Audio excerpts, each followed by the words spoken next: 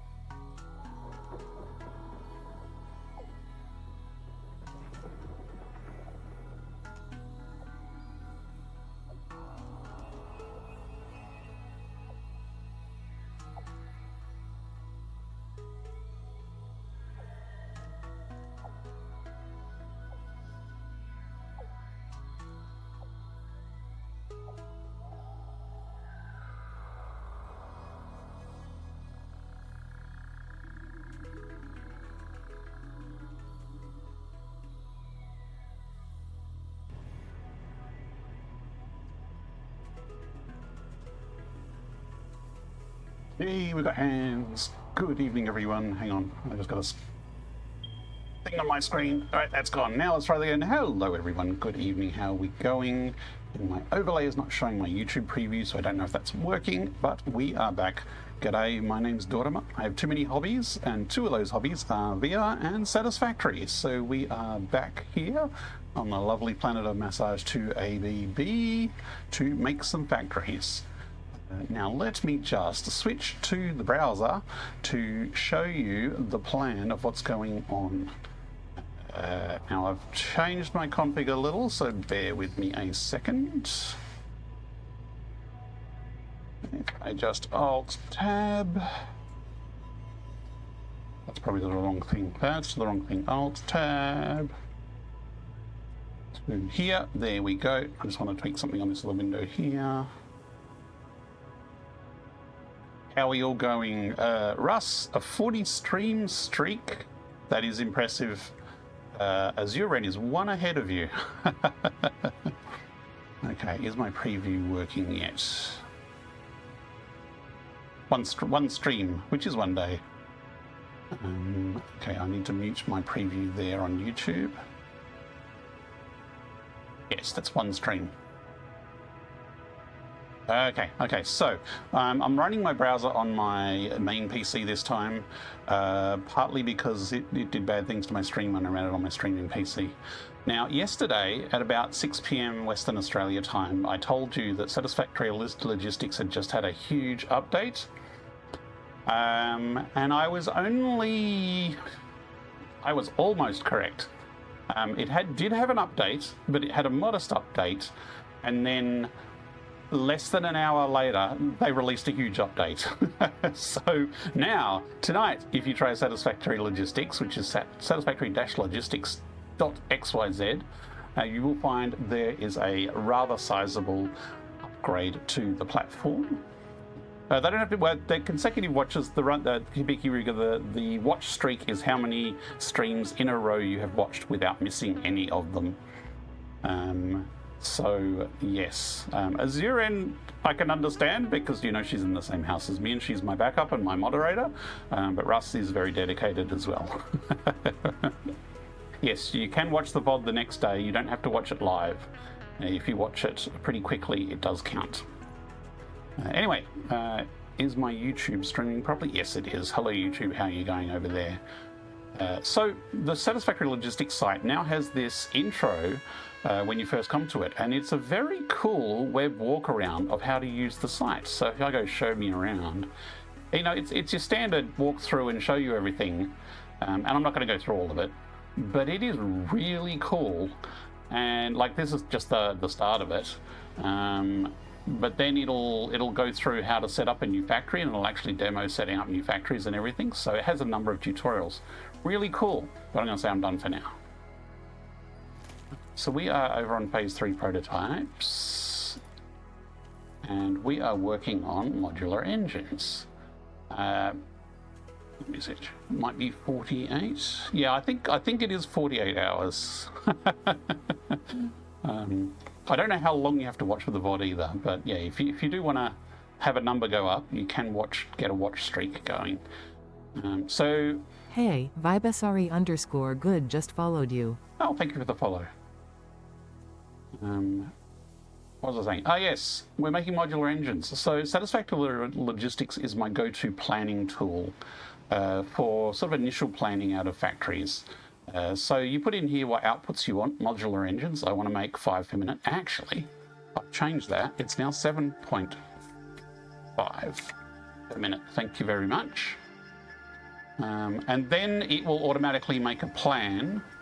And then if you don't like a recipe, so for example, if I just started here with the basic motor recipes, and I might go, well, I don't want to use copper, that's motors, basic motors. I don't want to use that. I want to use rigger motors. So you can select multiples and it'll pick the most efficient, or you can just pick one and it'll force it to use that one. But this is the plan we're using here. And this plan would be a lot more complicated if we were not importing rubber or crystal oscillators. This crystal oscillators 2.5 per minute is a massive factory the next valley over. So this plan would be a lot more complicated if we were also making crystal oscillators on site. But luckily it doesn't need too many, which is very lucky because crystal oscillators are a pain in the butt to make. So this is the general plan, and this allows you to very easily change alt recipes to try out different things and then see what the requirements are. And it's a really cool planning tool. And then you can look at like the summary and it'll tell you all the resources, it'll tell you your buildings, it'll tell you what power requirements you have, and also what sort of area space you'll need to actually build it. So really cool tool. So this is what I start with. And then once I've planned that amount, I switch across to an app I haven't actually loaded up yet. Just a second. Did that click register? Yes, it did. Satisfactory Modeler, which is a desktop app, and it allows you to plan out in detail your factory. But you can't change a recipe on this tool. So if you're saying, I want to make smart plating, you need to know which recipe you're going to use, otherwise you have to remap everything. So it's a bit clunkier, it's a bit less versatile. But once you know what the plan is, then you can use this tool to exactly lay out and balance things. And one of the advantages of this tool is it has support for blueprints. And a blueprint doesn't need to be specifically one blueprint. So we made a smart plating blueprint yesterday, and we actually made two. So we had this part of the blueprint here. We made this one blueprint here, these 4 products here. And then we made the 8 assemblers, or the 7.5 assemblers. We made that a second blueprint, but we did not design them together. And the reason I do this as a blueprint is so, currently we're making 7.5 modular engines per minute. But if we decide we want to instead make 30, then we've already made this factory in chunks and we can very easily expand the factory just by building the blueprints we've already made. But we don't have the resources all the time or the motivation to go that big today. We're just making a basic 7.5 to finish phase 3. And this is what we've made. So we've done the ore processing. We've done these sort of creation of the beams and the copper sheets. And we've done the smart plating. Tonight we're getting cracking on the rigger motors, which could be a bit of a curly one. Let me just check. How's the weekend treating me? I'm a bit tired today, Russ, but not doing too bad, all things considering. So this is our rigger motors blueprint, and I put blueprint in quotes because it may be more than one. Again, we've taken out the beams and the copper sheets because we need such small amounts of these that to have an extra constructor for each in the blueprint, especially since both of these need beams and copper sheets, it just made sense to pull those out. And these blueprints are pretty much meant for this factory, they're not super reusable. So rigger motors, how do we make rigger motors? Well, we could use a different motor recipe, but rigger motors is what I've gone with here because it has a pretty high output. So 2 manufacturers can output 15 rigger motors with pretty minimal amounts of machines leading up to it. And I have made a blueprint before with this sort of machine structure. So we've got 2 manufacturers, 2, maybe 3 assemblers, and we have 3 different constructors doing different things. So I already have a blueprint that has a very similar layout. I'm wondering if I can reuse it and rejig it to be used here, other than having to start from scratch. Or I could just build from scratch because I kind of know the layout. I kind of know how it would fit. Decisions. Maybe I'll preview the existing one to have a look at its layout. But then I might just do it from scratch anyway because I know it'll fit if I want to do it that way. Okay, so let me jump back in. Switch back to VR mode.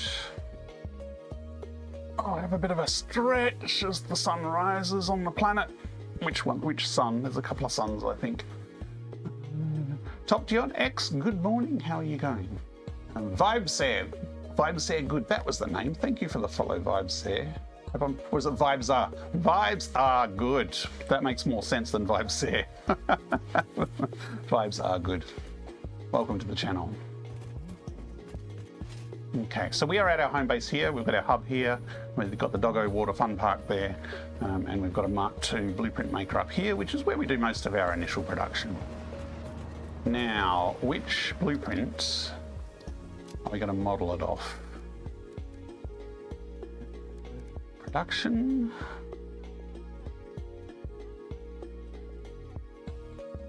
I'm trying to remember which one has a similar layout. I think it might actually be crystal oscillators. So on the side here, we have 3 sets of constructors, all doing different things, up to a maximum of 2.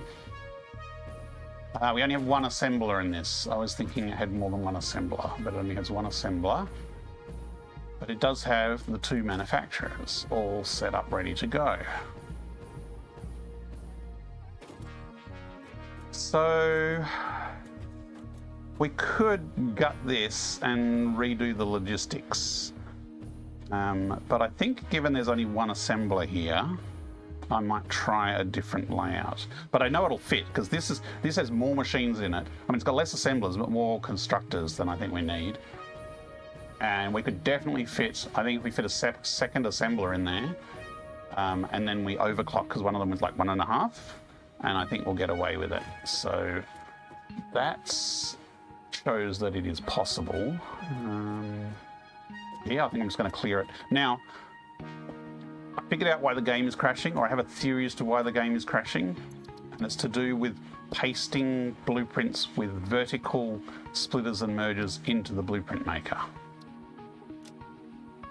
I think that's what's triggering it, because I was doing some rearranging of blueprints, and actually that blueprint, I try and use the front of the blueprint maker as a specific side of the blueprint, and usually I like my resources to come in this side. And as you saw, that blueprint had the resources come in the other side there, so that one's actually backwards. So we'll use this opportunity to actually restructure as well. Now, how many constructors do we actually need?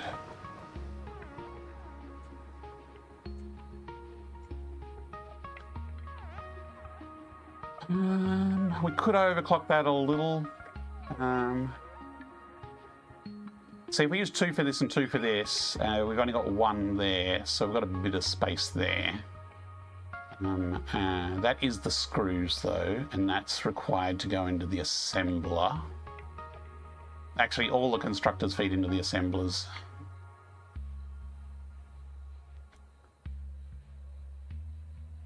Yeah, okay, yeah, we can work with this.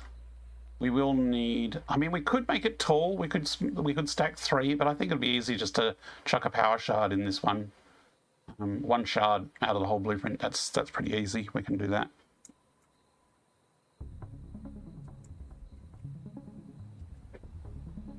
So, I can't remember what any of the recipes were, but I know the layout now, so. Production, we'll start with our existing constructor stack of 2. Really should have paid attention to the spacing of that previous one, because it might have given me some tips. Because I know I crammed a lot in that one.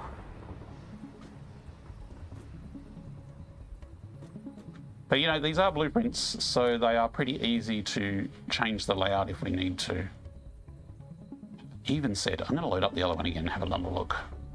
Because I know I fiddled around with the crystal oscillator blueprint so many times. It would be wise to learn from it, wouldn't it? So spacing, how did we space them? So we had 4 meters space up until the pillar, which left enough room for the splitters and mergers to fit in nicely. And we left, let's get those out of the way. We left a space of 4 between the constructors side by side.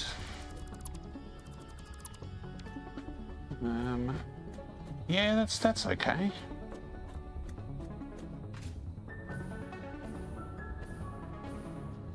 And then we just have the... This was the squeeziest part, I think, was getting the assemblers in and leaving enough room for the logistics in the middle. Although it doesn't look too bad here. And the assemblers are kinda... not quite up to the edge, so it's left room for a larger pillar on the corner there. Okay. Let's see if we remember all that, huh? So it was 4 meters. Inputs on this side. 4 meter gap between them.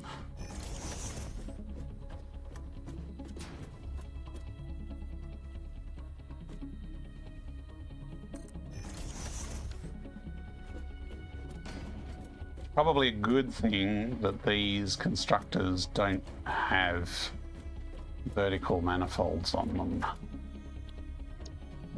That's what causes the problem. Now, I could use a stack of 2 assemblers, but the assemblers are actually going to do different things, so it would actually be easier, I think, to use the 1 assembler. It's already got a vertical on it.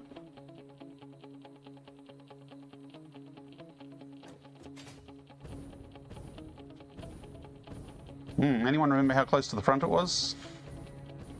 I suppose I can put it about there, and that should give me plenty of room.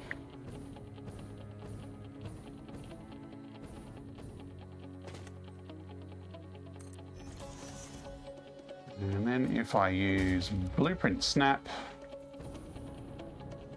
I can put another one, except that's backwards, on top, and then nudge it down. And I can, you know what, the 2 manufacturers are probably pretty big. So let's build them first, and that'll determine if we want to really squash the assemblers down more, or if the manufacturers give us enough room. Now, since the last time, I actually have a blueprint with 2 manufacturers on it. And let's turn off that snap, thank you. I wonder if I could fit it that way around. No, that would be too squeezy.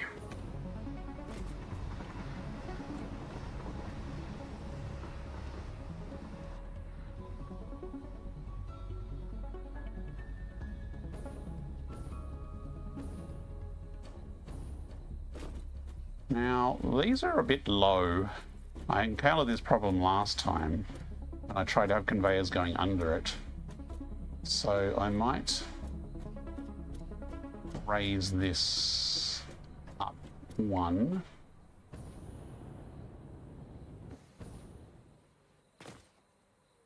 Yeah, see, that's a big boy blueprint. That's pretty damn high.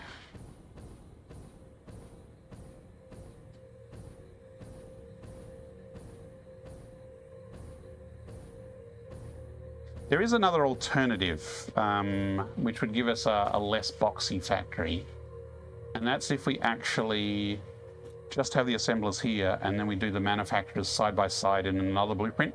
So it's longer that way, but less high that way. So we take more room, we take like 1.5 blueprints of space that way. So it would be 2 blueprints, but less height, and that way when we expand later, we're not just a box reaching into the sky, because I'm getting that with some of my other factories where it's just a box zooming up super high into the sky. So I think I'm actually going to go with plan B and just have 2 assemblers and then the 2 manufacturers, which means we can have a single and have a double separately, and we do not need to overclock anything.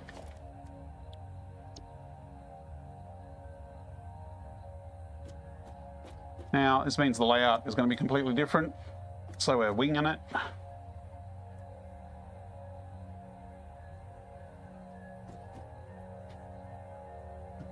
So,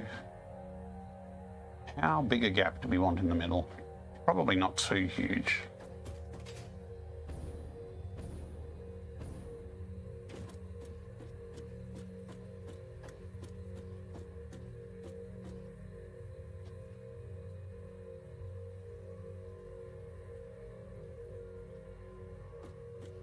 Okay, we do want it over, so we do want it there. Do we have enough room there? I guess we'll find out.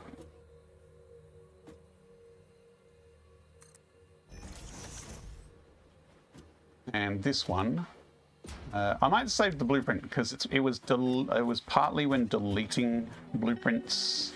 Yeah, there's problems with vertical merges, I'm telling you.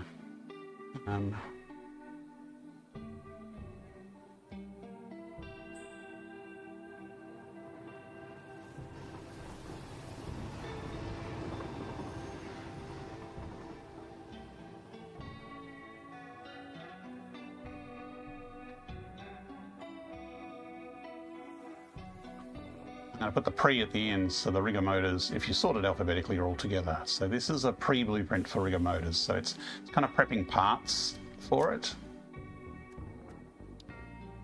It's not the full thing.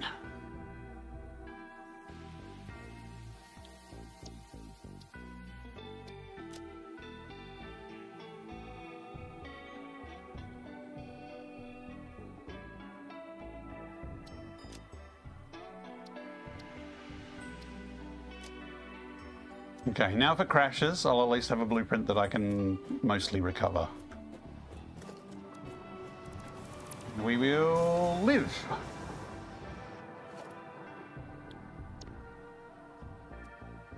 Now the other one was just a single assembler, wasn't it? I'm going to double check the plan.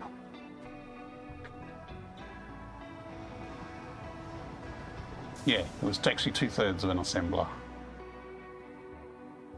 Like, we could theoretically ramp this up to 3.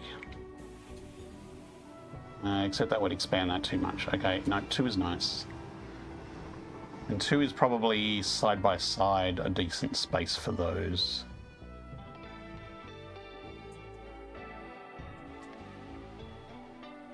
Okay, so...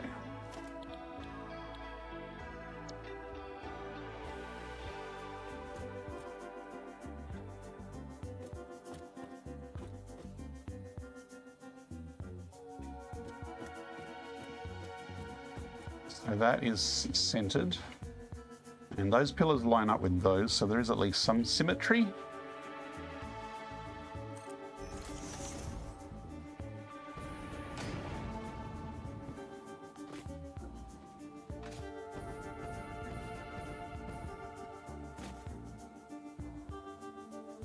So yeah, this assembler is pretty tall.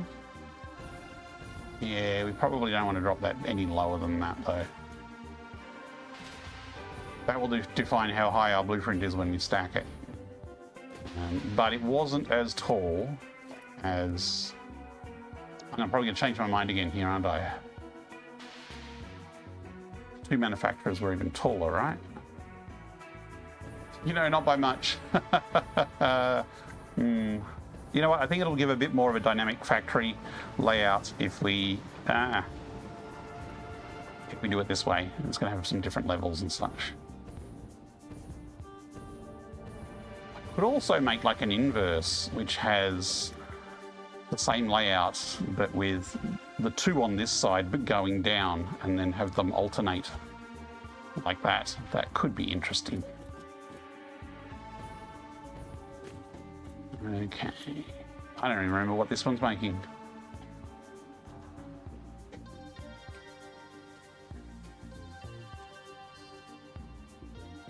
We are making rotors with screws, and that's the standard rotor recipe. Please tell me. Mouse over. Hello. I'll figure it out. Rotors and stators, of course. Okay. Rotors and stators. Oh my. With screws, copper sheet, wire, and pipes. Rotors. Copper rotors. Which was which? I think this was the 0.667. Oops, sorry.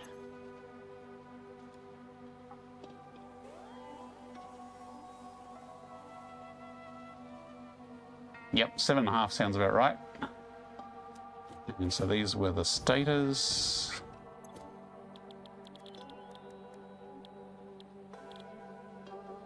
It's the standard recipe. But it was this. Is this also 0.667? I think it is. 150 divided by 2. Hello. I said 150 divided by 2, calculator. Wow. It's 6667, isn't it? There is a bug here. I really cannot find out why. I have tried many times to try and fix it.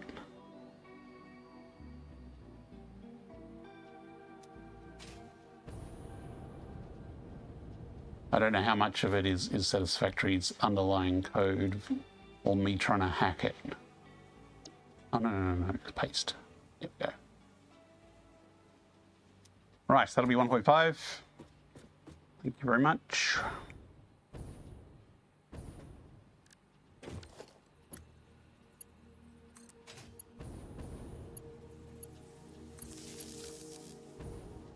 Hi Audible, hi Twitch. Hey Joseph Bunny, how's it going? Sorry, Joseph Bunny. Joseph Bukany, 2310, sorry. How's it going? So this is copper sheets which are coming in externally and screws. So we'll be doing the screws over here.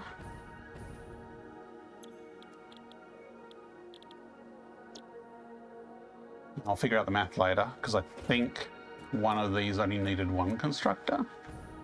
And so these would be coming in from the other side. This is the steel pipe and the wire.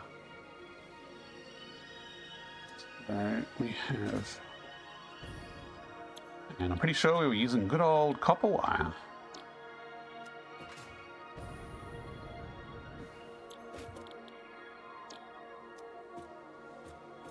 And this was pipes.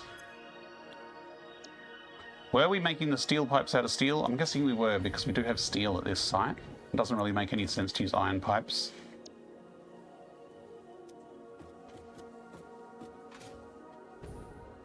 And again, I have a terrible memory, so let me just check the plan. I mean, I could put an overlay in my VR, but then I couldn't see chat. Okay, the wire was a flat 2. We only need a half of one of them for the screws, and we need 1.13 for the pipes. So the 1.13 is the hard one to remember. So let's do that first. Pipes 1.13. I'm standing on it. No, I'm not standing on it. It's the middle one.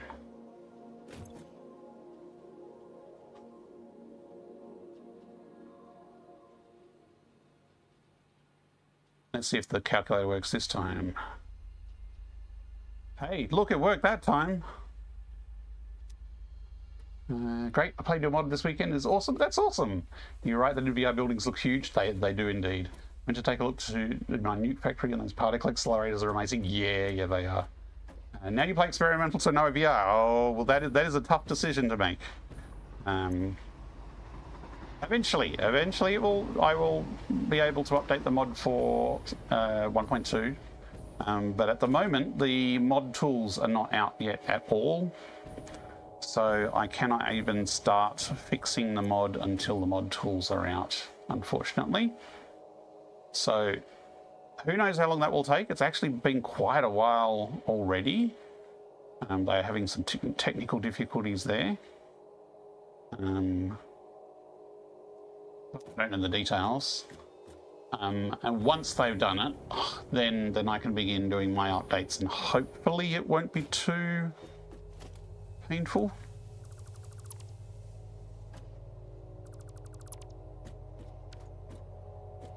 You know, I'm tempted to leave that top frame there.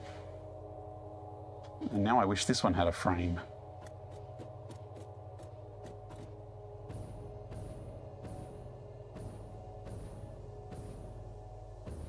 Yeah. Again, going for functional first. We will do tweaks and architecture and tidy ups and cleanups and all that jazz later on. So the first goal is to make something that works first and then looks pretty second.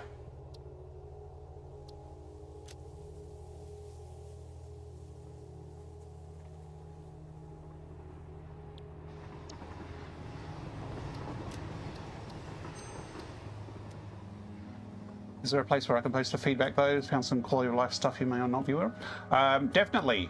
So the best place to do it is on the Flat to VR Discord, Joseph. So I think there's a link in the YouTube video to the Flat to VR Discord. But if you just go to flat2vr.com, that will redirect to the Discord. And in the Discord, there'll be a channel called #SF-join, so Satisfactory join. So if you go to SF join and hit the join button, there's an SF general channel there. So if you put feedback in the SF general channel, that's fine. I mean, you can mention feedback right now, and if it's not too in-depth, I can give at least a quick response now. You cannot find a way to play boombox, and teleporter animation does not play in full screen, but picture-in-picture style. Well, there's some feedback. Teleporter animation, there's nothing I can really do because the teleporter animation is a 2D animation. So short of me creating an entire new animation portal effect, that is the magic tricks of game development, is they make a swirly animation, but it's actually just in 2D. The boombox is on the to-do list. Maybe I can get it done as part of the 1.2 update. It has not been a priority, and part of the reason it hasn't been a priority is because nobody has asked for it. So I shall consider now that someone has asked for it, and I will see if I can bump it up in priority.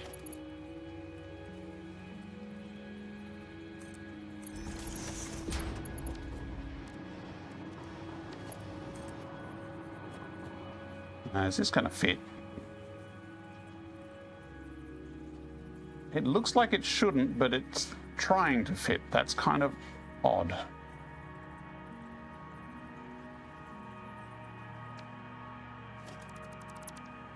I think I can make it fit.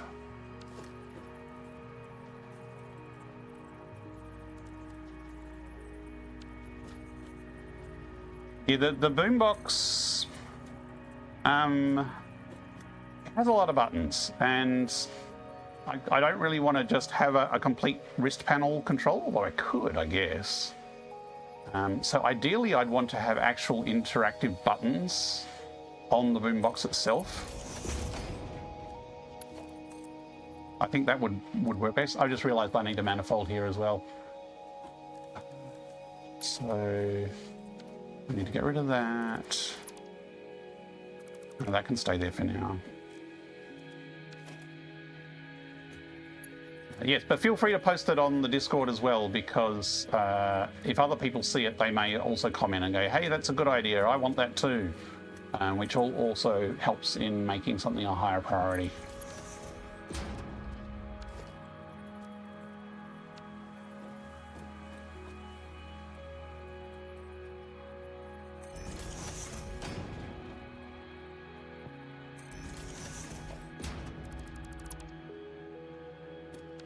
I mean, I could just leave that there and see if it fits.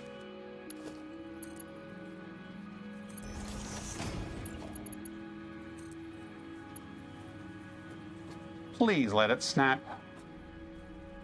It's not letting it snap, and I bet you it's not snapping because it's a stupid vertical lift.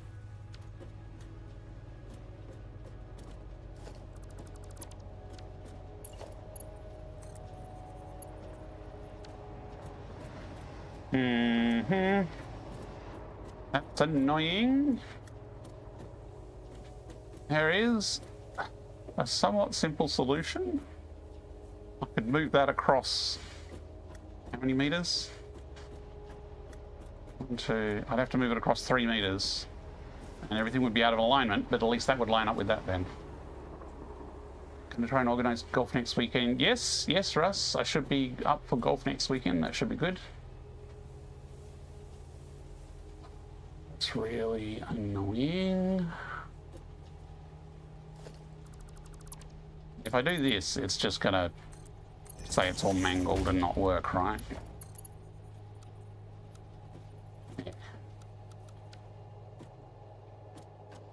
The other thing I could do is I could move it 1 meter that way, and then there'll be enough room. But then we'd lose our symmetry. Or I could have this one go into there, and the other one feed into the other one in a really twisty route.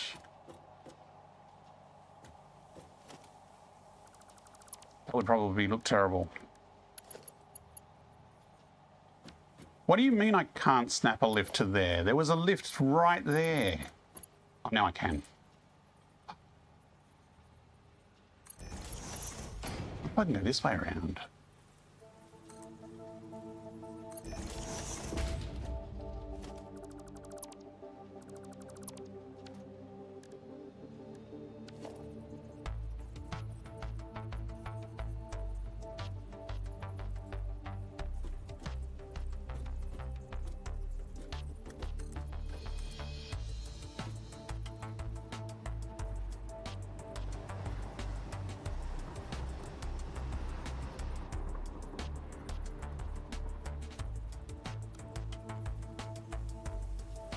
It's actually got to be there, doesn't it?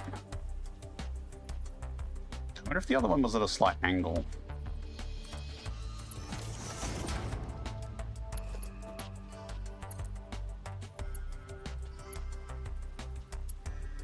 I'm not hearing a tick. And I'm not hearing a tick. It's vertical lifts, I'm telling you. They are busted.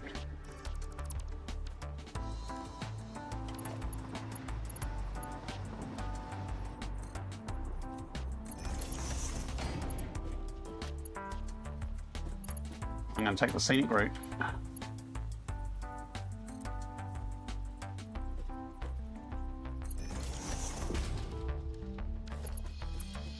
I don't want to take the scenic route though.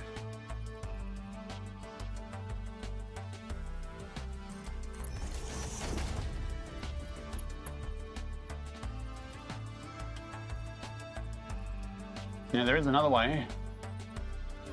I could reverse the manifold.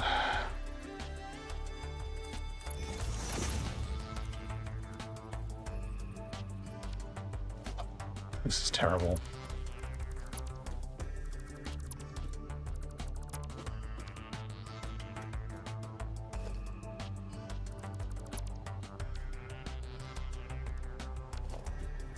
Thing is, if I do something like this, I bet you it won't snap either, because vertical lifts.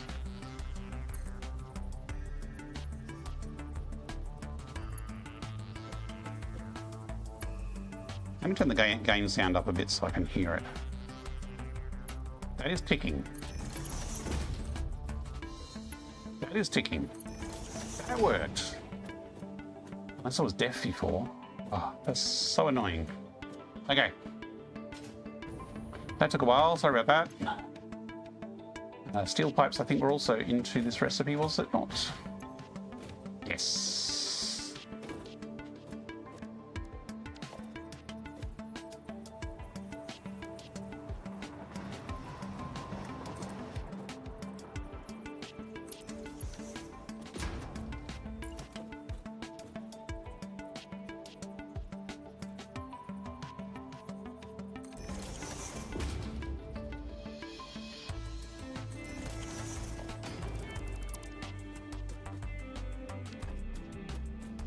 wonder if this one will work.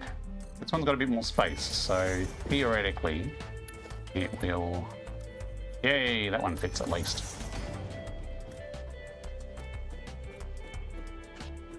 So this one will be just stuff coming in. Actually, we'll probably just put a hole directly below it and bring the stuff in from below. And so this one is just a single output of screws into here. 130. So is this making 130? Yes, it is. Fastest throughput of screws ever. This I think might fit, which maybe not. I think we're gonna have the same problem I had as over the other side.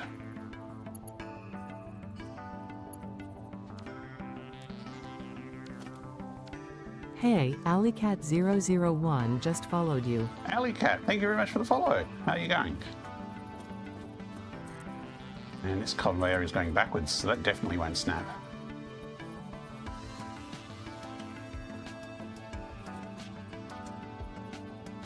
Probably should keep it this way so it kind of lines up.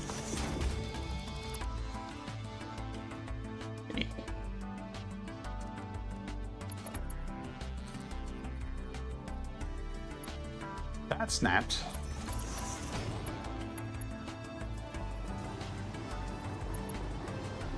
Maybe I was just going crazy over the other side and it would have actually worked after all. That worked. Maybe I just made a mistake. That's weird.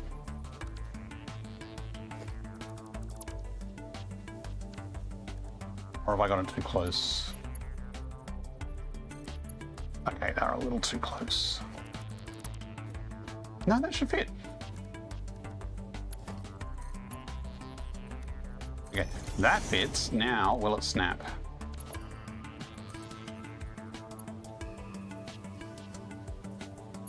That is a tick sound. I had my sound down too. Maybe the entire problem this whole time was my sound was too low. That would be frustrating.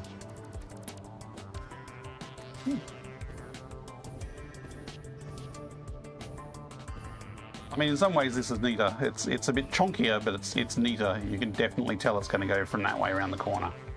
But you know what? I'm going to try it again. I'm going to try it without. Because it's exactly the same layout on this side.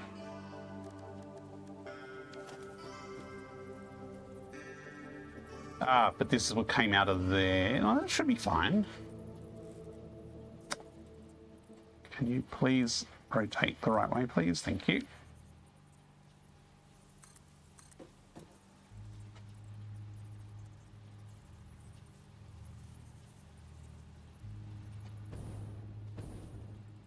This might actually need to be across. No, that should be fine.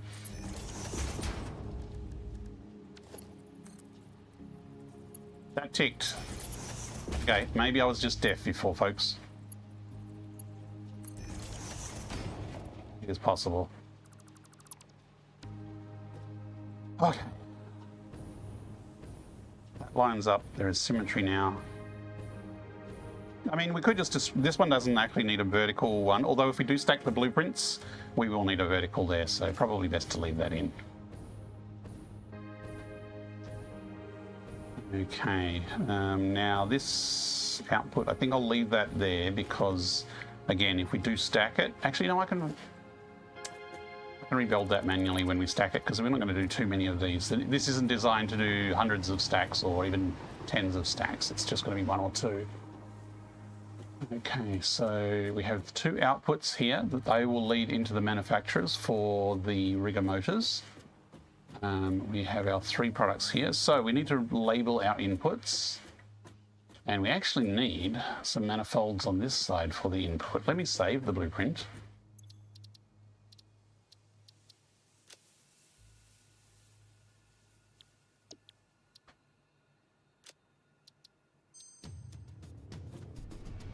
Let's set up the inputs here.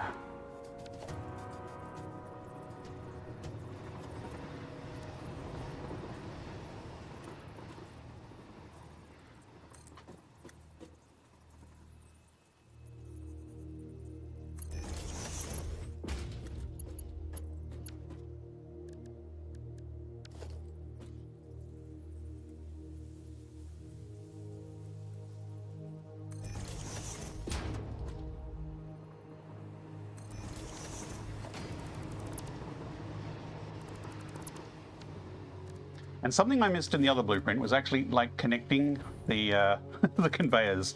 I have actually fixed that in the other blueprints I made. That's been rectified.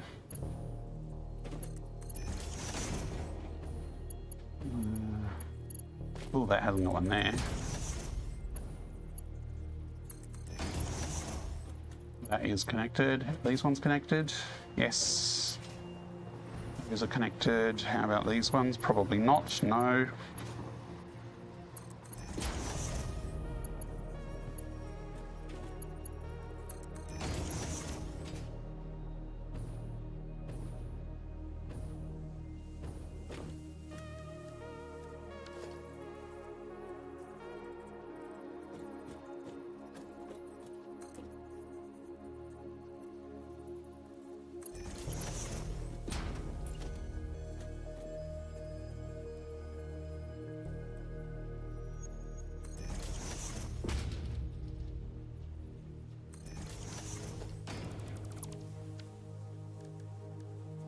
Could have brought those in a notch tighter if I wanted, but it is still within the blueprint, so I think that's acceptable spacing.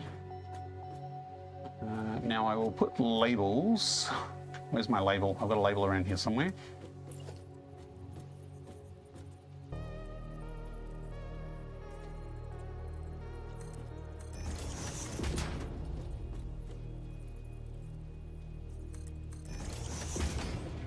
I might put a vertical splitter on here. Really? Look, Chris, that got me. It shouldn't have. I'm not dealing with power, but that made me jump. Did it make the rest of chat jump though? Hello, Chris, how are you going?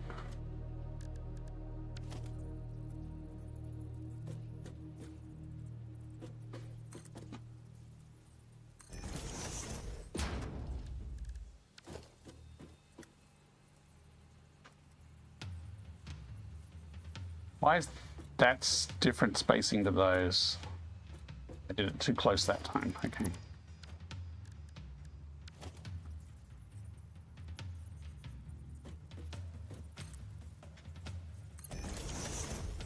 Should at least be consistent spacing with the rest of the blueprint.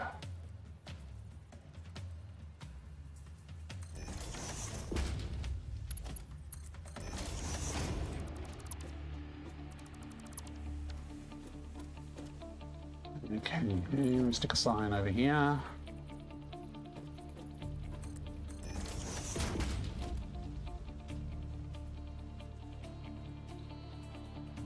That's interesting. You can set a filter for the little leg of the sign, but it doesn't have a name. It is a separate part. It's just a nameless part. Okay, now these signs are all wrong, obviously. This is copper at 30 per minute.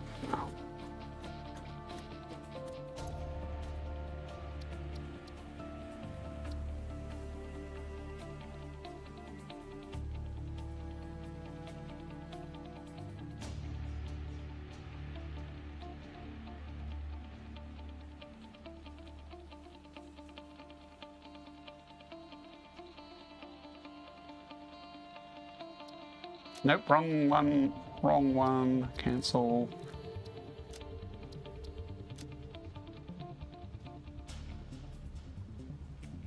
Copper.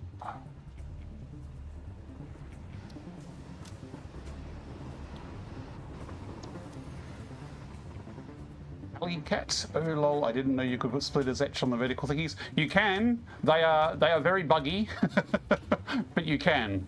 But you kind of have to do it the way I'm doing it, where you build a lift first and then you snap it on it. If you try and use holes, like concrete holes, everything is out by ½ a meter and nothing snaps and connects. And you can't connect, like when I join these together, I won't be able to go lift from here and snap it into the next one above. I'm going to have to basically build a hole first, and then that'll go from there to the hole and the other one to the hole. So yeah, they've been in the game since 1.1 released, and they haven't been fixed. They are still quite buggy. But with a bit of gentle caressing, you can do vertical manifolds. And when you stack them high, they do look really cool.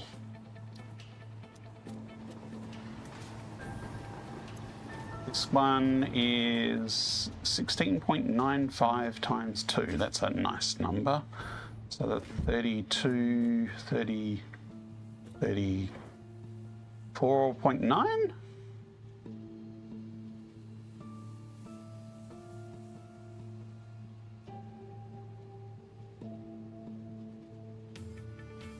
$33.9. Okay, that makes sense. Yes, of course, it's less than 34.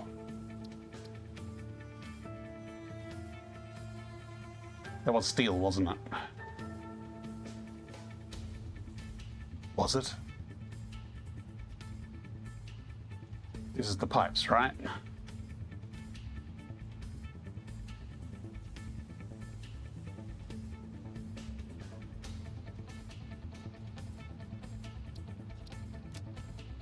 Better be, because I've typed it in now. Incoming propaganda broadcast detected. Please seek shelter. Okay, and there's that sign. Yes, steel ingots. Okay, and this one, we need a tiny beam supply. 2.5 beams per minute to make a sea of screws.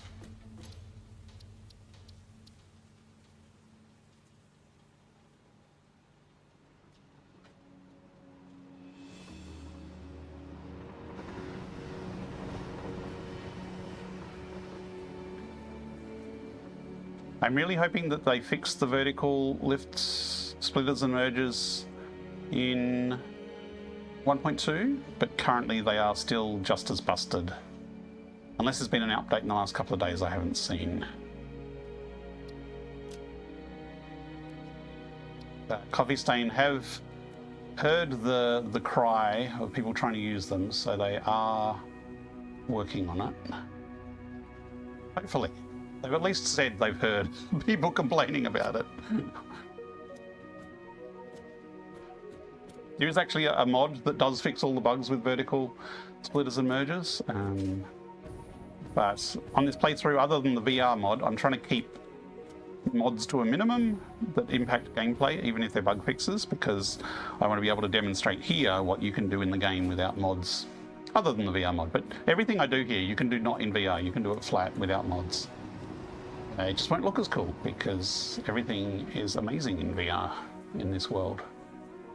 Okay, there is also an input over there for this one here.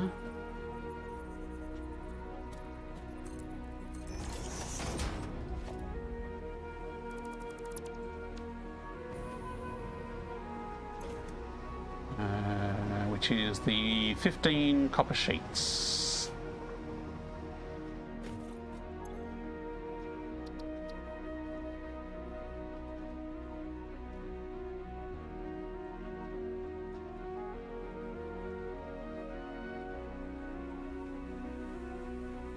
And there's an ad break that's going to jump me any second, isn't there?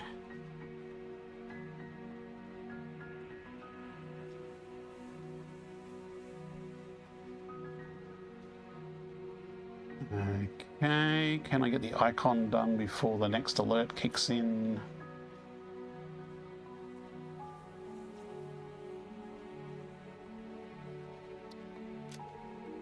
Done and save.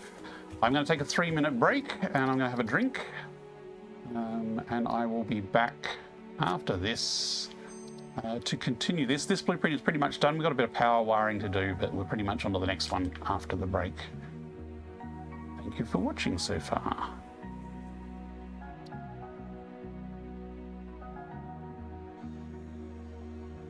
Look lively. It's time to do those stretches and hydrate.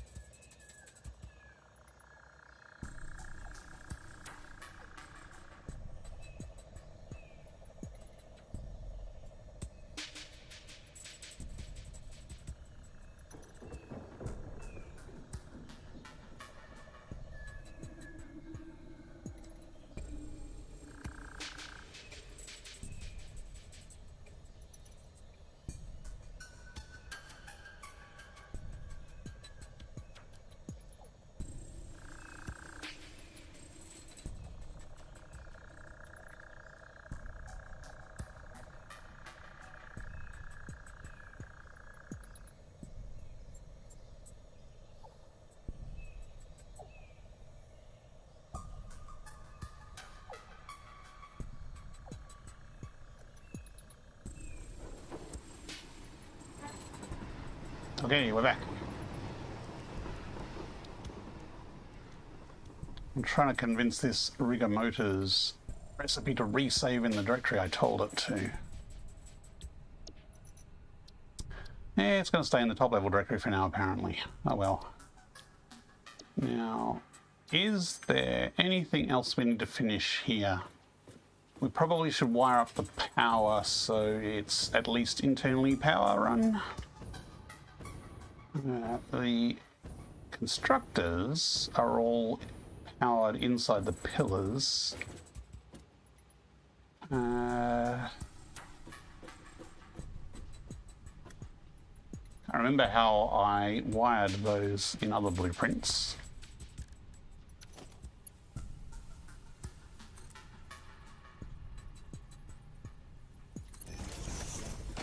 Probably easiest just to bring a point out to the front here. Wire these together.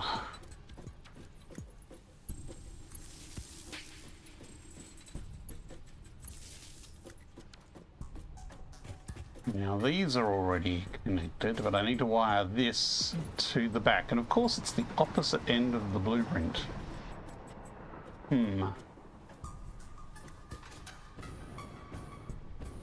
Oh, autosave boost.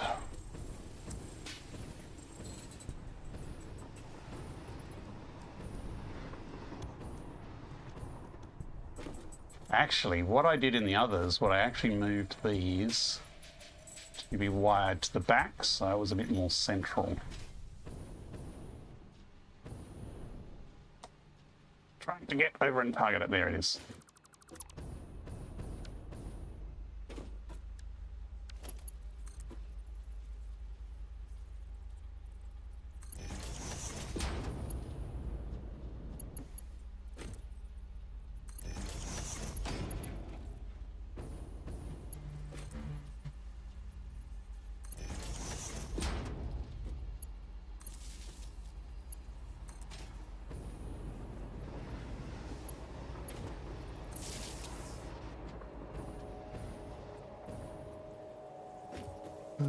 So that comes out around the corner.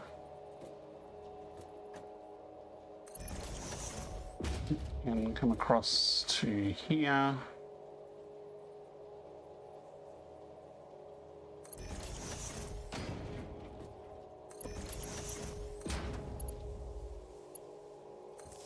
Yeah, that'll do.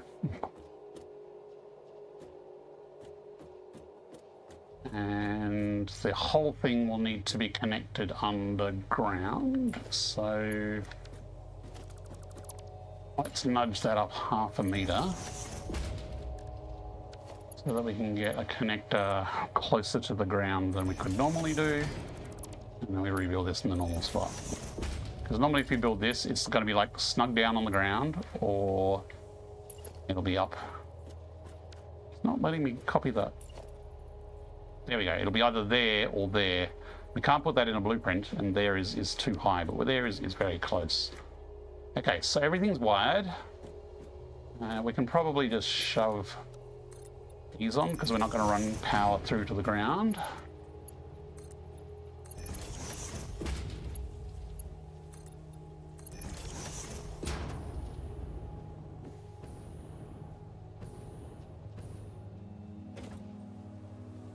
Don't need that because that's going to control the stacking height over there. So yeah, the top we'll have to tidy up later and make it ready for stacking, but that should be functional. Let me try setting the directory again. Production.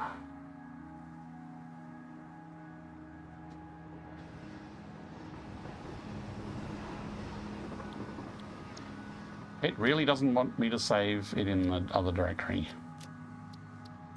Fine, I will go edit, move.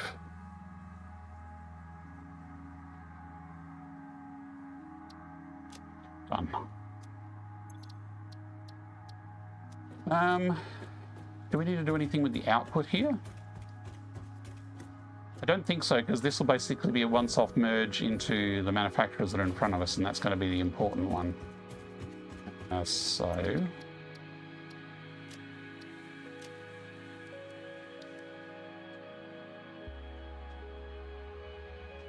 this one is 2 vertical manufacturers, but I think I might make it side by side so it has less initial height and more stackability later.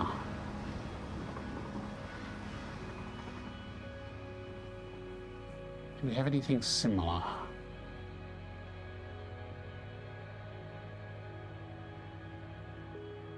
I think so. Okay, we'll just put... Actually, no, I didn't want to load that. I wanted to build it. Okay, is that going to crash the game now that I just did the nasty on that? That's 2. 1 manufacturer.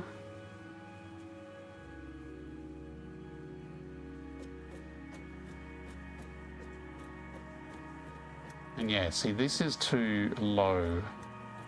You're going to bump your head on that. And we need 2 side by side.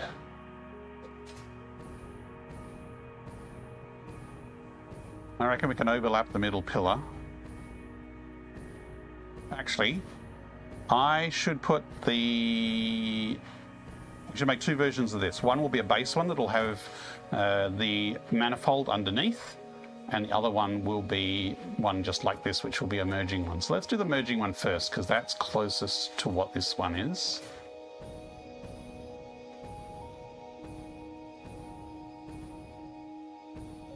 Line it up central-wise. Oh, that's a long delay. That's a long delay. I wonder if we're going to get a crash in the future. Now, if I put another one right next to it, is it going to fit? Or are the machines going to be too close? It looks like it'll fit. So...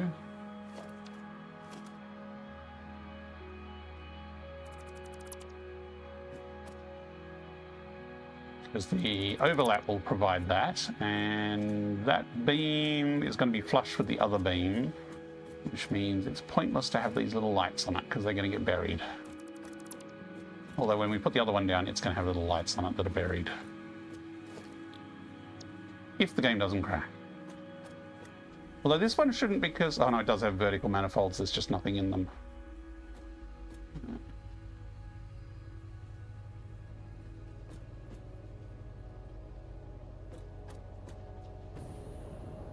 That's lined up. That's lined up. Here goes nothing. That's a big delay.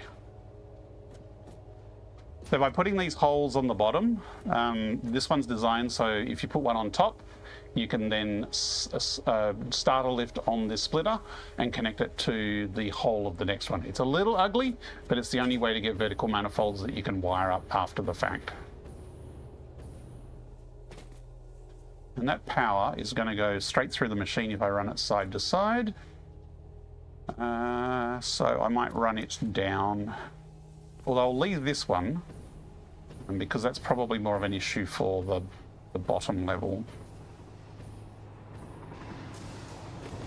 We should actually put the recipe in, shouldn't we?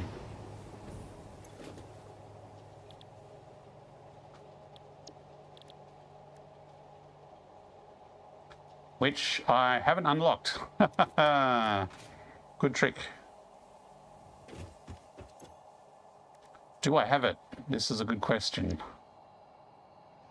Rigger motors. I'm kind of surprised I haven't made rigger motors yet. I would have thought I had by now.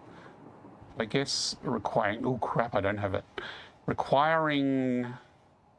it was probably with another good alt and I picked the other one.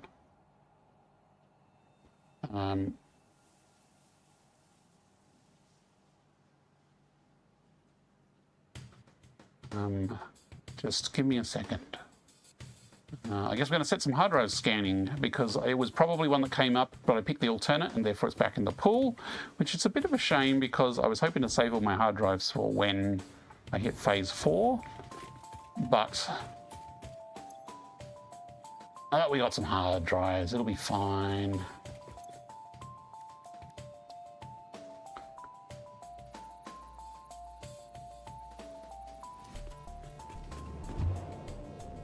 Okay.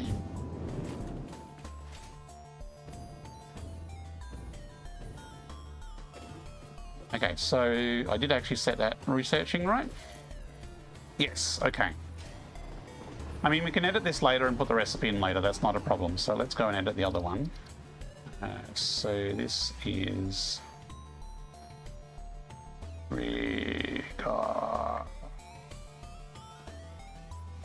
motor,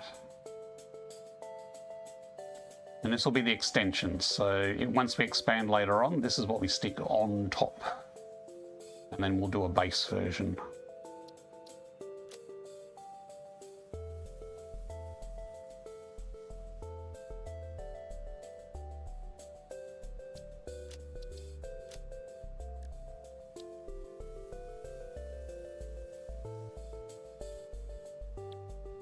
Although this could pretty much be a reusable blueprint for side-by-side manufacturers, so I'll leave it as a rigger motor specifically for now. Okay. Now, I need to go AFK for 1 second because Azurin has a question to ask me. So give me a minute and I will be back in a second.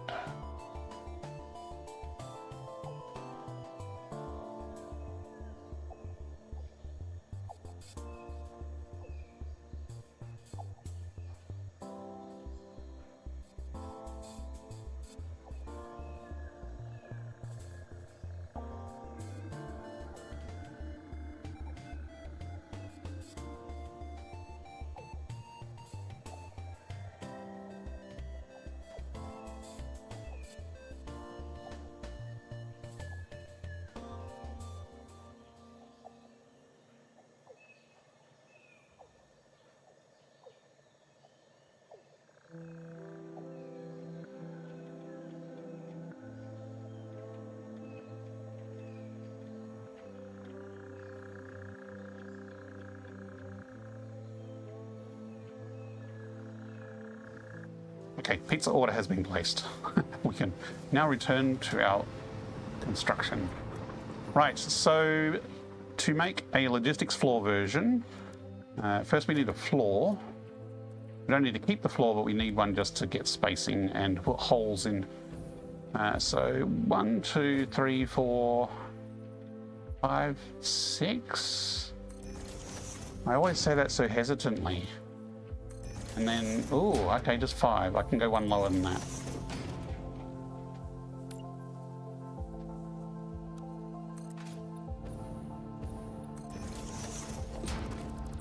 And yes, there are 4 inputs on the manufacturer, but we can do 2 this side and 2 that side, so it won't be a problem. Honest. It'll fit, I'm sure.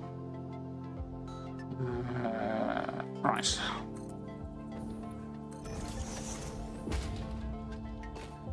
We didn't actually have one on the end here.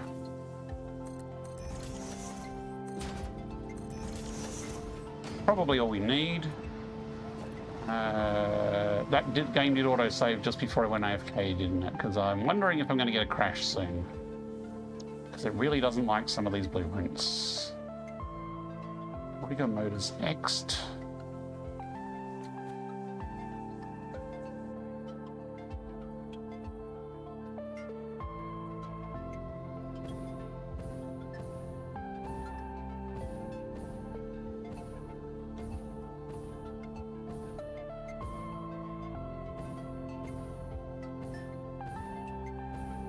Might actually make these a meter higher, so that gap is there. Does this not fit? Why is it, or am I missing something? Why is it red?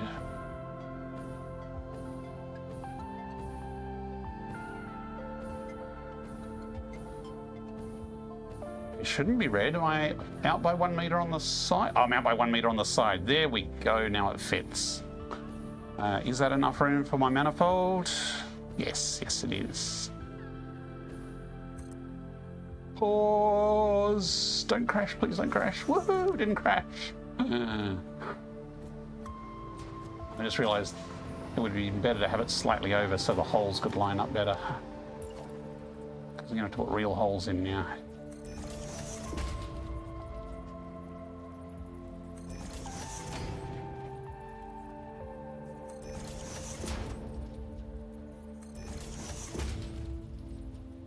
Nope, no, not there.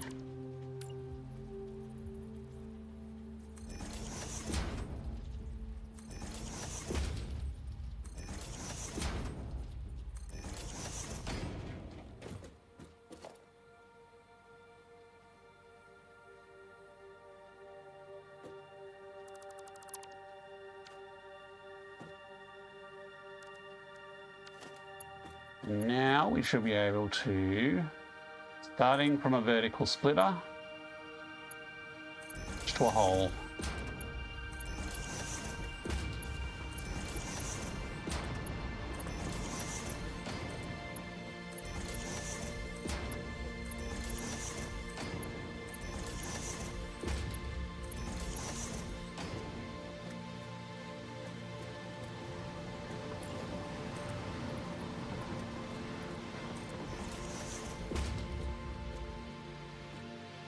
Okay.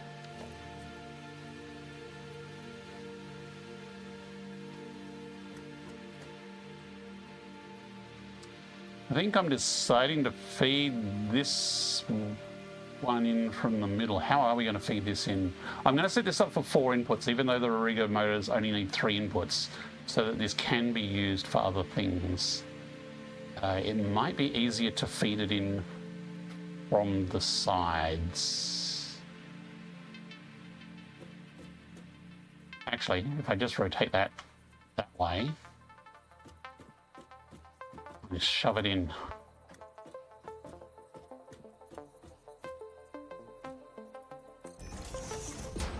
But then this one would be lined up with that one. And then this one, we make this an input. This one will be lower down, and then it would be lined this way around. Let's make sure it's lined up. There. Maddie EV3, hello, how are you today?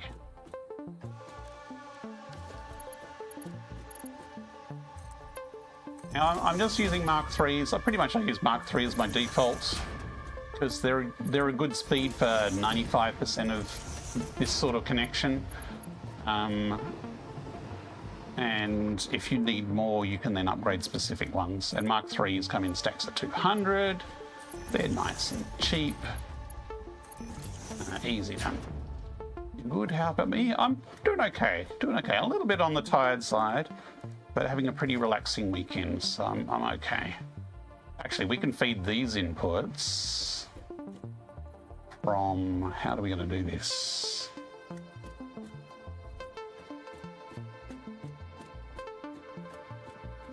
If we bring them in this side underneath, actually.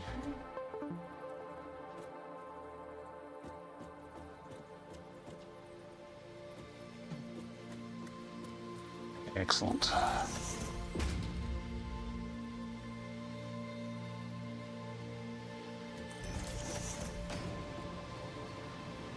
I mean, there's actually lots of space to ring it in this. No, there's not if I put a splitter down. Mind me. I figure out a pattern.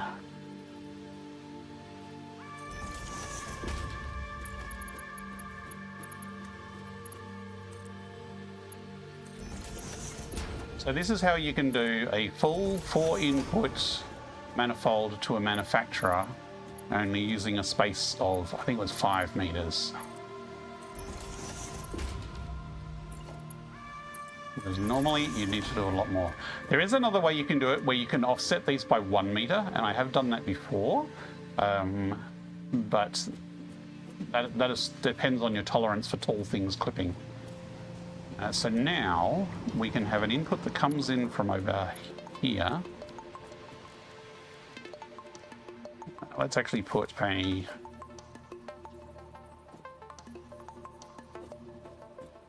Sure, let's line it up there. Hey, the first hard drive's finished. And then we'll put this one here. We'll actually have a bit of a gap. I don't know if that's enough of a gap, actually. We'll find out. This one can come in here.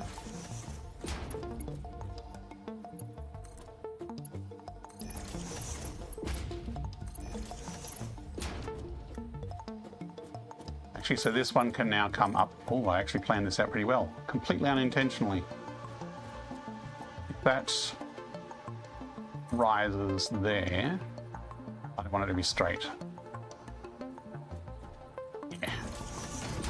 And that will fit nicely in there.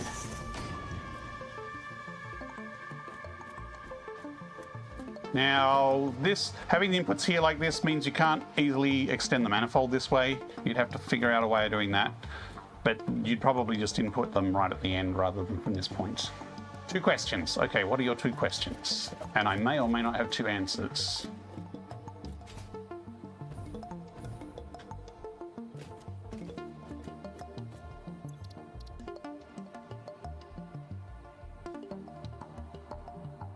Why don't I see clear?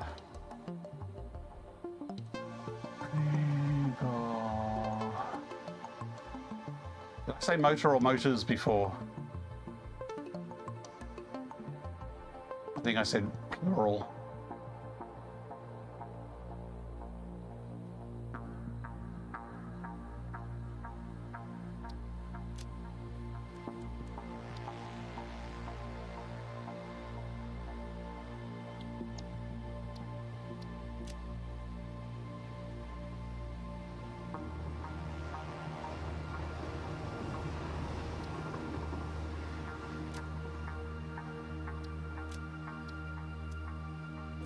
Can people join your world without the VR mod? Definitely. So it doesn't change anything in the base game networking or any of the game files. So you can play multiplayer with mixed. So people with the VR mod and without the VR mod can play together.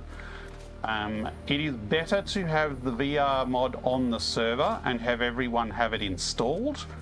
But not everyone needs to have it active. So basically, unless you've got a VR headset and actually inject with UEVR, it will just happily work away without any sign that it's running at all. Basically, when you fire up the game, it will say, you know, there's a small text message when you first load in that says inject now to start VR, and if you don't get VR.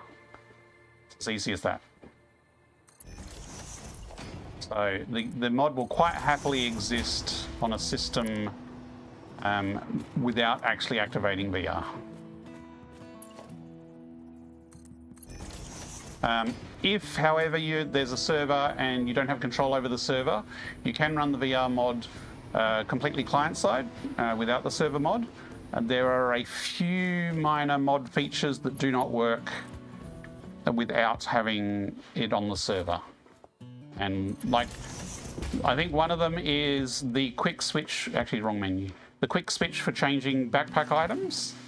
Like I can very quickly change from jetpack and parachute and later on hoverpack. That doesn't work if the server doesn't support, it doesn't have the VR mod installed. But other than that, it supports either way.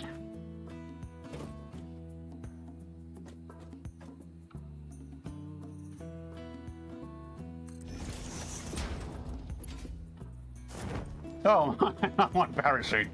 Now let's change that quickly. Second question 2, if people have the VR, have the mod on the PC, then they see your movement live, like for example your hands. Not yet. I would love to implement that feature, and it is pretty high on the to-do list. But I don't currently have the technical skills. I've had a bash at it a couple of times, but basically it needs 2 things. It needs network synchronization code for me to transmit the hand data across all the different servers, the different clients, and I'm a noob at multiplayer stuff, so I haven't really figured out how to do that yet. And the other restrictive thing is I need to figure out a way of layering the animations on top of the default animations. So you see how I have hands here, and the hands move in VR, but they stop here.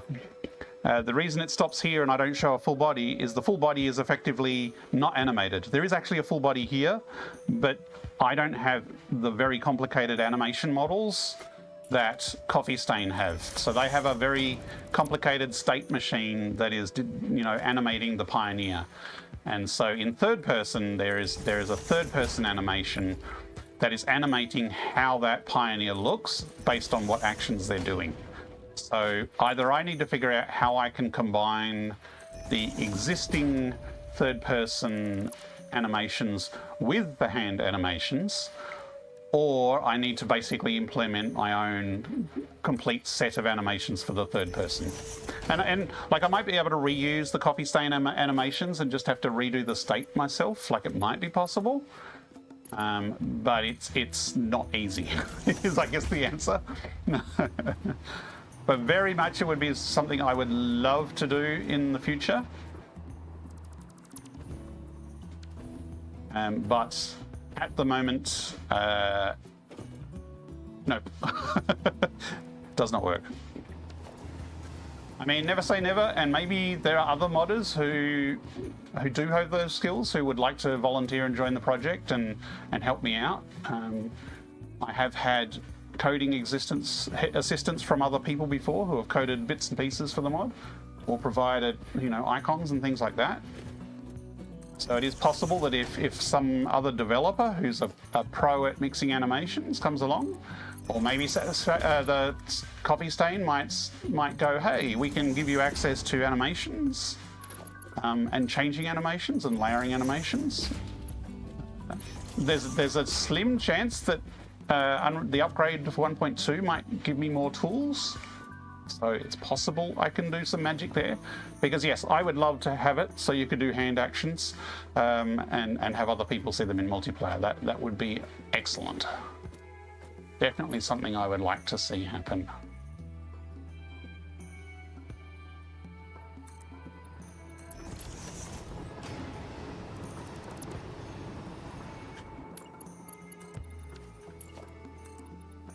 This is going to be interesting when I stack it, because I'm lowering all these pillars by one to bring it down to floor level.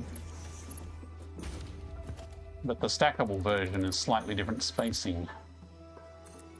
But I'll figure that out when I actually get around to stacking.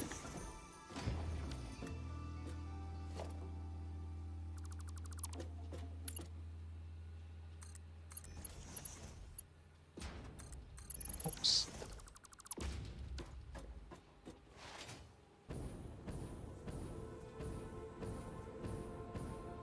But thank you very much for your questions, Maddie, because people asking these questions tells me that people are interested in those features being added. And if I don't hear anything from anyone, then I don't know whether something is worth doing or not. Like, I don't really play much multiplayer Satisfactory at the moment myself. I used to, but most of my multiplayer games have either finished or been put on hold. But there was that you or someone else? It's probably someone else, because, you know, I'm terrible with names and lots of people go by. But someone said they were playing on a multiplayer server with 15 people, all playing in VR, which is just simply amazing. And I'd never heard of that scope of people. These are all VR people who, I don't think they were Satisfactory people. And someone convinced them to all join a multiplayer game of Satisfactory together. And all 15 people bought it and joined the game. It's,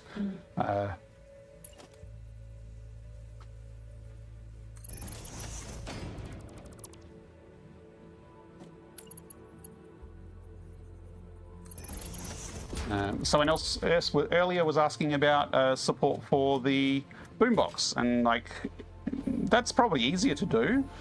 But if I don't know if anyone actually wants that or not, then I don't know whether to prioritize it or not. And because it is a bit fiddly, and I don't use the boombox myself, I haven't really done it. But because someone's asked for it now, it's like, oh, okay, maybe I can see if I can fit that in next time. Hey, steamed copper sheets. That's a recipe we're not using. Rigger motors, boom. That was cool. First go. I mean, there is a pretty limited pool because I did max out the pool. As you can see, I've only got one scan on that one because I hit the end of the pool, but I've spent a few. So getting rigger motors. No, don't hit rescan. That was close. We actually need this one. Thank you. So yeah, feedback is good. Questions are good. It's how I judge what the community would most like to see next. So let's actually stick in the rigger motors recipe now that we've got it.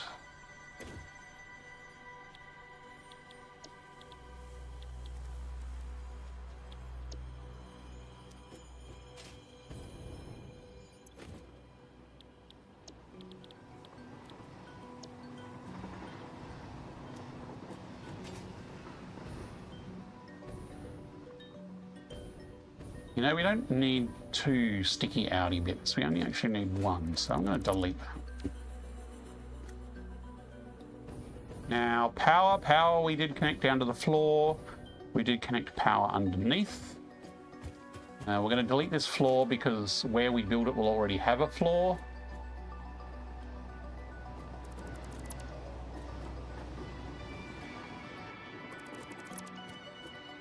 Actually be cool to extend these concrete pillars down under the floor, unless they clip badly like that one. Okay, maybe not that one, and maybe that one. Yeah, bad idea. We won't extend it under the floor. I was thinking, because that way it'll look like the support goes under the floor, but those ones directly line up with our manifold, so we won't do that. Can you get more hope from the side, help from the side project? Thanks. I mean, with 1.2 coming along, there'll be a burst of activity because basically I tend to do a bit more work when there's a major update than I would normally. That looks suspicious. I wonder if that's bugged or not. Okay, well, we're going to find out, aren't we? Right, rigger motors base is done, which means we've now got all the parts to make our rigger motors for our factory. Which is a Modular Engines factory. We are working on the project parts. Cool. Now we get to go out to the building site and build some more factory bits. Because, yeah, we are on phase 3 currently. It's taken a fair while. We are working on the 500 modular engines we need. And then once we finish this factory, we'll be working on the ball things that I can never remember the name of. Control units, something or other. Somehow you got beams on your factory. Beams get everywhere on your factory. You can bounce on the beams. Have you tried bouncing on them in VR?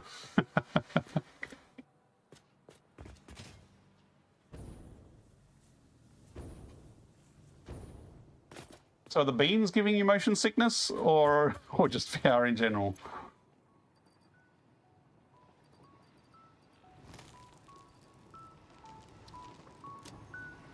Okay, do we need more beams before we head out? Nah, we'll be fine, won't we? Actually, I should steal any beams that were up at the blueprint maker.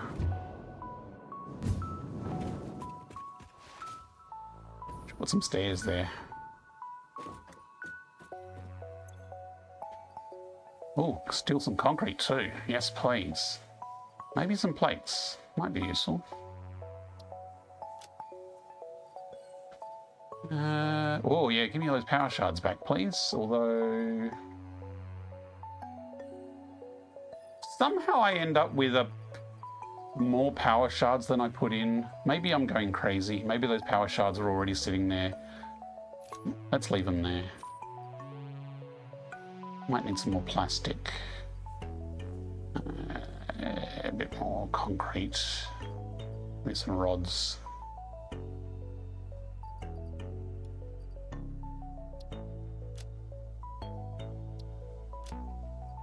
And let's top up that last stack of beams. That'll be fine. Actually, what I will do is I will take these 5 because I will probably use them, although I haven't actually used them in the blueprints yet. I'm glad I don't stream my gameplay. Nobody can see how I get rid of beans in your way. Do you have crimes against beans, do you, Joseph? Both, and I'm dead because of green spider. Green spiders are deadly and not particularly friendly and pretty terrifying in VR. And they're stealthier than the black ones too.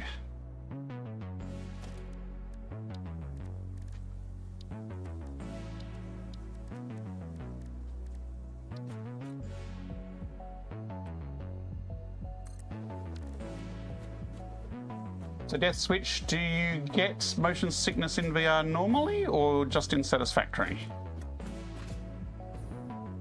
Because some people, some veterans of VR just get motion sickness. They're pros, they do all the development in VR, but they're still something that they can't get over and some things affect them. Whereas most people can train out of it. And some people never have it to begin with. Some people jump straight into VR and they don't have any problems at all.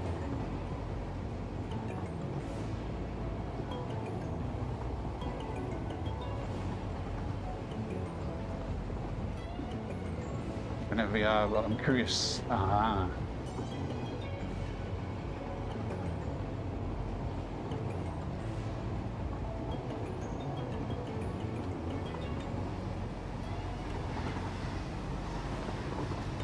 I do know of at least one person who bought a VR headset, well, they said just to play Satisfactory in VR.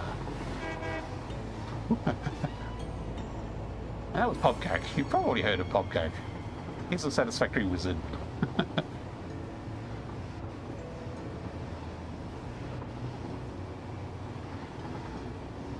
Now, how do I get to where I'm going without ploughing through a factory? This is not the straightest train route, so I want to go left here and then immediately right. So I cut through the middle. Brake? Why brake? Brake? Okay, I'm braking, I saw the signal, That was close. Okay. Phew. Yeah, curious is dangerous. Yeah, you get people rocking up in the bad influences rocking up trying to get you to do VR.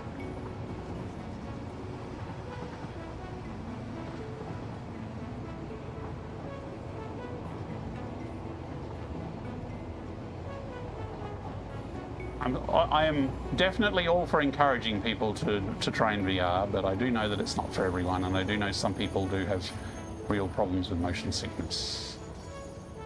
So here we are in a very beautiful spot in the map, and we're building a factory. You know where the VR dudes for very long end up with a headset. Juggler, hello, how are we doing today? We're doing okay. We're doing a bit tired, but we're making good progress on the factory. So this is what we built last night. So we have most of our raw resource processing up the top here. We have a line of coal going up here, and we have an iron node up here, and you can see that line of copper coming in from there.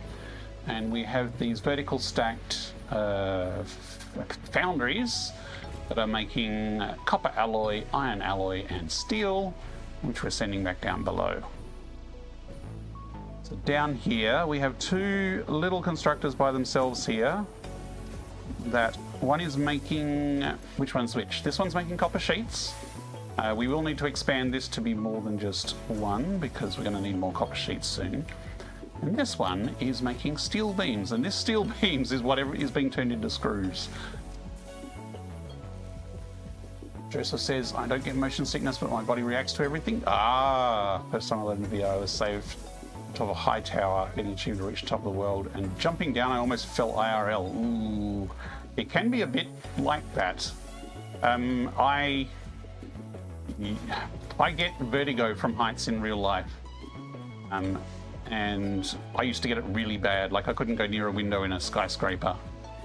And the first time I joined VR, everybody was putting you on a bloody cliff edge or a bloody catwalk with no safety rails. And so I spent a lot of time dizzy and feeling like I would fall over And over time, I got over my vertigo in VR.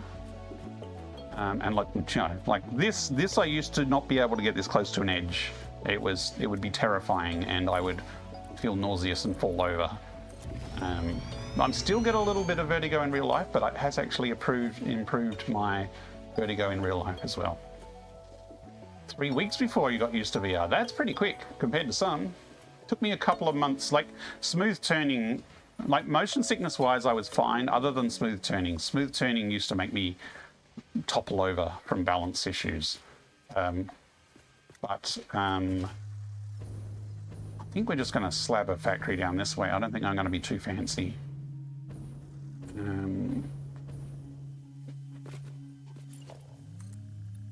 But yes, if you do get motion sickness, just stop playing for a bit. If you push through, it will get worse and your body won't learn how to cope with it. So it is always best that if you do get any motion sickness, just stop playing for a bit.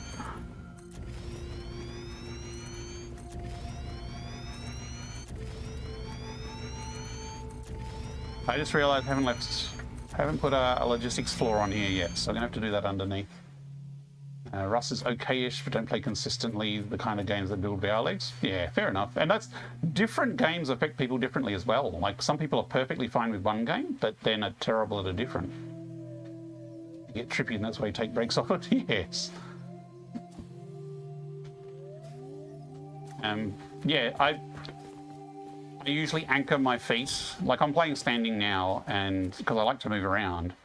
But I do tend to anchor my feet rock solid, and I've developed up a reflex that whatever hits me, I tend to have my feet rock solid on the ground. I have nearly fallen over a couple of times though. Okay, now I hear the call of pizza. Ads are in 16 minutes, so it's a reasonable time before we start the factory build. To pause. I was going through this factory build though, actually. So as I said, copper sheets, steel beams. Then we have this blueprint here. This blueprint is actually if I copy it, it'll tell me what it's called. Nope, that didn't copy it. That didn't copy the blueprint. That's interesting. That's buggy.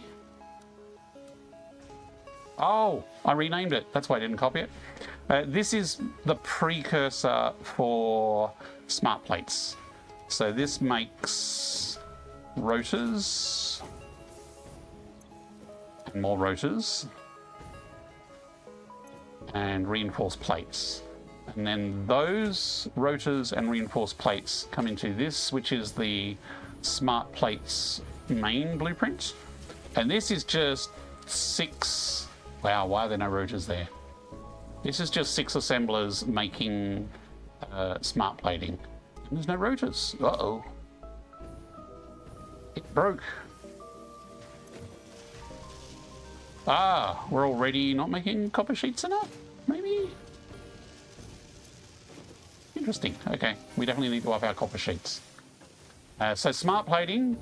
Then we're going to build the motors over there using the blueprints we've just been working on tonight. And then the smart plates, the motors, and some stuff we're getting in by train.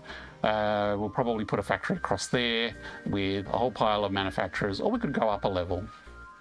And that will be making, or we could have it as an arc over the water. That'll be making the modular engines, which is the project goal for this factory. So I do want to make a start on the train stations tonight if I get time. But again, we are going functional first here, not pretty, and then later runs I will go with pretty and make it look better.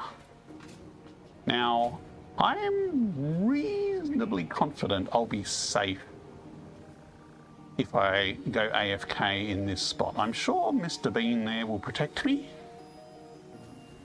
I don't remember getting jumped by spiders other than that one that relax triggered. And that was just a jump scare. This area is all very grayscale with flashes of blue when you're in the middle of it all. Minus VR doesn't make me feel sick. Oh, okay.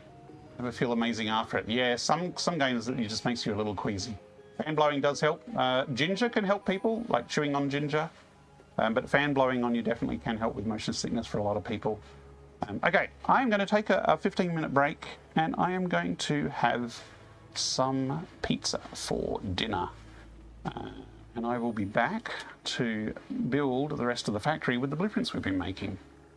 Thank you very much for watching. I might see if I can change the video for the dinner entertainment. I'll try and change it to the patch notes video.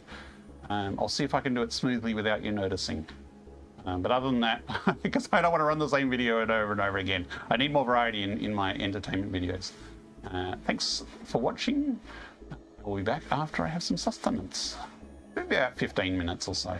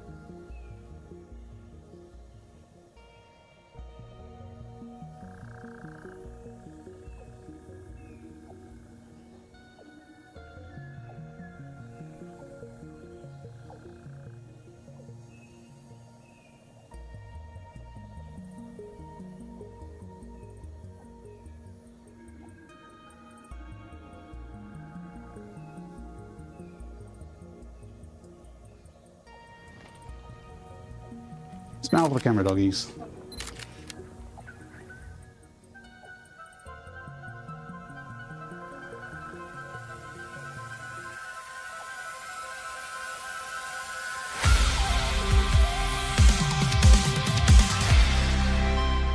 G'day everyone, my name's Dortimer. I'm here with a quick guide to the recent update for UEVR enhancements, the Satisfactory VR mod.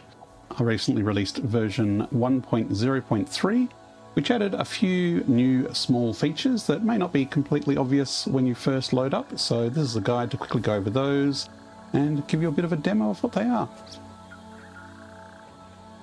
So the first enhancement is adding a build HUD to the heads-up display to help people while they're building. Now, I'm a big fan of zero HUD in VR, which is why by default you don't get anything.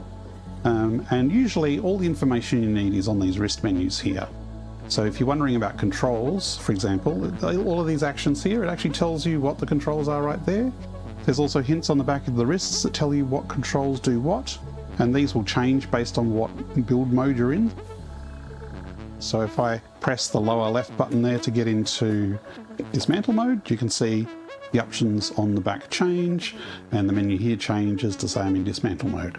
So similarly, if I'm building, the icons will change. It'll go into build mode here and it'll tell you all about what you're building. If you change mode, it's all shown right here. But a lot of people, including myself, just tend to have their hands by their side and they're just pressing buttons and they're wondering what's going on because there's not really any feedback right in front of you. So to help beginners and also to help advanced people, I've added a build HUD.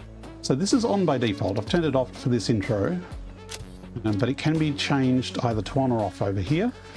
So there's this new option to show build state in HUD. By default, this will be on while building. You can have it so it only shows when you have the full HUD active.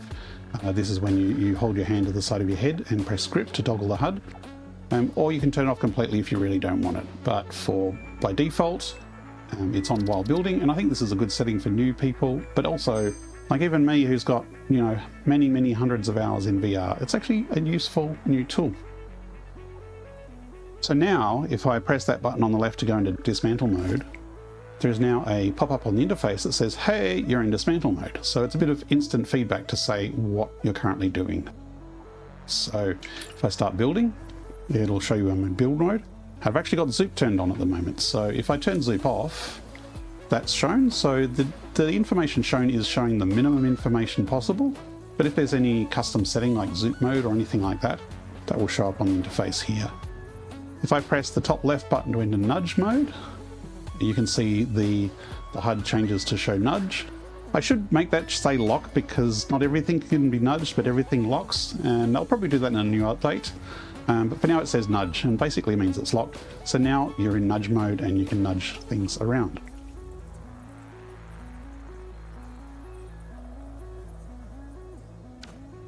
Okay, that leads us to the next new feature, which is a new way to rotate buildings when you're building something. So let me just come in here and let's say we're building a constructor. And it's like, well, I don't want it this way around. I want the entry point on the right and the output on the left. So there's a number of different ways you can rotate buildings. The first and oldest way is shown on the menu here, which is the right stick and you press down. So when you press down on the right stick, it shows this little indicator of how you can rotate. So then as you rotate things, you can see for each nudge it rotates around one click. So to rotate it from this way to the other way, nope, not that way, come back like that, and now it's rotated the right way around. In 1.0 we added radial menus, and so another way to rotate was using the top left button on the left controller. So if you hold this button, you now get a radial menu, which is a lot more intuitive and easier to use for most rotations. So it's very easy, you just pick whatever you want. So if I want this reversed around the other way, I know that I can just hold that button down, move my hand up to the top, which is 180 degrees, and now we're rotated the other way around. Now the new method is both more complicated and simpler. So first, see how I've got the snap icon on the left hand there? If I hold that button down, I'm in snap mode, but I also have this new hint that says I can rotate by pressing left and right. So I can just go over here and press left twice and I've rotated, or I can press right twice and I've rotated. So no accidentally rotating more or less than you want. Like if I hold left, it just does one rotate, that's it. So you can very precisely rotate exactly how much you want. So let me just put this down here. So this is great for things like even things that don't have a snap mode. For example, if I'm putting a lift down, lifts don't have snap. But if I was building here like this, and it's like, well, that output is in the wrong way. I can hold snap even though lifts don't have a snap mode, and then I can use that left and right to rotate things around. So it's really useful, you know, if you're putting down conveyor splitters. Let's put one down at the front. Actually, let's put a merger down. So let's go merger, and it's like, well, that's the wrong way around. I can hold down snap, press across, and usually I will lock it into place and nudge it to where I want. But I can very easily hold that snap button and rotate it around. So this works for putting down foundations as well. So by normal, if you use this R down menu, you can rotate 45 degrees. And if I use the rotate menu here, it will do 45 degrees. But the problem is if I hold snap down, it's not 45 degrees, it's actually 5 degrees, because this actually does have a snap mode that affects the rotation, which is really good if you want to rotate something by 5 degrees. You know, if you're trying to get that precise thing. So let me just reset it back to the start. So say I'm here and I want to go 15 degrees, I just go left 15. I can lock it in place to make sure it's in the right place. Yeah, looks good, build it. Oops, done. But what if I want to do 45 degrees, but I don't want snap mode on? Well, what you can do is you can hold rotate, and as you can see on the HUD up there, it says now I can rotate, but because I'm not in snap mode, the left stick, right stick rotation is 45 degrees. So I can still rotate it with the radial menu here. So it's a good idea to just load it and then move your hand lower down. So if you're in here, you'll change angle very easily, but if you move your hands off to the side, it takes a lot bigger motion to hold it. So hand straight down, and then you can use your right stick to rotate by 45 degrees. So the third new feature in the mod is support for photo mode. So you can get to photo mode a few different ways. First way is through this little icon on your left panel here. If you can't remember that or you're not sure, under the info panel there's a big photo button here. And when you click on this, this will now go into the Satisfactory photo mode. So you can look around, and the viewfinder is not exactly the same as what you'll take a photo of, because the camera in VR is different from the camera of the game. But I can just look around and I can use right trigger. So down the bottom there, right trigger will take a photo. So it's like, that's a nice constructor, let's take a photo there. And so we can just look around very easily and take photos. And we can use all the settings. So if we wanted to change this, and let's go into outline mode. Actually, let's not quite go in outline mode yet. Let's change some settings here, just some really random settings like this. Then you can look and say, well, there's a portal over there. Let's take a photo of that in this mode there. And there's a bean. Hello, bean.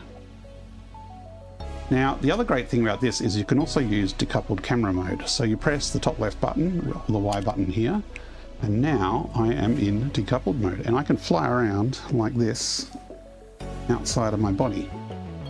So let me just open the settings, and I'm going to reset there, so we're on basic settings. And then I'm going to fly over here to these doggos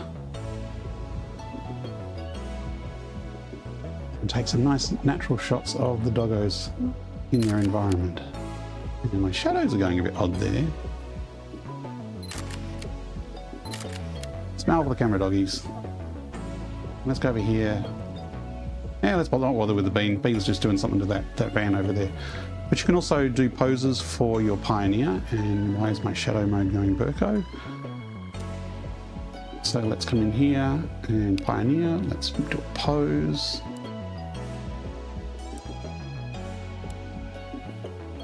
And let's go look into the camera. It's like, yeah, oops, okay, exited camera mode. No, my mistake.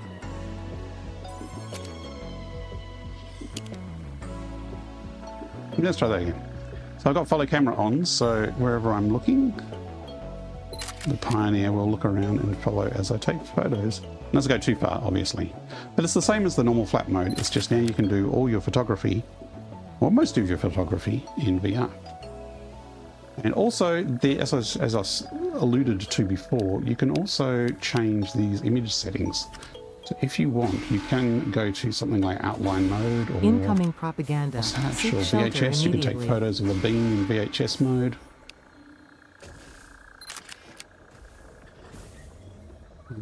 Or what else we got? Now, some of these look great in VR and some of them look terrible in VR. But you can do, like, what we got? Noir mode. No, noir mode's pretty good. And then you can turn the settings off. You can actually press A to hide, B to hide the user interface. So you've got full HUD gone, and then you can fly around in noir mode, which is interesting because it still has a bit of red. That's just, and then you can take a noir shot of the majestic bean standing on the control panel.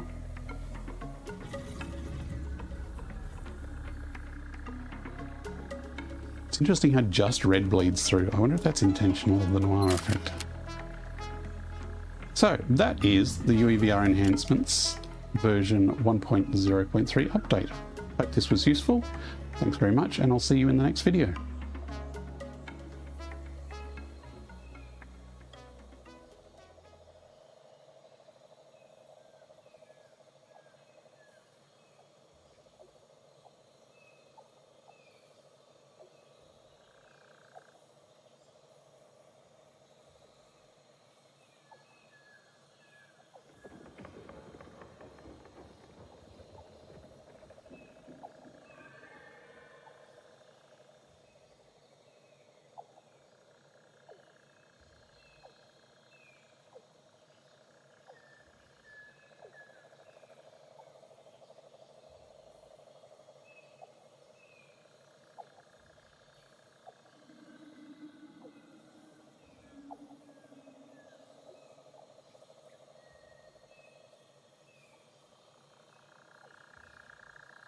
Look lively. It's time to do those stretches and hydrate.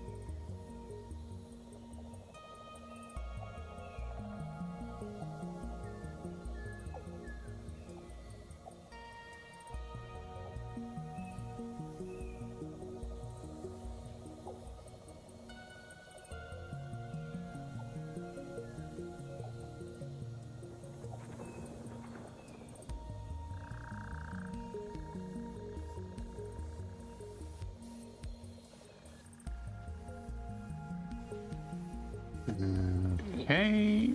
Oops. And we have the usual post-dinner cursor on the screen.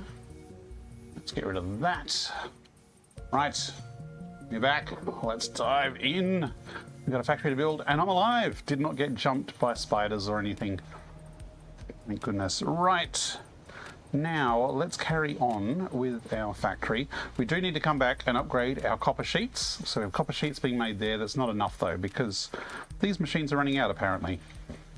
We have plenty of beams for steel screws. We're building the new wing of the factory over that side, next to that cliff face. I don't know where I'm going to build the last set of manufacturers, but we'll tackle that when we get to it. In the first part of the stream, we have been working on blueprints to make rigger motors, which is the next ingredient we need to make our modular engines. Now let me just get out my gardening tool. And let's clear some of this foliage. Can I shoot this from the top? Oh, I can. That's handy. Although I do need to come under here and sort of extend that walkway there. Not vertical, no, not vertical. Straight through the plants, okay. We might find a nice way of going around them because I quite like that plant. They look cool. Everything else though can go. Not everything, but that can go. That's probably going to be in the way. That's probably going to be in the way. This is what I need for my backyard. An explosive rebar gun for weeding. It'll make things so much easier.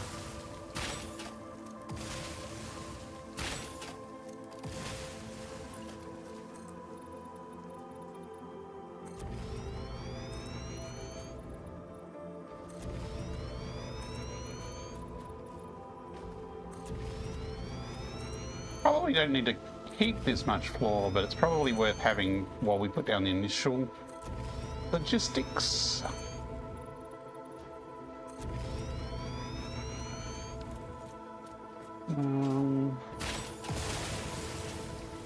The pruning there. Luckily I didn't destroy the nice plant I was trying to keep. Should have thought of that before I went a bit too overboard blowing stuff up.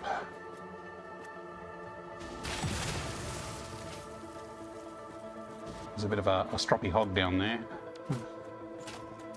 Yeah, he won't eat much. Let's leave him there. Okay, so we're just making one set of each of these blueprints at the moment.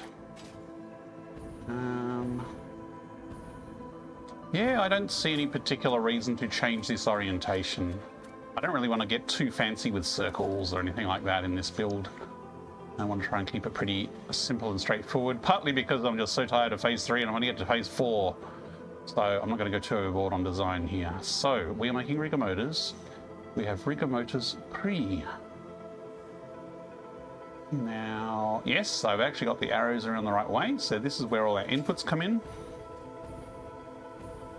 Probably will leave a bit of space on the side there. Something's shooting at me.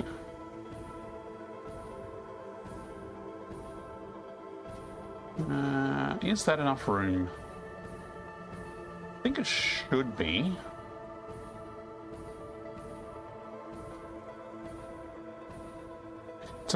It's a shame we're going to kind of be blocking that through path, because that might be a good way to have a train line later, maybe.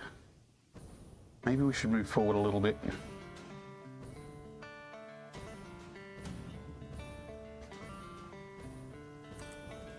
Better build it and land before I run out of fuel. Anyone remember what the inputs were? Steel, copper, steel, copper. Okay, steel, copper, steel, and copper.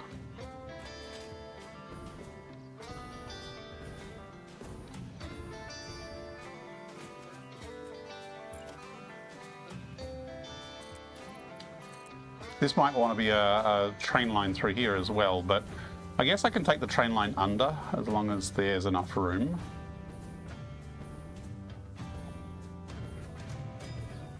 I think there should be plenty of room. I'm not going to take too much room underneath with logistics.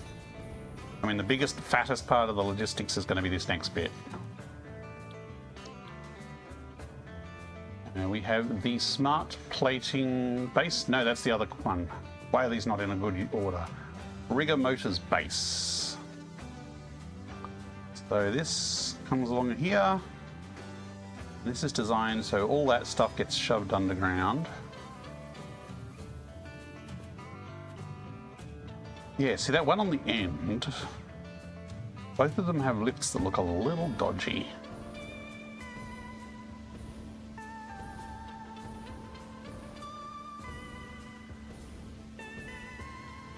And that kind of leaves room for a throughput, but not by much. And that bit is more evenly lined up on the squares. Like leaving a bit of a walkway through here, that's good.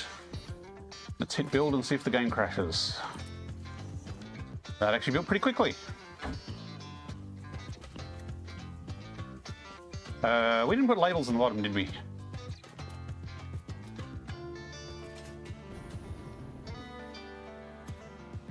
Rotors, stators, and crystal oscillators.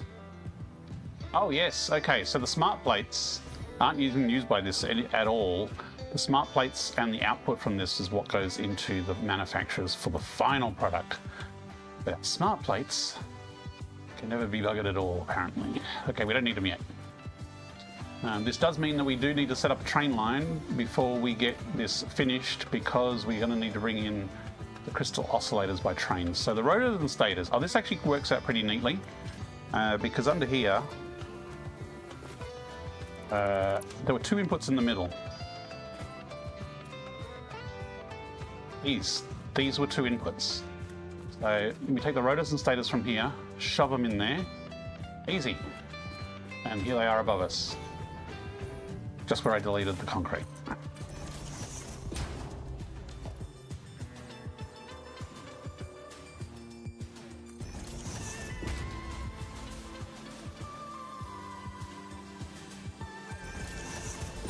Now again, vertical mergers, very buggy, but as long as you attach from a merger, you can then attach that to a floor hole, and it should work. At least it actually attaches, which going the other way around it would not. Okay.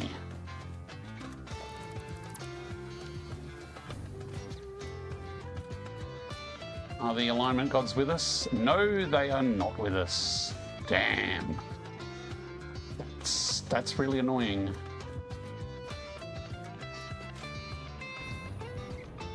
Can we justify moving this across by 2 meters? I think we can actually. Because there's a lot of gap. This is not centered.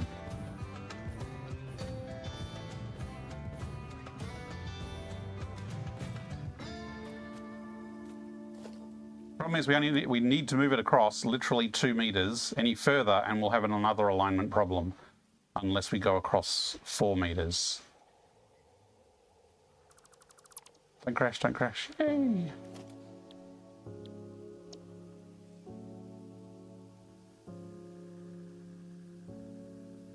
Lego Motors base.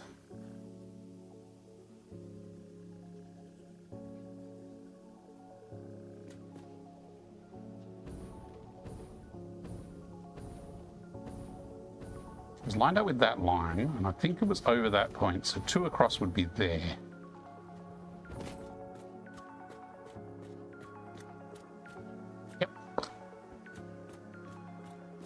There's still not as much room on this side as I would like. It's a bit tight through there, but it's still enough room.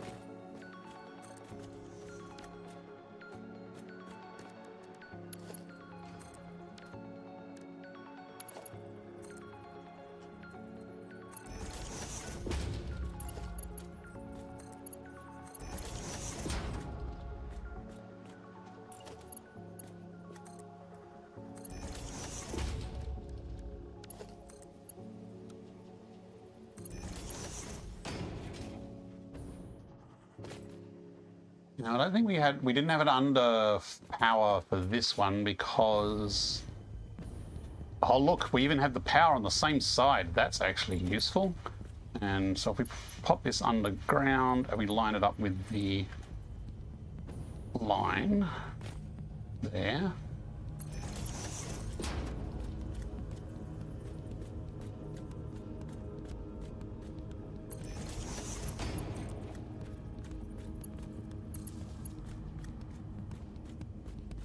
That's that done.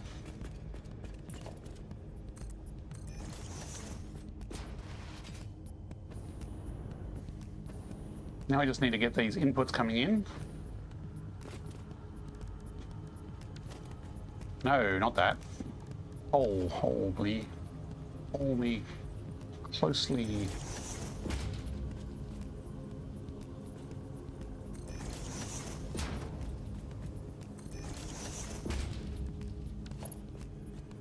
And again, snap it from there downwards. Like if I try it from there, this will not snap.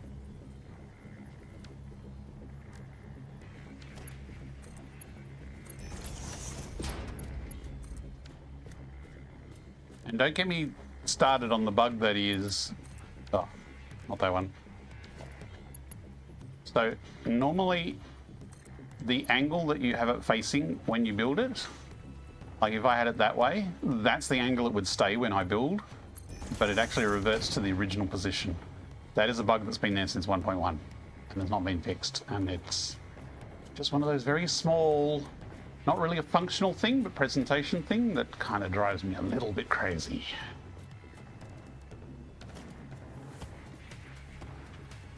I don't know if that one's fixed in 1.2 or not. I haven't tested that one specifically in 1.2.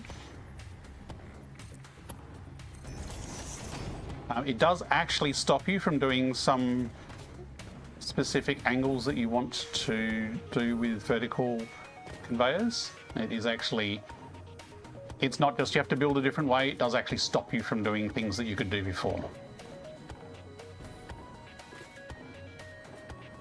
I think I'm going to bring across the resources first. I could go behind the rock. Does the rock go behind? It does. It's a bit of a tour though. But if I go behind the rock, then this could be open and all these plants can live happily ever after and be open to the air. So maybe I do go through the back here. Back door, huh? Good idea. Whoa, just dodged the incoming fireballs.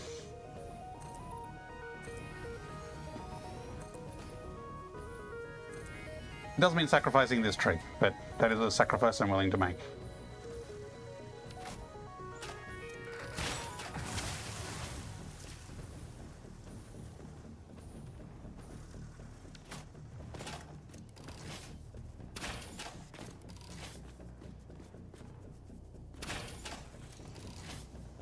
Yes, blow up that tree.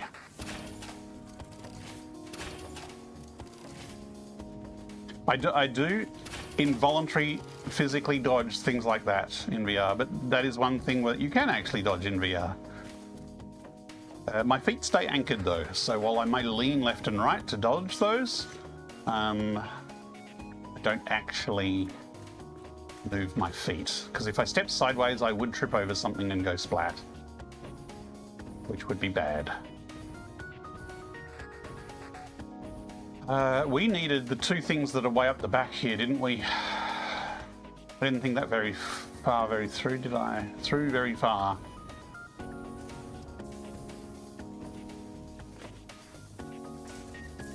Copper is this side, so it makes sense to make the copper thingies over here. But we also need more than we have here. It's been a while since I looked at the plan. Let's have a look at the plan.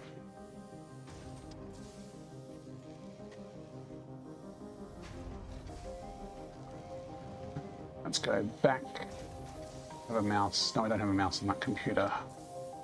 Let's try the risky VR controller.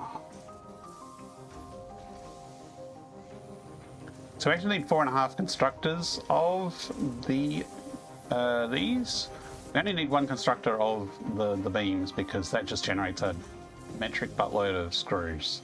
We do need to greatly increase our copper sheet production. So we really did not plan that well when we did just one.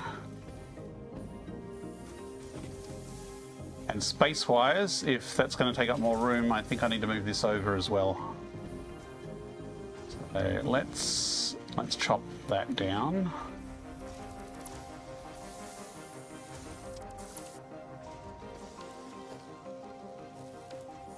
Probably going to take ages to get through its remaining stuff, isn't it? Sod it.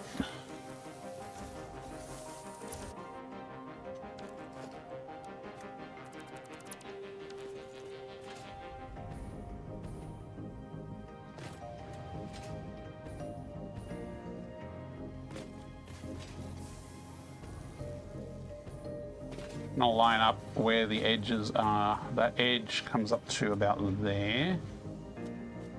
And then on this side, oh, that's way over. Okay, maybe don't follow that.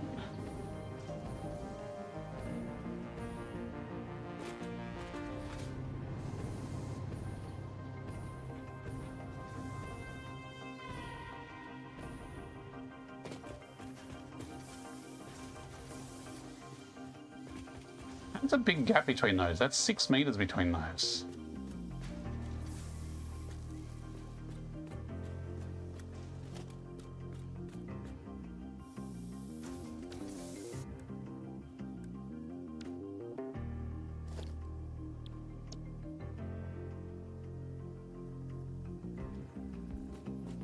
And I actually make 6 here.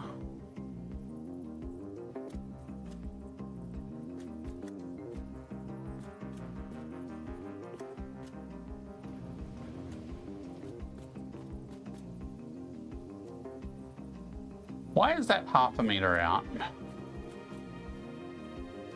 we got some nudge shenanigans going on here? Yes, that diagonally nudged.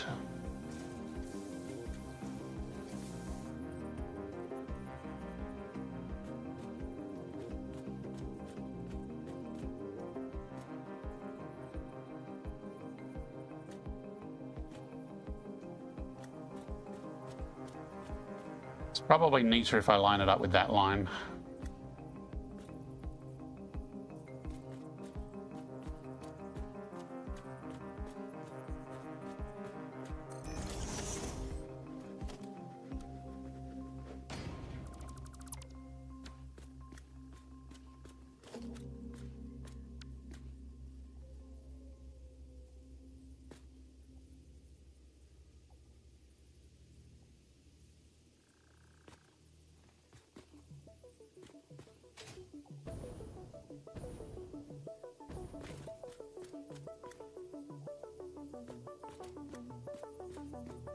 Actually, if I do these two here, it is actually lined up, centered with those assemblers there. So let's go with that.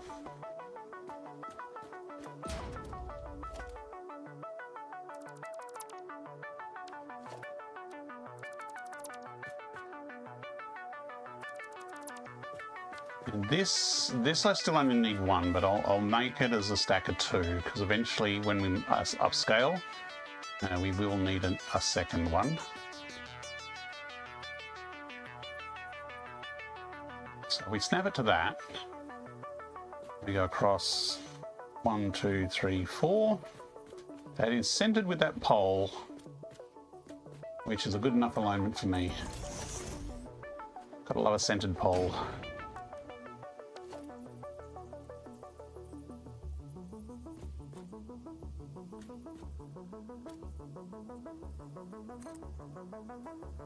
Again, if I build that way, that should stay rotated that way. And it did. So in that instance, it actually kept its direction.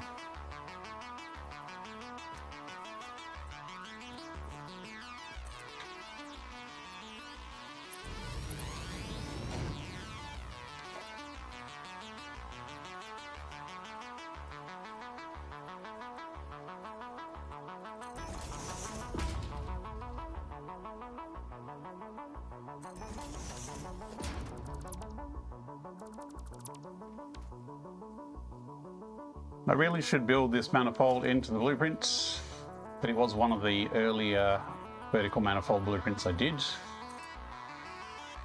I did not.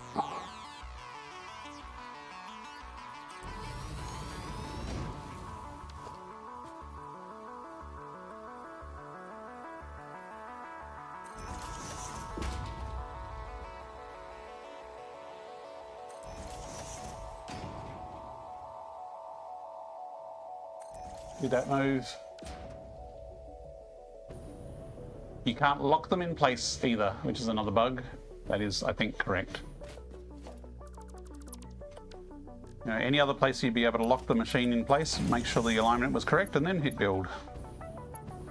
But not the old vertical splitters and mergers. No siree. Oh, look, that one's actually wrong.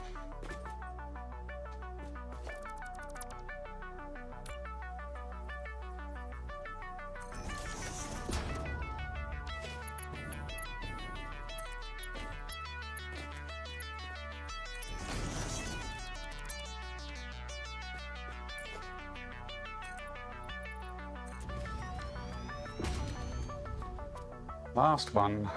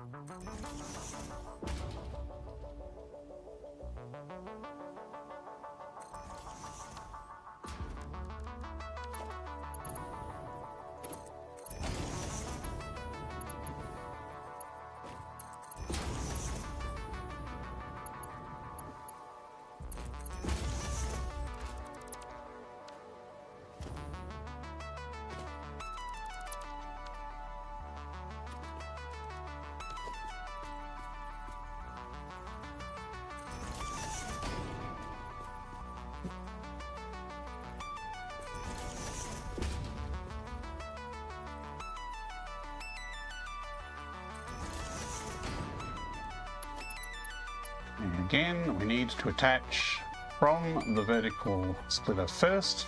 We need to rotate it the angle we want first, and then when we build it, it will behave.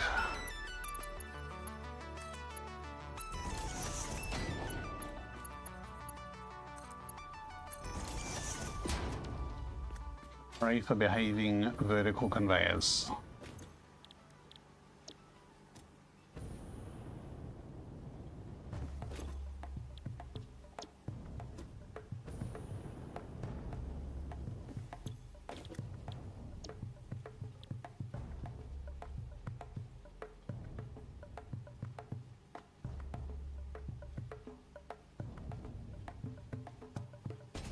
Not very high output, these.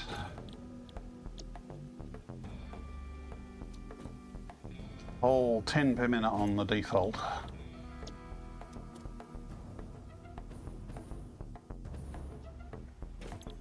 It's almost tempted to just overclock it to 250% and chuck a sloop in a single one and call it quits.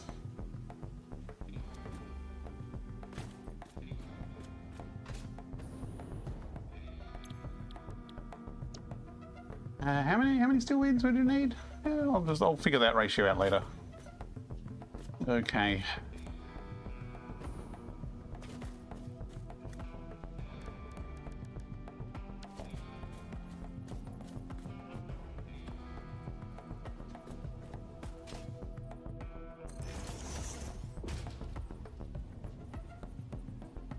Of course, it's going to clash with our old positioning. Well, that is okay because we can move that across, so we will rebuild.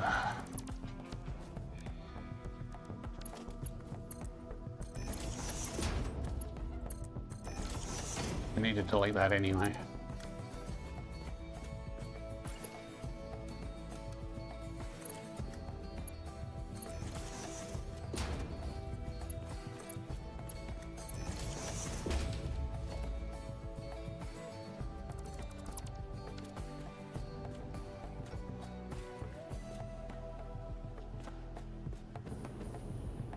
Ah, the steel beam's going in. Okay, okay, we can work with this. Can we? Can it? Will it fit?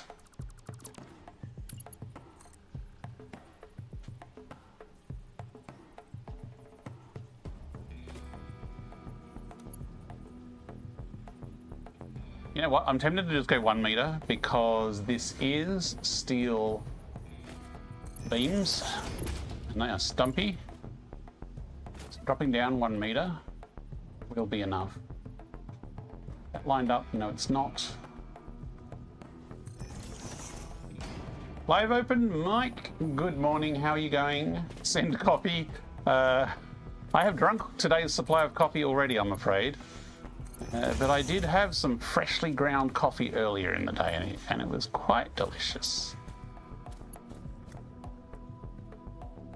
I just realized that the output of this is going to be right here, so it would actually be safer to run this further over.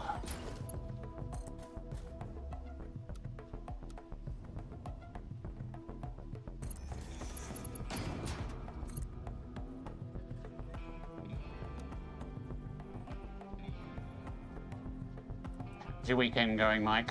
I suppose it's the start of the weekend? Over your side of the timeline? Oh, that was terrible. Here I am, the weekend's most half done.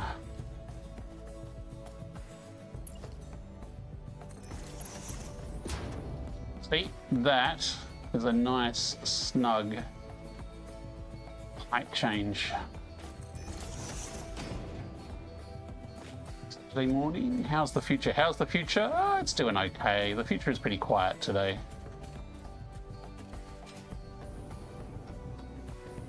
Not going too bad. Can't complain.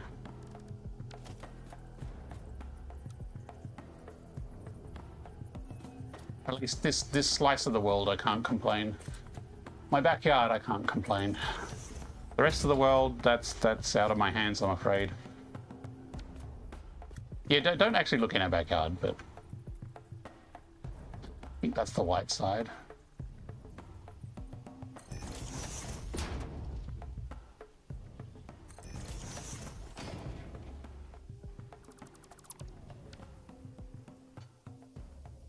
Anyone to share today's lottery numbers? I haven't checked them. Juggler 0 HP. Ah, it's Saturday 6 PM over there. So far away, jets speaking like we are next to each other. It is a pretty fast round trip.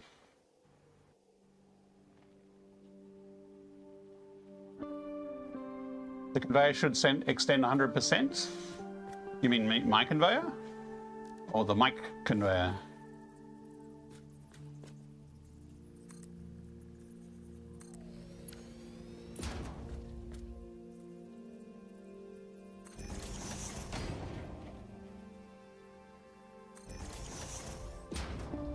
Oh, don't flinch, don't flinch. I think I got it.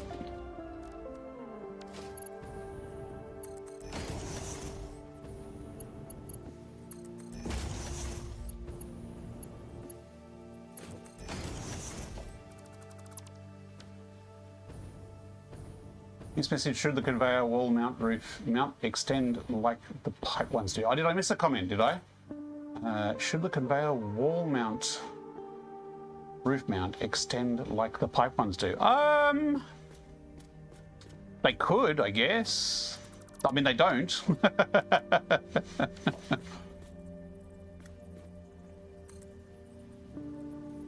You mean like when you get a floor one like this and you put it down, you can zoop it up. And I think you tend to have these zooped more, whereas the under ones, yeah, they don't zoop, and they can be a little fiddly to stack, but usually you don't have a massive, huge pile of these down. If you have a huge pile, you'd probably have like a floor here, and then you'd use the other ones like here, and you'd zoop up if you had a lot under here.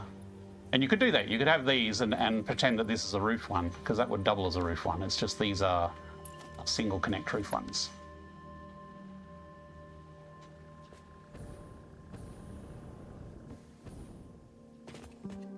So it kind of makes sense to me that the roof hanging ones don't zoop. And I almost never use the wall ones because they don't tend to line up consistently. I mean, that's the wall. Why is that not lining up? That looks weird. Okay, that's better. Maybe it's my angle. I think that's lined up.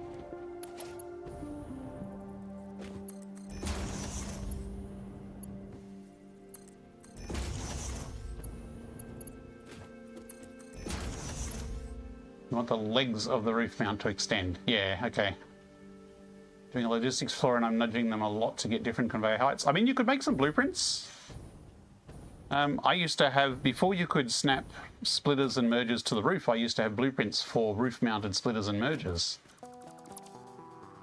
Because you couldn't just have a splitter or a merger in a blueprint to mount on the roof because their height is not actually exact. So you actually have to put something on top of the splitter and merger to make it the exact height so that when it does snap, everything lines up. That's the short version. But, you know, in this day and age, you can just point a splitter or a merger at a roof and it'll just happily line up for you. Which is a great quality of life change.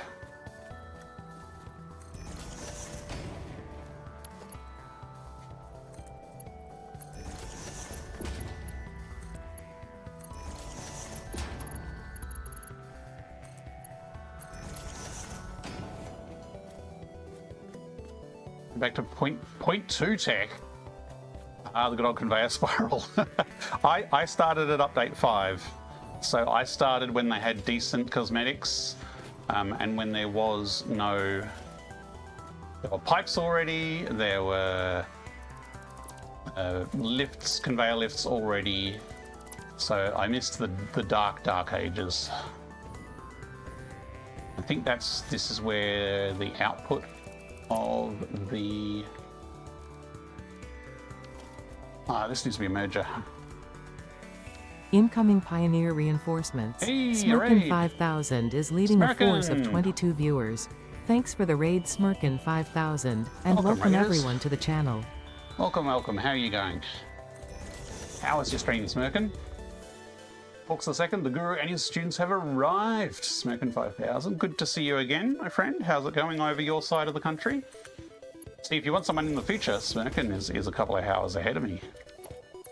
So is Russ, though. That's how Russ always gets first. She's in the future. Hello, hello. What were you building in Satisfactory? Oh, of course it's not going to line up straight.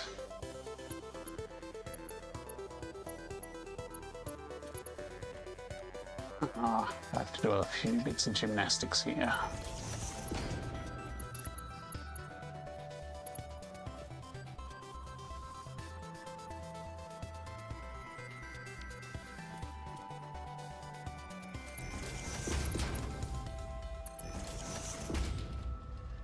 Finished automating magnetic field generators. Ah, cool. Is that required for a particular project, or are you just making a whole bunch for when you will need them, inevitably? That's the input for the beams. Or is that part of your nuclear build? Because you were working on a nuclear build, weren't you? 0.4 was the pipes, yes. 0.2 we didn't have lifts yet, yeah. I have seen screenshots and heard tales of the days before lifts. If I do this like this, that's probably not going to work. Actually, that works. Oh, that works. Yeah, that works fine. Space elevator is the right amount for future elevator parts. Ah, okay, cool. So it's in preparation for the projects.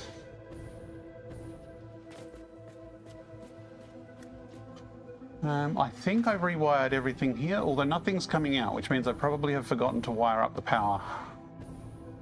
Which does seem vaguely familiar. Yep, I've forgotten to wire up the power.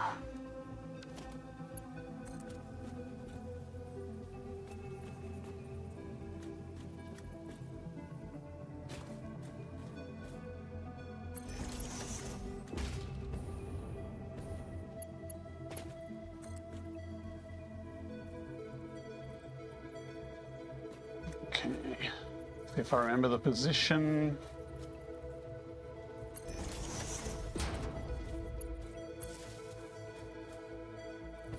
Yeah, that looks good. Uranium finished for the moment. 75 gigawatts of stable power. Nice.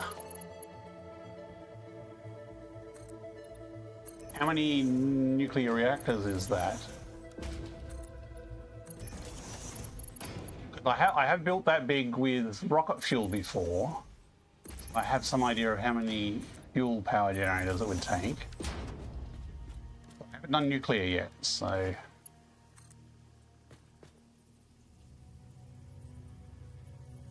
that's lined up there.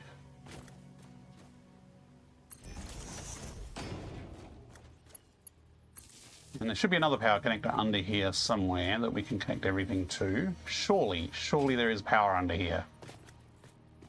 Where did I connect it to before? Maybe I connected it higher up.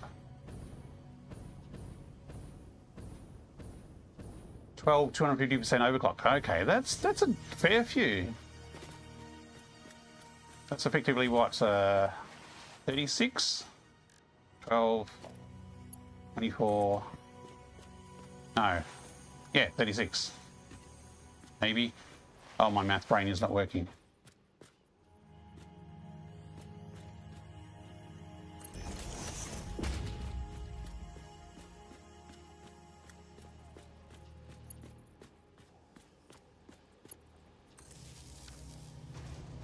But it is cool that you can build 12 and it generates as much as, what, 300 and something fuel generators? Actually, it's probably less fuel generators if you overclock them.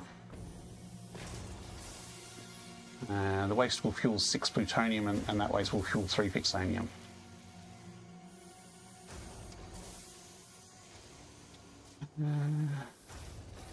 G'day, Gaza Lanch 77. Gaza Lanch 77, welcome. How are you going?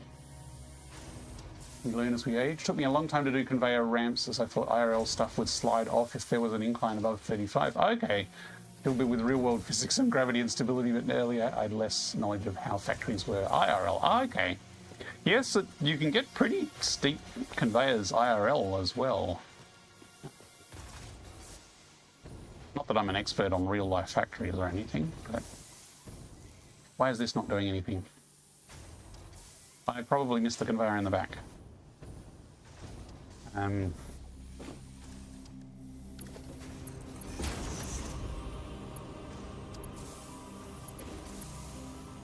I'm wondering if I missed an earlier chat message.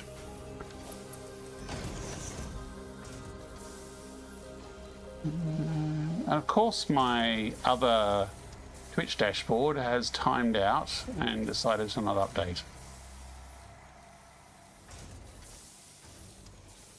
Okay, apologies if I missed any chat messages.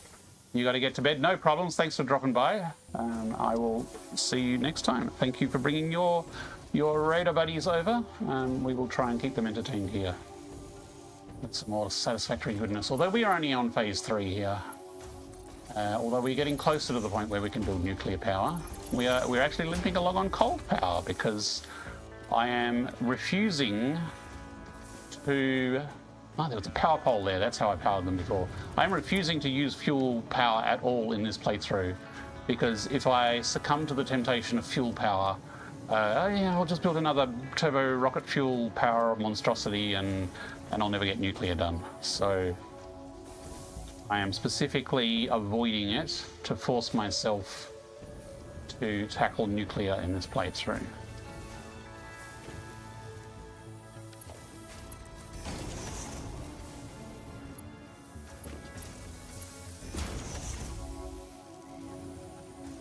See us, Merkin. There is an Aussie iron smelting plant worker who works in BlueScope. Oh, okay, who's still playing Satisfactory. Ah, told me a lot on how machines work in conveyors. Oh, okay, that would be really interesting.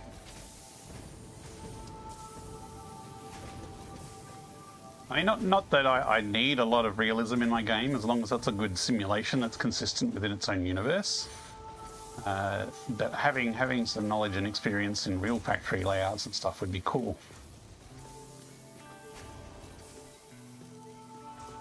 It's usually Aussie with an E. Aussie. It's how we normally spell it. Otherwise, you might think it's a French French spelling of Aussie, like Azui.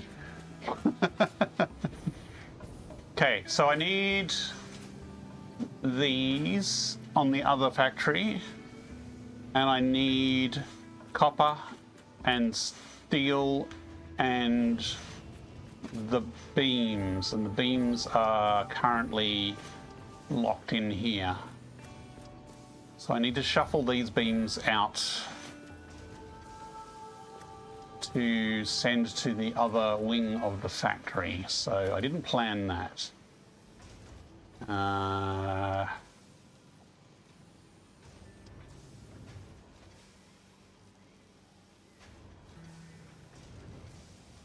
yes. Oh, can that fit? No, it couldn't. Ah, yes, I know how I'll do it. That will work well. Splitter here. And I will keep this at the 1 meter lower level as it comes around the corner.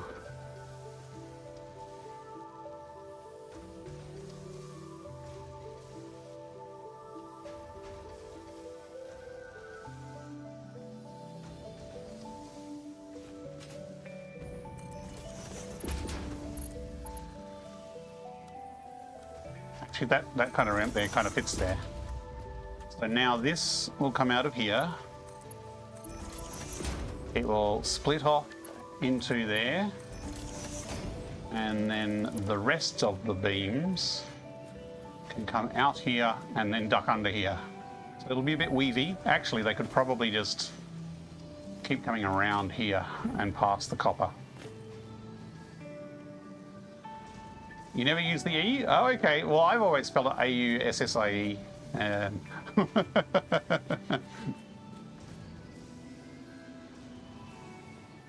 You like the game but hated the conveyor system? Oh, okay. You also like to build with some realism.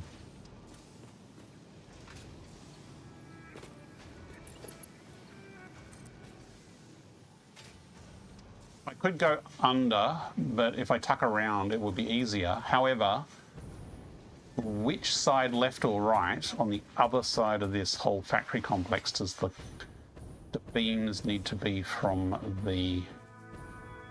So we need it to be in the order of copper, steel, sheets, and beams. So we want the beams on the inside curve.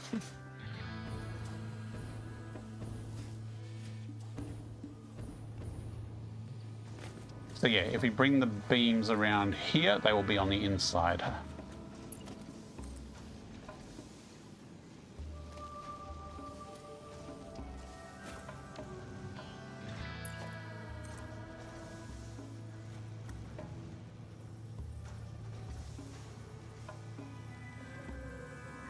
Straight's going to be fiddly unless I do something like...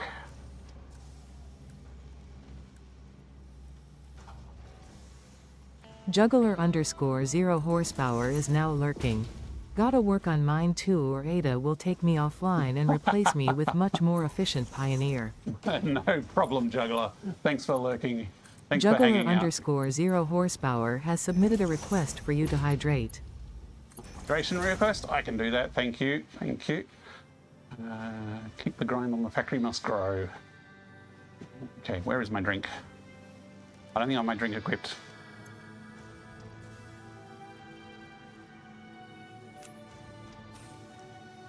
One drink, and let me reach my real drink, which is somewhere over here. Except the coffee cup's going to be backwards because I'm holding my drink in the actual hand.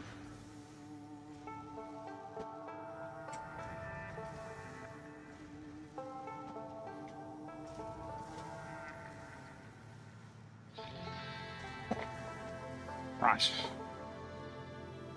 Hydration complete. Thank you.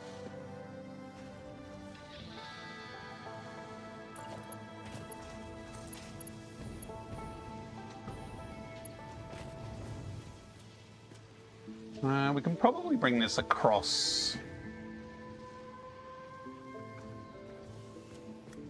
maybe to about there. And this is the sheets, so let's stick a splitter here.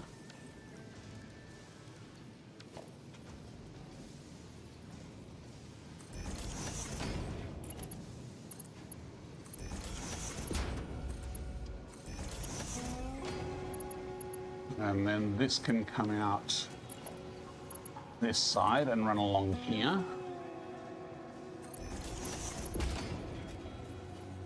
So we also need steel and copper, which are all running over this direction currently. And they're all at the same level. Ah, but they don't have to be at the same level.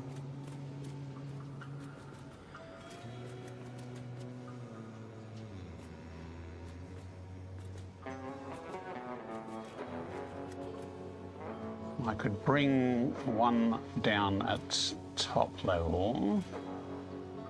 We wanted, was it steel on the far side and then copper?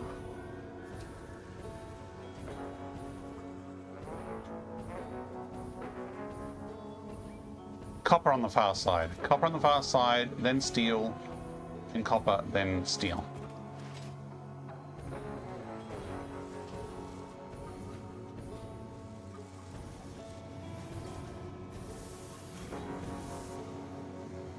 So,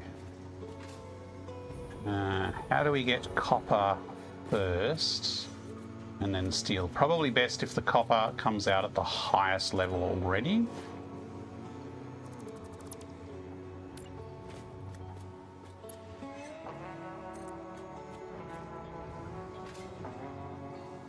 Nope, don't fall over. I think that's right.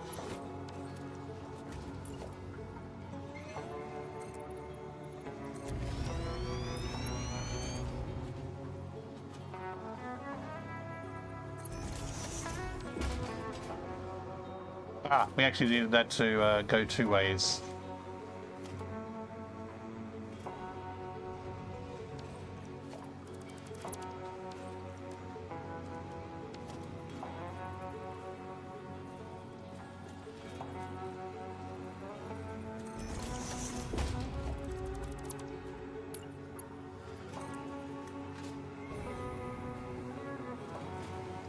You know, I could probably put holes here.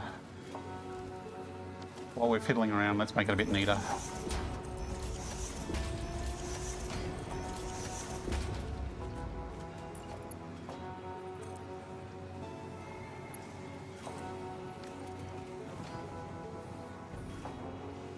Incoming propaganda broadcast detected. Please seek shelter. Okay. And then we need that copper to run to here.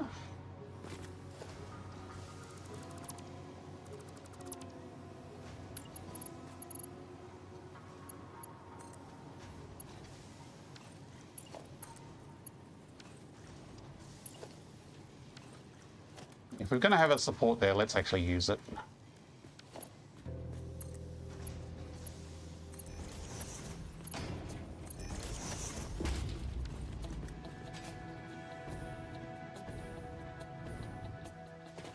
And the steel can actually come out at the same height and split alongside it. That won't clash.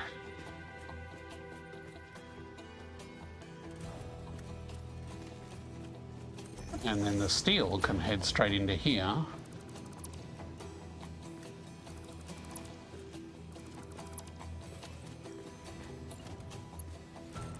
That's the wrong way around.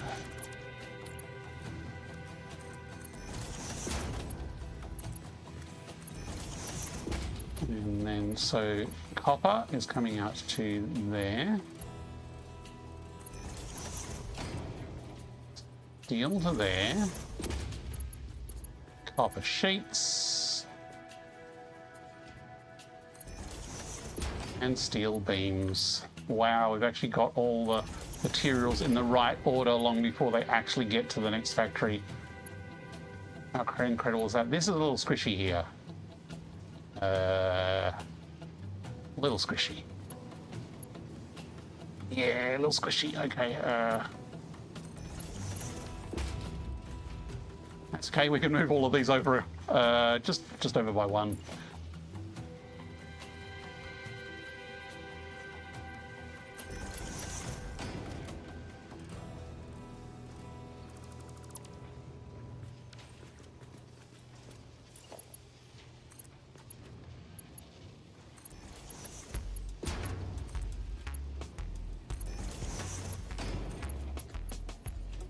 Nope. Nope. Nope. Nope. Nope. Nope. Nope. Nope. Nope.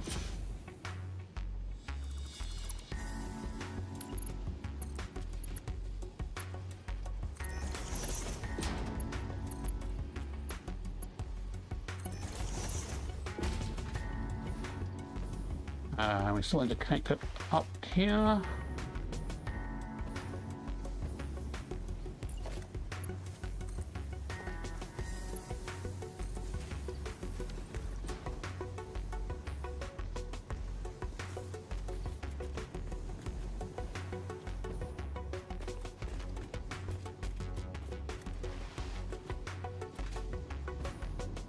So we have all 4 things that are required, ready to go through. I kind of like having them attached to the roof like that, so let's continue the roof through the crack here. Maybe I go with a nice sensual curve. Oh, it's not going to fit, is it? It's not going to fit. Because we need a full slab's width. And that is not a slab's width wide.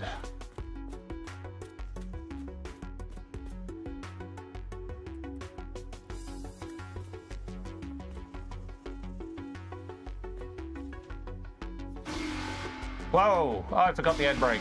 Incoming propaganda. Man, Seek that shelter startled me. immediately. Okay, I had like a 3-minute break for an ad break, people. I'm going to go top up my drink and have a bit of a stretch. I'll be back soon. Oh, that scared me.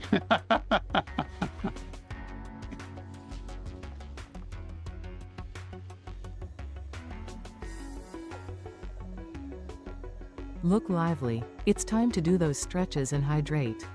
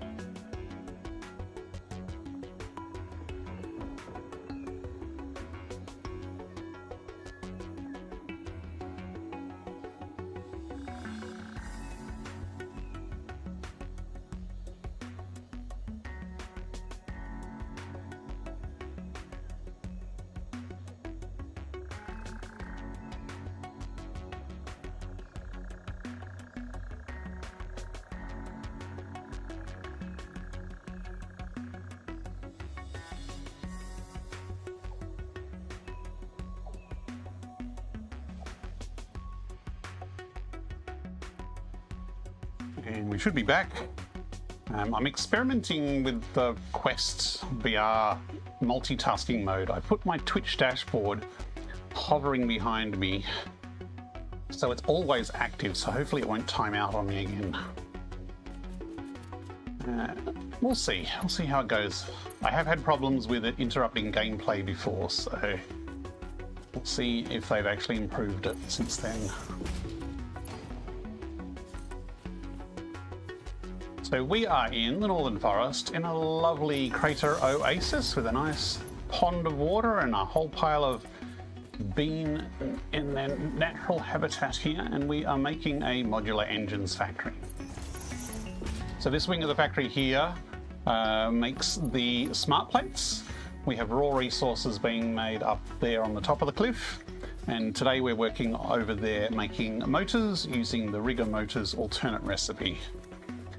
I'm just routing some resources from the raw resources section over to the new factory wing, so things will actually work.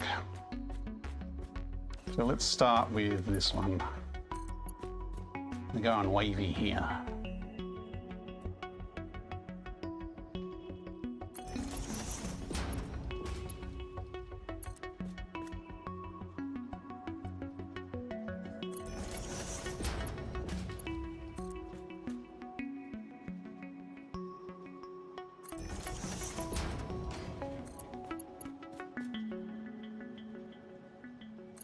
So the double wave looks a bit silly. I mean, I could have done right angles, and then it just would have been a different zigzag. But I think we can squeeze through here without actually having to clip any rock or do any height changes, which would be nice.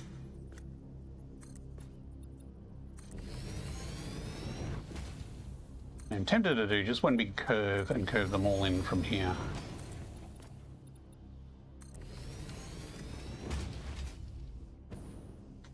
Or I could spray them out because they all need to come into these 4 points here. So this one should be the steel beams.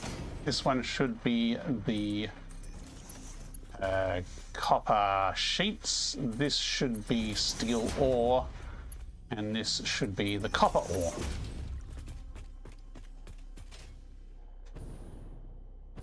Maybe I'll... let's see. Can I curve it nicely?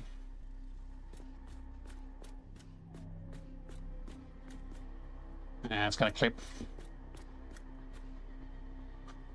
I mean, I can curve it nicely here and then run it straight. It's probably the neatest thing to do. I mean, it does technically not hit the brick there. How far can I get? Oh, that's diagonal nudging. Stupid diagonal nudge.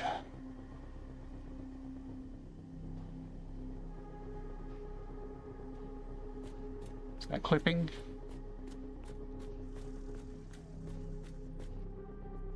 Technically.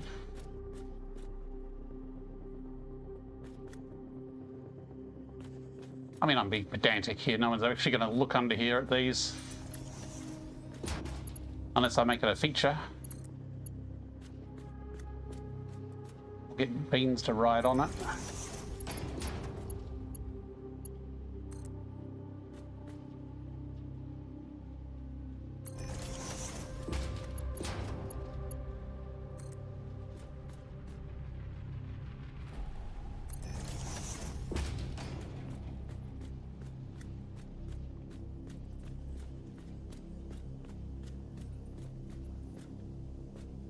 Might go straight from here.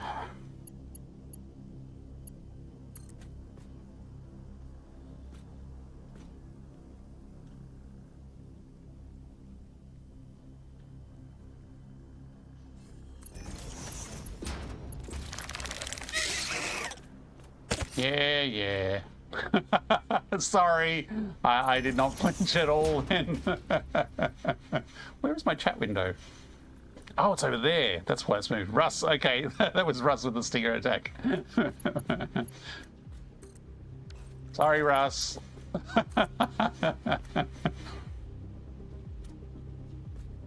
Did not scare me. This also just ducks in there. Was that going to be too tight? Because that should go... Oh, I'll just do it like that. That works fine. Worth a shot. Okay. It is worth a shot. I was going to say, that one will trigger the audience.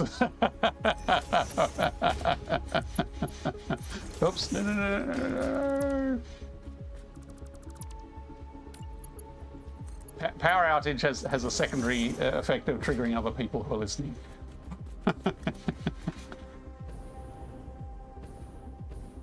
Okay. Steel beams.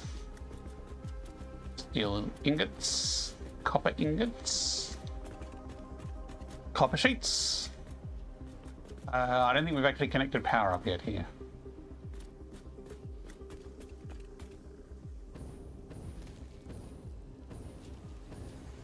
Well, at least my throughput is consistent with these, but I really don't need a container full of smart plates. I forgot to dismantle that. Okay, so we have power here. So let's run this under as well.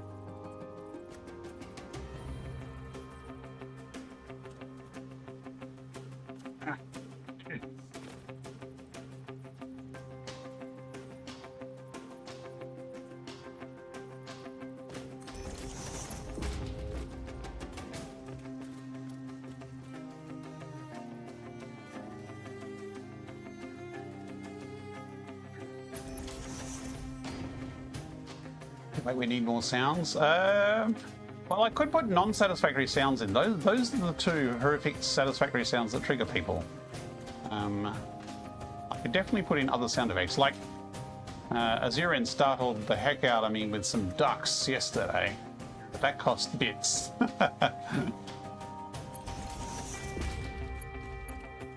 It startled me because it wasn't something I'd pre-set up. It was the stream stickers set of sounds. And we're alive. Power is on. Production is underway. That wire is going up. Pipes are going up. This should be a ton of screws, I think. Lots of screws. There go the screws. There go the copper sheets.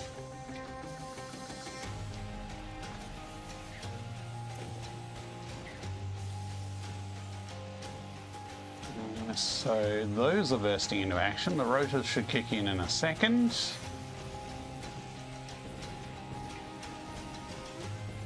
I love it when you connect a power connection and nobody does the redeem. So you should have waited until I connected the power.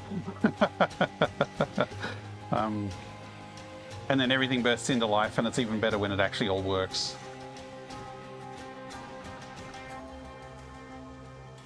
Okay, so rotor's going down. Stator's going down. Should start seeing rotors and stators coming up here. There's a stator. I think the rotor should be there then. Come on, where are they? I know that there's another stator. I think I just saw a bunch of something go down. There was a rotor there. And there's two rotors there. Okay, so the stators and rotors are successfully filtering in. Hooray! Now we just need trains set up.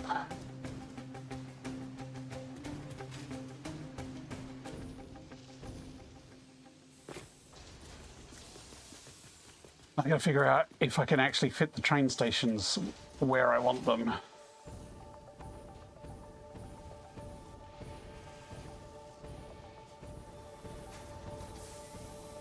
Now the thing is, we are using a tiny amount of this coal node. We're using a tiny amount of resources, full stop.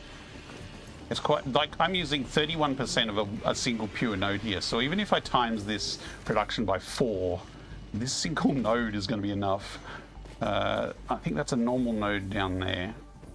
But there might be other products later on. We do need a ton of products. So I don't necessarily want to cover up, because there's basically space over there, but there's coal nodes there. I am going to get more fuel before I crater.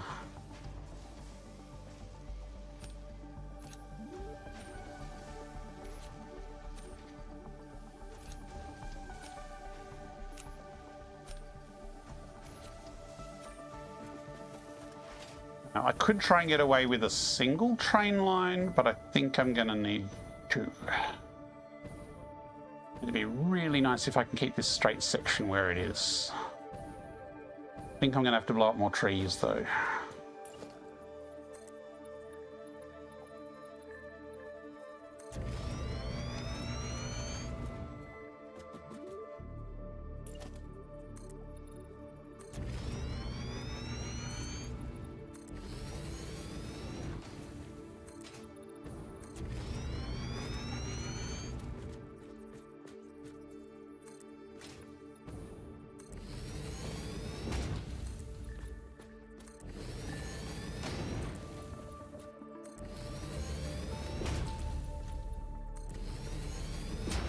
Okay, so 1, 2, 3, 4, 5 is the width of a train station.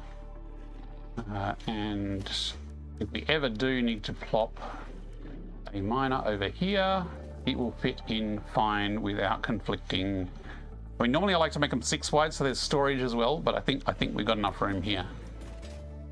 We are going to be fine on this side of the track anyway.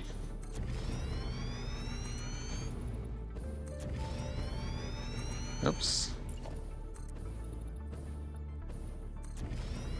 Probably should have made these big fat ones rather than skinny ones.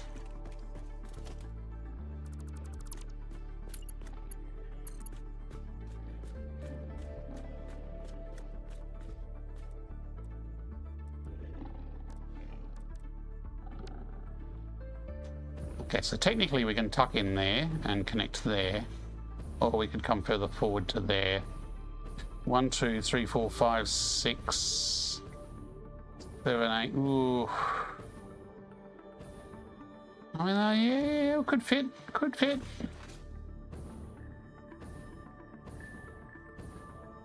And we put another station this side. But this curves this way a bit. So if there's a station this side, probably won't be as forward or as big. It's kind of handy that I left that foundation there. I'm assuming it gets sent into the rail. So 1, 2, 3, 4, 5. Is that 5? That was 5. Okay. So yes, this will run into this coal node. But again, if we have a station that's stumpier on this side, we can fit that in. As long as we've got a big one over this side. Where's my gardening tool? There it is. Ooh, I'm glad they made trees explode. Although it does make it very depressing when things like the coral rocks do not explode. Ooh, that tree might live. I could possibly keep that tree there. Those are a little close to the rail though.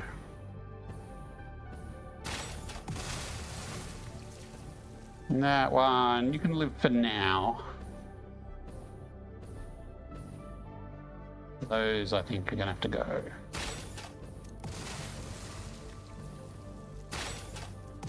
Ooh! So satisfying. I totally should have automated explosive free bars much earlier. Okay, now where was that point?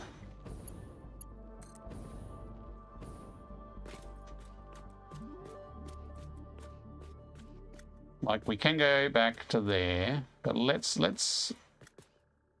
work with there, because that's a bit of a more gentle curve coming in. Oh, you know, the problem is, if anything is delayed here, This is a main line. This is a main circle route line. We cannot block this line. Oof.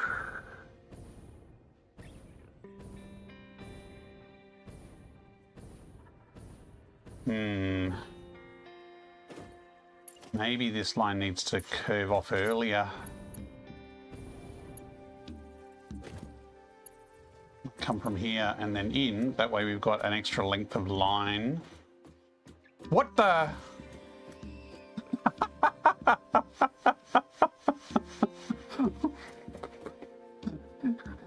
There's a song called Pigs in the Sky. That pig just fell out of the sky. Okay, there is a very high edge above. He obviously tried to charge something and missed. He's not moving. Are you okay?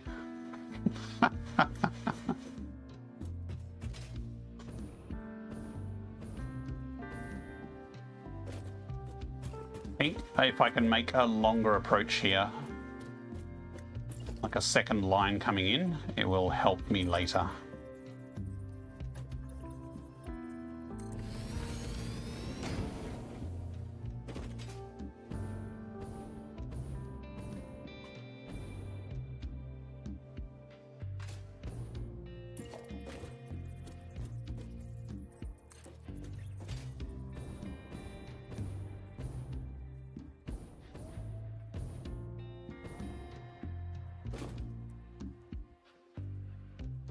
Yeah, maybe even bring it in tighter over here.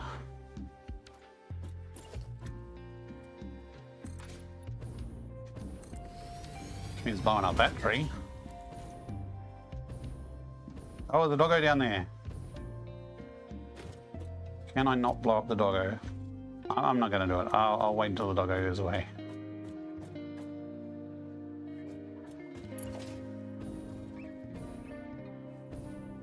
I mean, I could bring the line all the way across. No, I think this is a better approach.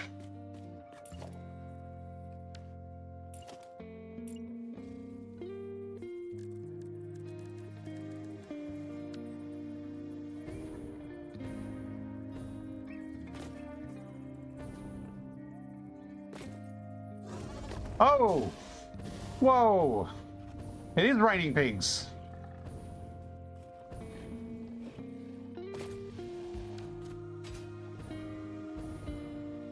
He fell down again.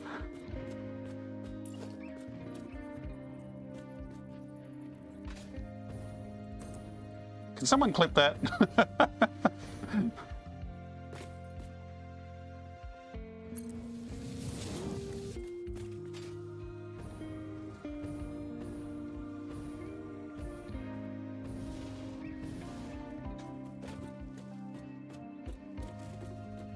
Okay, why is it not snapping here? I could snap from here, but it's not snapping to here.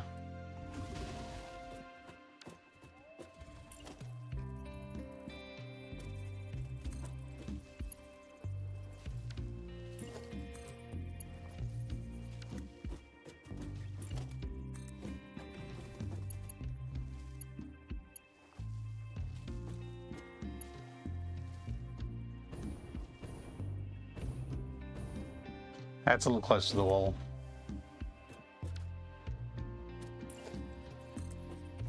Really, I do want to tuck it in as tight as I can.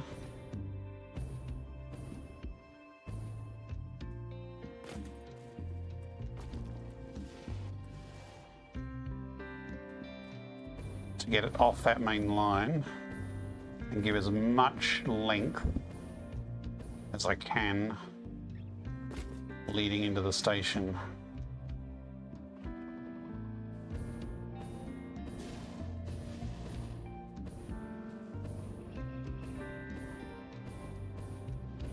You go to sleep?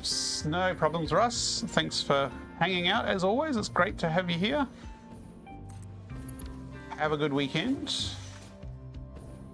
Or rest of the weekend, because, you know, us here in the future are halfway through our weekend already. I hope you have a good week. Sleep well.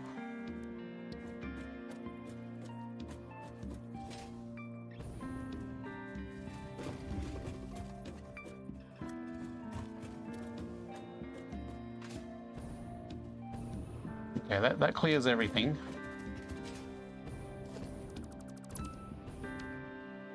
How much health do doggos have?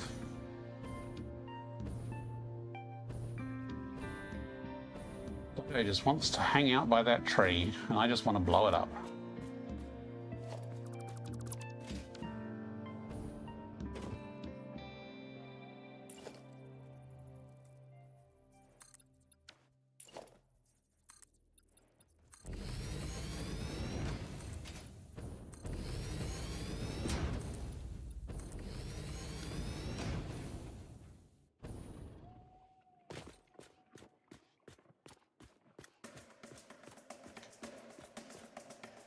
Hey, if I blow the top of the tree up, the doggo should be safe.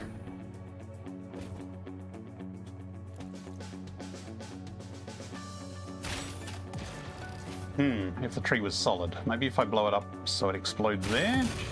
Hey, I scared the doggo away. There we go. Tree be gone.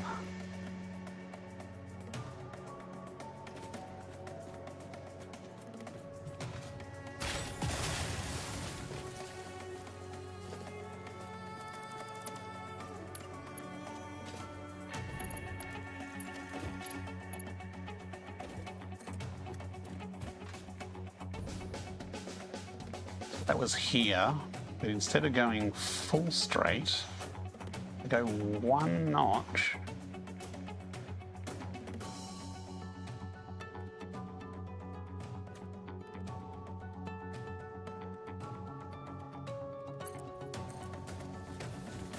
And then bring that into the middle here.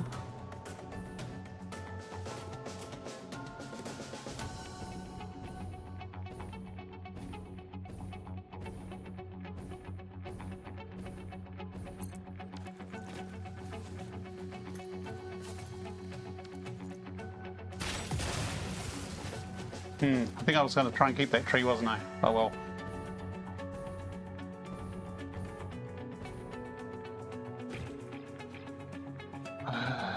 I can always regrow it. I can't put down a freight platform without a station. I need a station first. Okay, so we got to have 4 platforms. 1, 2, 3, 4, and then the station. I reckon I could bring it back here.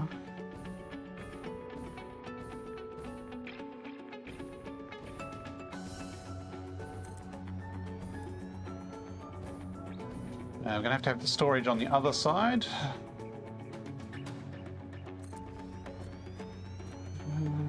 E27.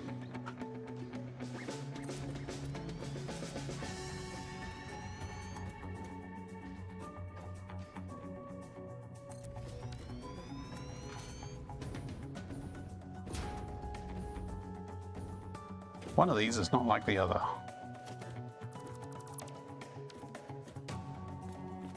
I think I just got the entire thing out by 1 meter.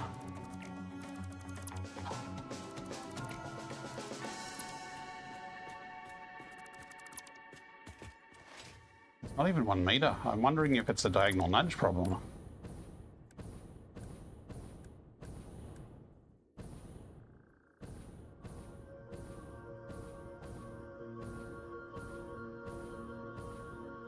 That connects. Why was it not lined up the other end?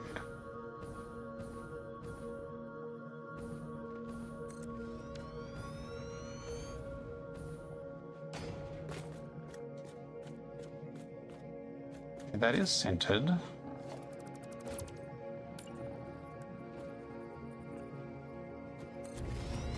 Unless that tree got in the way and it didn't snap properly.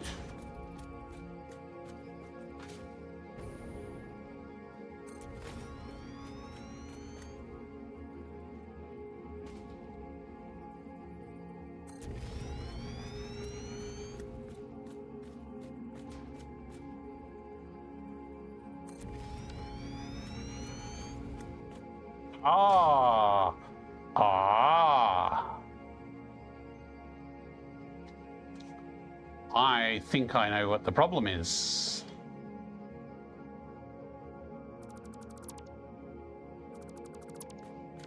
Did you know that you can only build buildings lined up on 5-degree rotations to the world direction.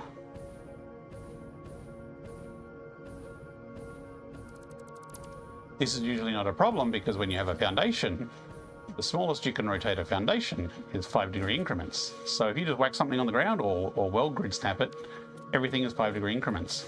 This has been placed here because of the angle of the rail. It has no bearing on the world grid whatsoever. And as such, it is not a multiple of 5 degrees to the world grid. And as such, when I put a train station down, it is slightly off angle from the rest of the building. So endeth the lesson.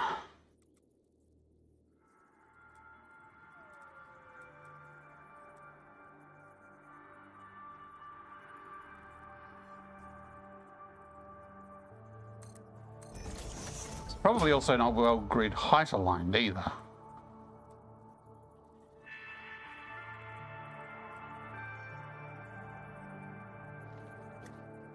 It is not.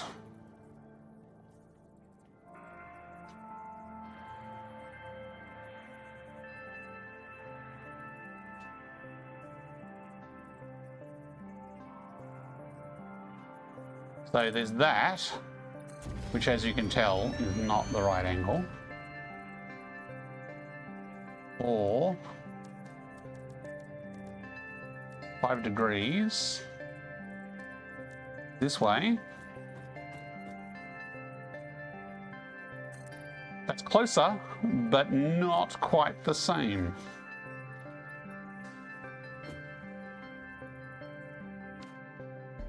So this is not snapped to the 5-degree mark. Interesting.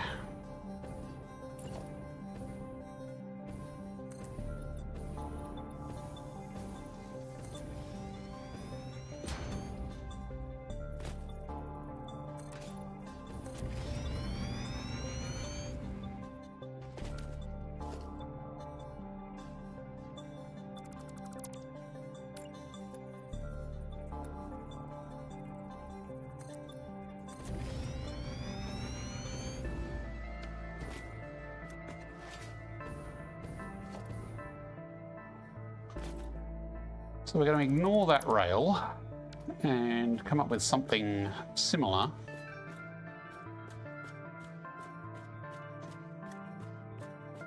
Now this material will need to funnel under to the other factories, so we do need a bit of a logistics layer.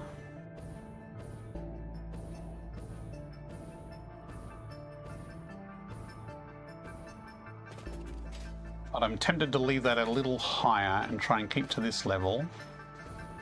That should be enough to run logistics, surely. Surely.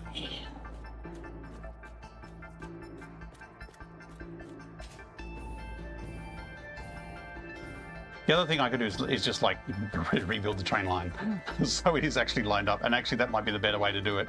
That way it is actually lined up.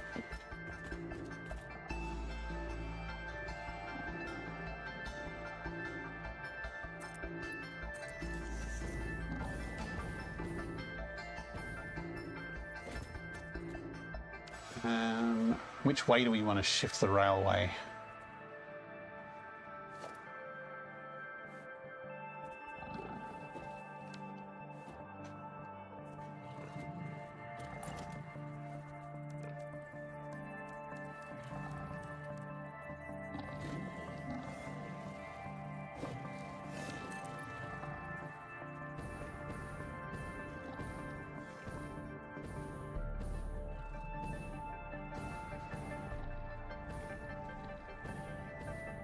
That's probably pretty close.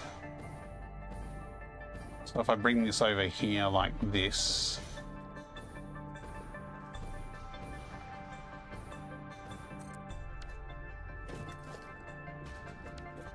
and make that the new bed for the center rail, and then I'll base everything else off that.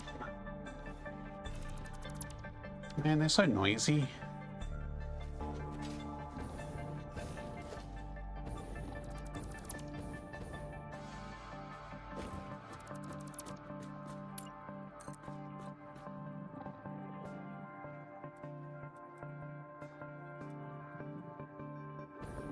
That's got a slight kink to it, but if I bring it forward, it'll be slightly less kinky.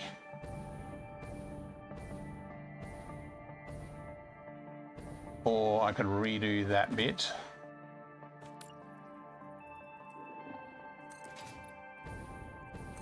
Actually, that's almost spot on to the right height at this point.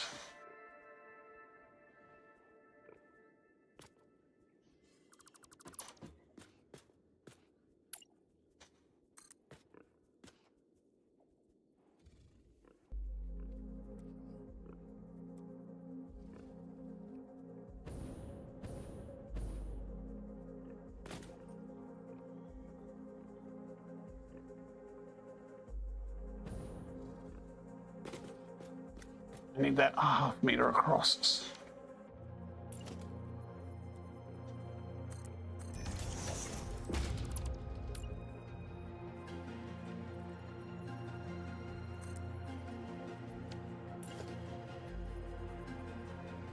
Actually, that won't have the right slope, so what I do need is actually this.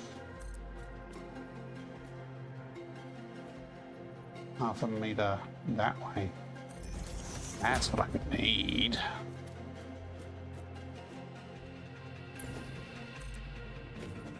All for some very minute differences that won't make really any difference in the end.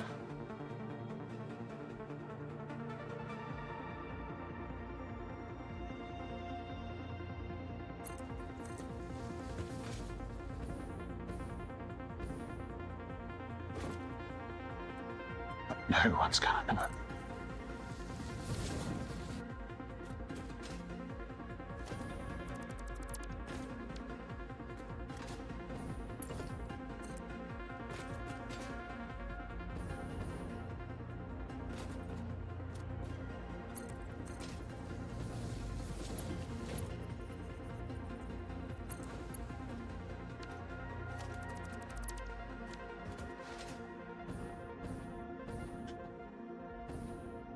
Okay, this bit of rail is now correctly lined to the 5-degree increment of the world grid. Hooray! Which means when we slap a station down, it'll actually be lined up correctly. 3, 4, 5. Zoop. Zoop. Zoop.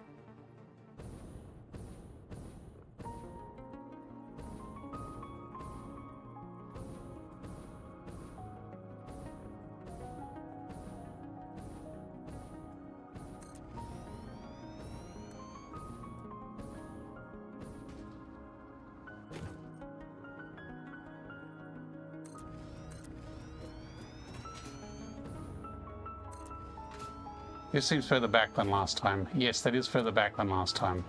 What changed?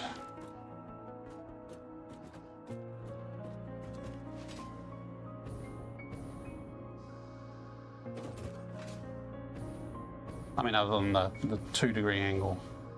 That could come back half a square.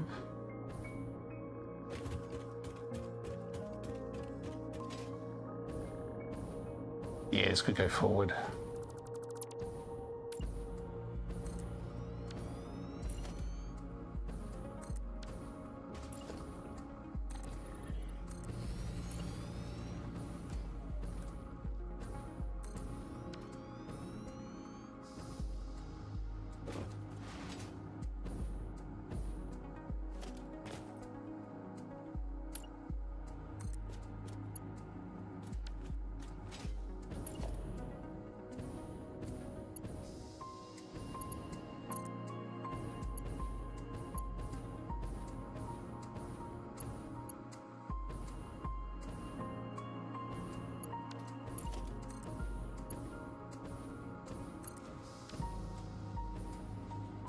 The idea of having this long entry is that if we have a train in the station, we have enough room for another train that's waiting to sit in this siding here so that other trains can keep going through. Now, the chance of that sort of congestion coming up, probably not huge. We're not going to have any long trains parked at this station or anything like that. At least not delivery ones. And this main platform is for delivery of stuff.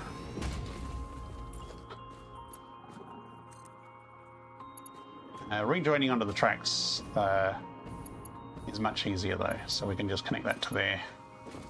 Away we go. Now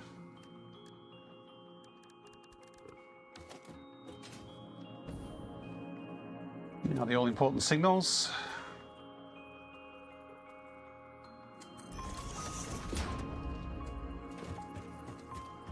This is a long train though, so I don't think we've got enough room, because that is, well, it's 10 foundations, so that's 1, 2, 3, 4, 5, 6, 7, 8, 9, 10. Oh, barely. Now that said, probably most of the trains that are coming through here will be not that big. I don't even know if there will be a 4-length train. This is just for future-proofing. And let me attach it closer, please.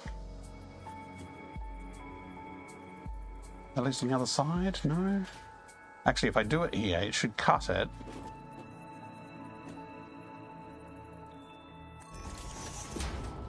And then I can put it on the other side.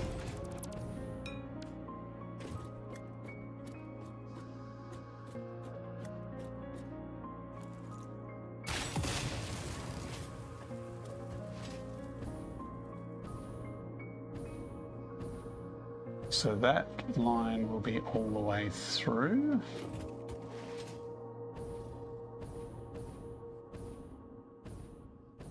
Probably need at least one stop here.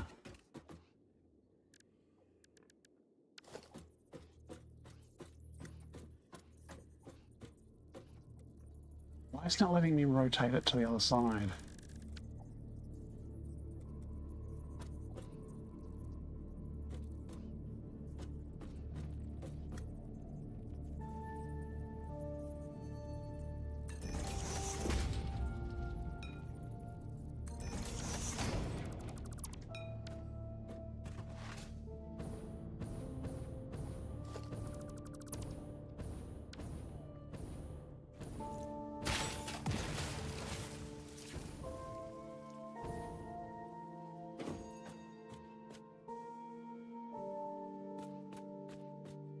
Gristleham is online.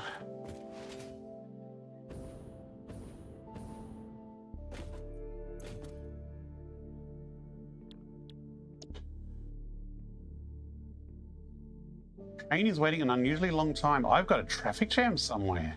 That's why there's been no trains coming through lately. I wondered what was going on. I have not had a traffic jam this entire playthrough that I haven't caused. This is the first traffic jam that seems to be of natural causes. Interesting. I guess we need to go pop over and see what's going on there. How are we going for time? Oh, that's right, the thing's behind me, isn't it? Nope, now it's in front of me. Hang on, so if I do that, I chat there, and then I double click there. That's cool. Time. Oh, we've got 20 minutes to the ads. Okay, let's do a little train run while we're waiting before the next ad break. Because the next thing is to get the crystal oscillators in here, and we can't do that if the train system is gummed up. Oh, press question mark to dock. There's a missing hotkey there. No one's reported that bug.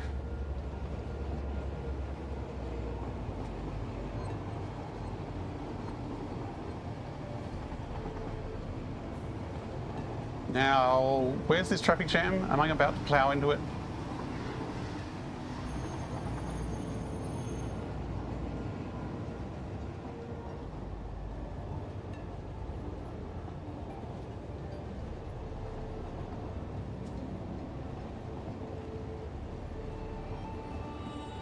I think it was actually closer to the blue crater. It's interesting. There's not really much that could jam there. This is where I might be regretting my decision to have a single ring road for everything.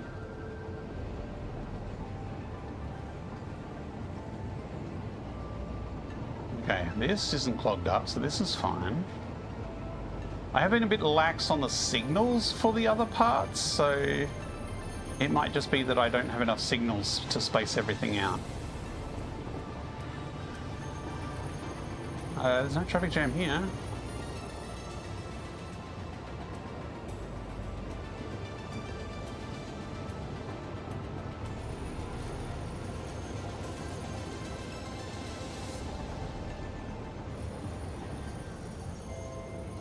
Did it lie to me? Did it just bait me out here? I think it baited me. I think that the fact that I was messing around with lines and signals caused some kind of signal jam. Oops, apparently we're going through the station. Hang on, I see a jam up there. There's a train not moving there. Oh, and there's more here. Okay, we found it. It is here.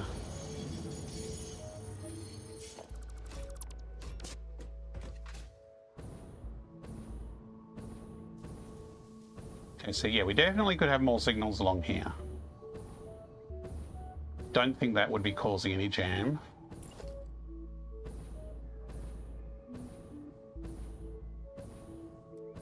It's not letting me put a signal on the other side. Oh, now it is. Call me a liar. Okay. I'm a liar. Just really reluctant.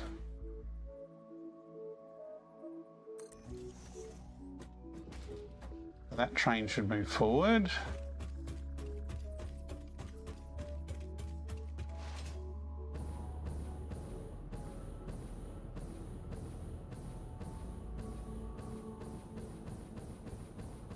So what's going on here?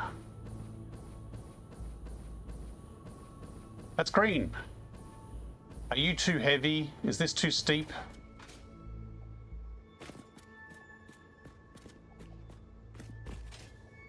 Why has it stopped?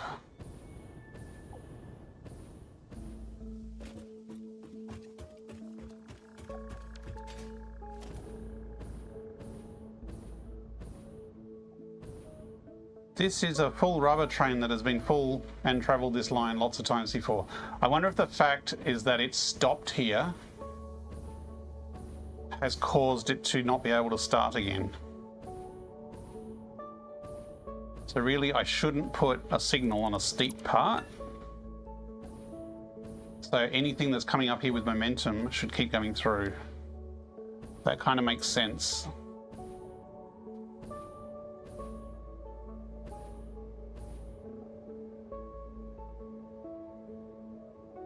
Yeah, I'm flooring it and nothing's happening. And if I go backwards, I'm going to cause a traffic issue. What's... oh, hang on, it might still be on auto drive.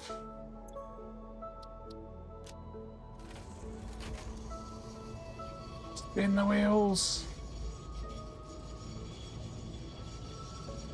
I'm going forwards. I'm going forwards. I'm trying to go forwards.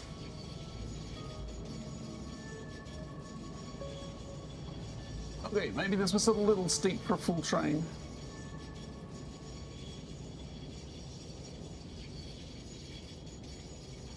Actually, I'm going to keep backing up a bit. How much run up do I need?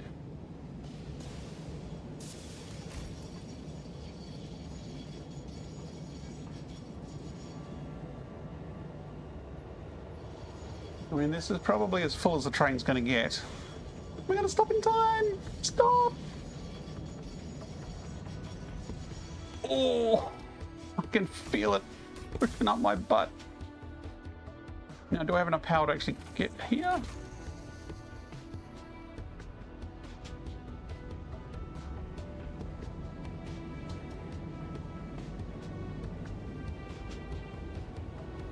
Oh, this is looking hopeful, looking hopeful. wonder how steep this bit actually is here.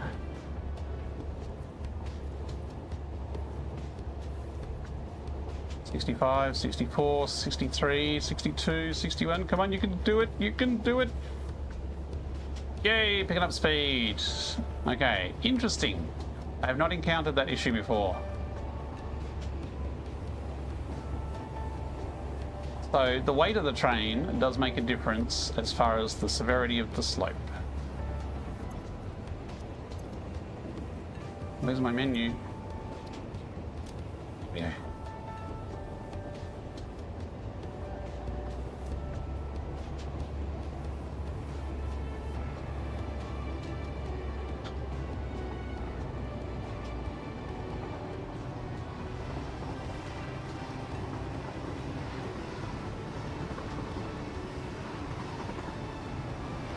Like, only one carriage is used in this train, so it's a little bit ironic, but it's all full of rubber. But trains don't like steep. No, they don't. They don't like stopping on steep, apparently. So I'm hoping that by removing that signal, it can have enough speed. Like, when I floored it from the hill, it was fine. So hopefully that has solved the problem. But now that I'm having more doubts about this intersection up here, because I don't have much of a lead for trains. Although there shouldn't be any one train in any side for long on here.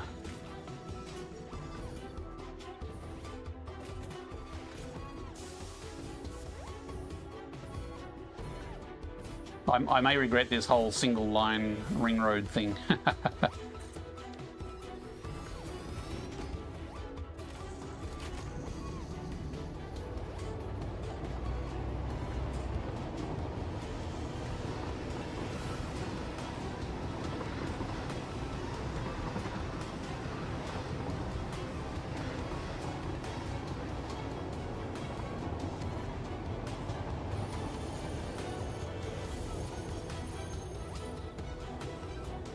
So this is the new section.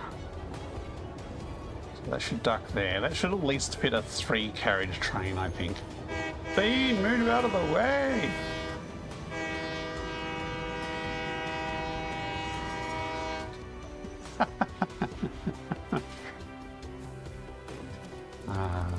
This is a bit of a bean sanctuary, this here. There are many beans around this area.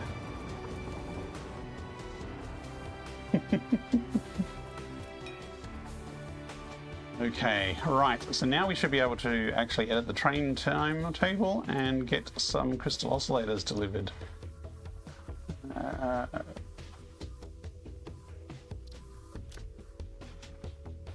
Where are we at? We're at Gristleham. And we want to drop off crystal oscillators here before it goes to Powderworks.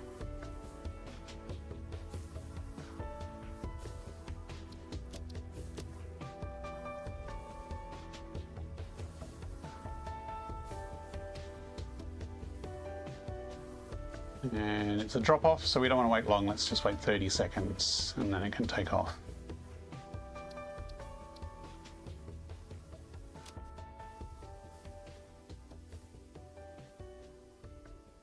And save. So in time, we should get some crystal oscillators come in. Now that train is currently, it might be a 4-wagon train, but the crystal oscillators are in number 3.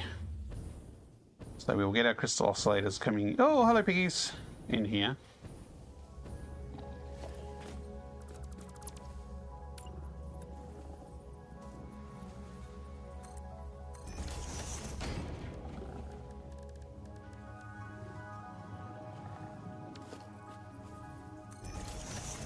We also need rubber delivered here, and rubber... Well, as I said, rubber could be delivered from any wagon. I admire your optimism, Dippy VR, hey, but you Dippy. only get a participation award this time round. Realm of Russ was the winner. In fact, you were in position 16. Better luck next time. Realm of Russ was definitely the winner this time. Russ was Dippy very, very VR quick. says, I am not late, I am just on time. Just on the time you meant to be here. How's it going? Can I get under there and wire this up? You're going to cause me grief and I'm going to have to kill you, aren't I?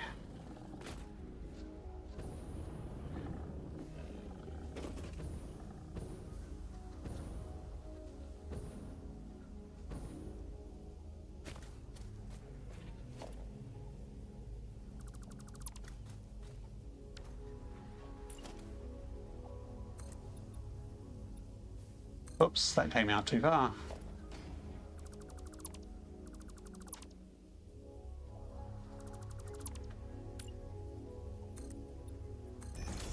Also, Essenber, hello Essenber.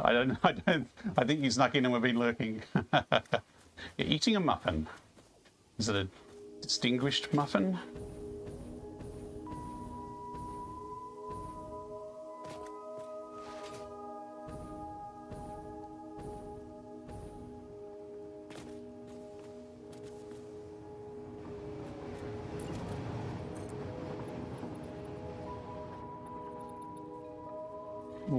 Because this is the height I want to come in is under this. The station is elevated a bit. Also, there's even more pigs around here.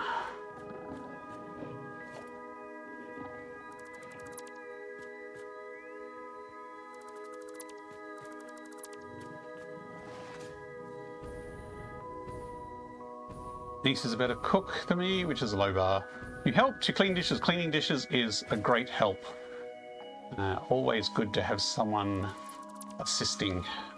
Incoming propaganda broadcast detected. Having Please clean seek shelter. dishes certainly helps in the cooking process.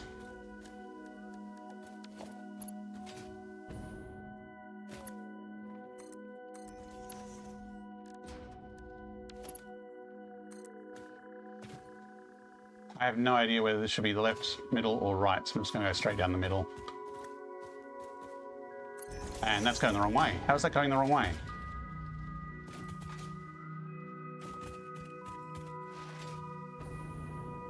Because I connected the wrong one, that's why it's going the wrong way.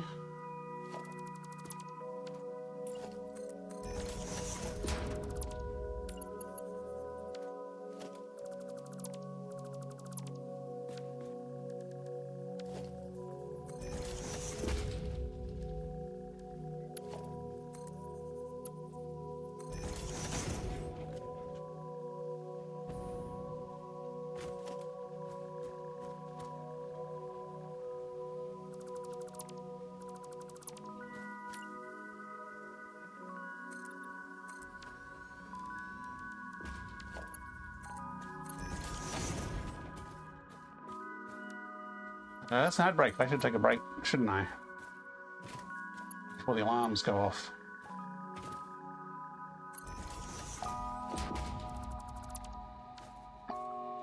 Did some replanning. I have to rebuild, expand all but one of my factories. Ah, that's a bit of, sounds like a bit of a project then. I haven't seen Future Proof this evening. Has Future shared his Linux guide with you? He's written a Quest 3 Satisfactory VR guide for Linux. I don't know if he's widely announced it yet or if he's still working on it. I am going to take a short break and get a drink, and I will be back shortly. Back in about 3 minutes. Back soon. Bye. Bye. Look lively. It's time to do those stretches and hydrate.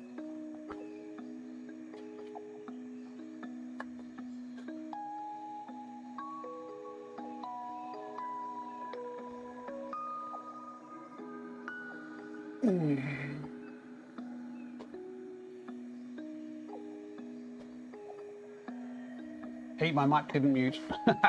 Whoops.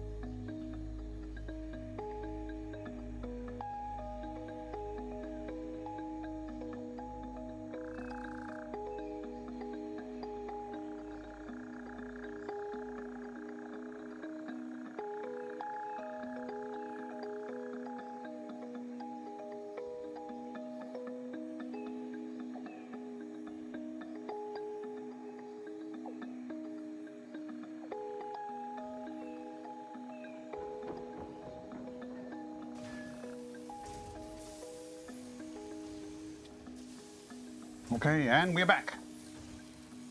Yes, he sent me a 27-page draft. I still haven't finished reading it. Yes. I think it was up to 34 pages by the time I got to see it. It is quite an epic guide. Hopefully, it will be really useful to some people. Just looking at that, I could move the entire train station forward a little. I reckon I could get away with that. But that doesn't need to be done right now. It is getting pretty late here. Probably got about an hour left, give or take, and I would like to get these crystal oscillators to the factories. Okay, I think I'm gonna have to deal with these guys.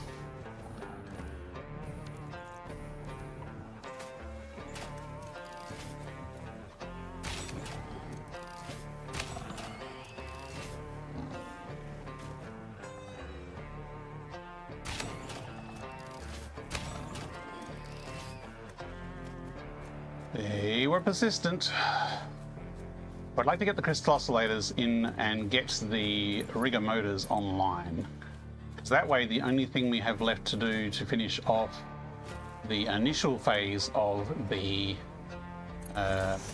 modular engines is to get the modular engines. Build a ton of manufacturers is basically all that's left. Okay. So I want to line it up with that, actually.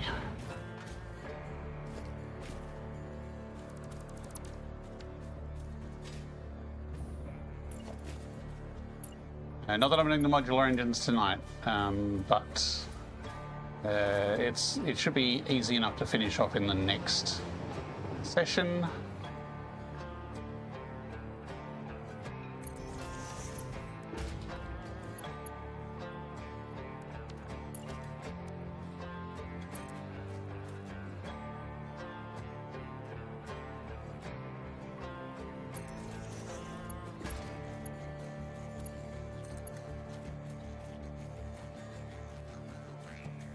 I'm just going to gently ramp down, I think.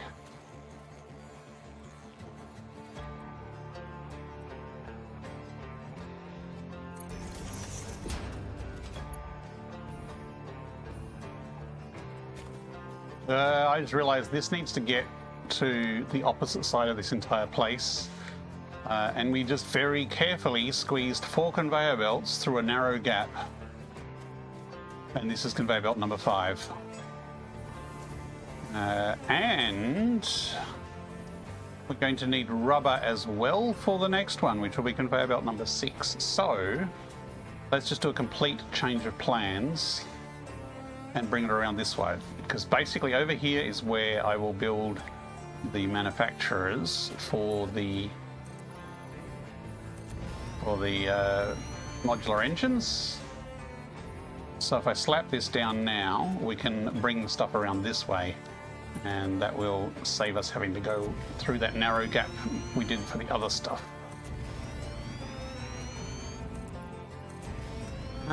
More trees to blow up. There's actually quite a bit of room here before you hit the water's edge. I think this is probably the landier side of the whole area.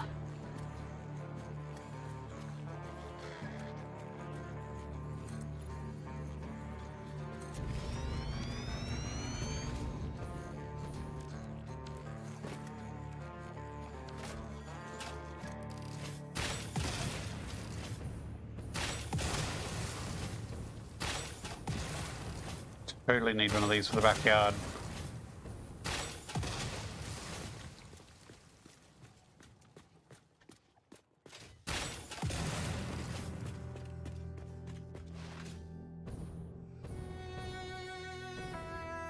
I just need to basically bring it along here.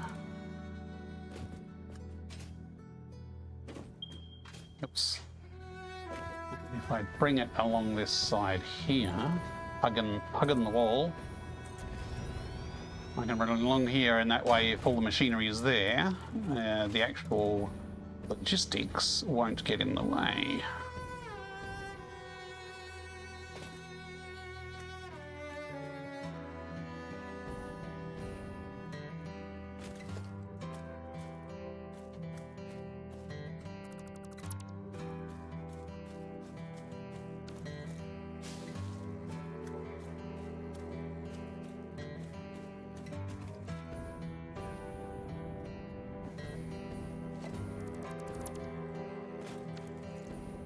Hey, crystal oscillators actually got delivered. I was starting to wonder.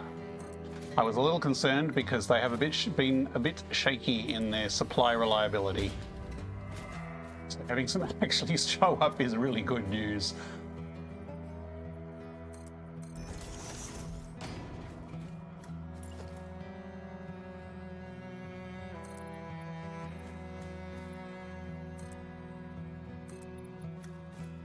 Ah, yes, again. Actually, that height. Why is that that close? Oh, because I'm taking it from the bottom. Why is it out by half a meter? How is it out by half a meter?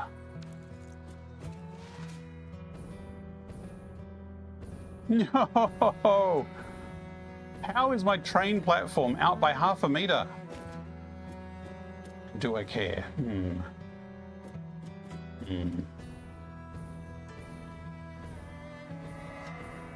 Which is wrong? Is the train platform the wrong height, or is the entire rest of the factory the wrong height?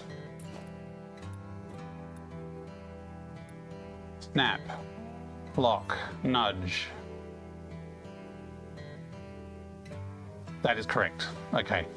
Phew, the factory's correct, because this is much easier to rebuild. if it bugs me enough to rebuild it.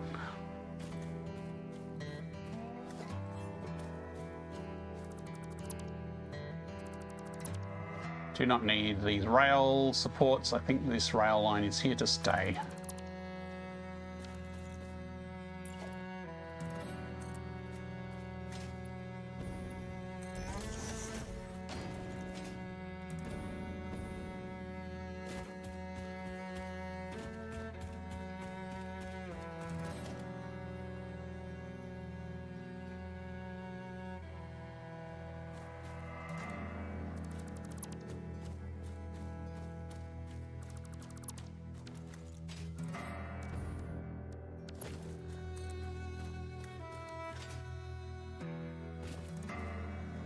Now I do know I need to bring rubber this way as well, so I may as well counter that. But there'll be two conveyors along here. I don't know which is which. I think the rubber would be on the other side. As long as I run two lines, it's not too hard to swap them over.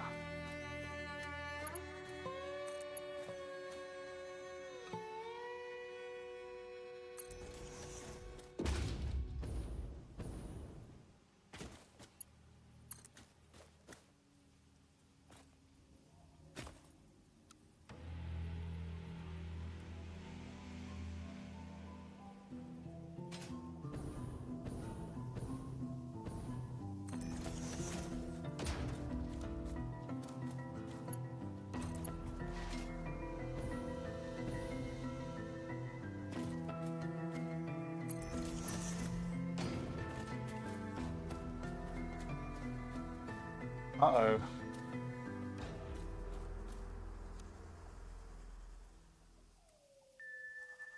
He hasn't noticed me yet.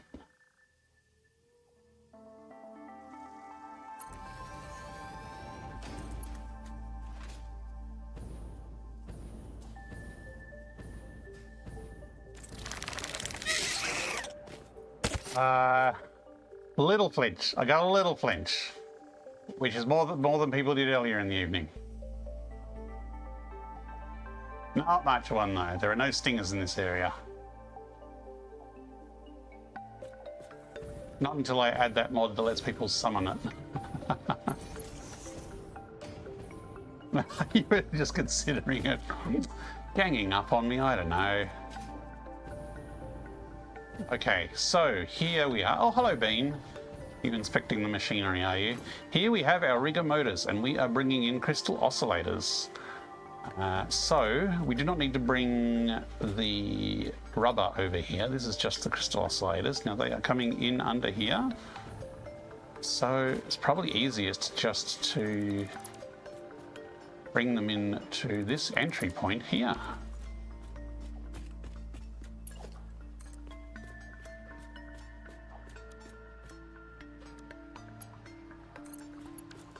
Like that, done. Game over, man.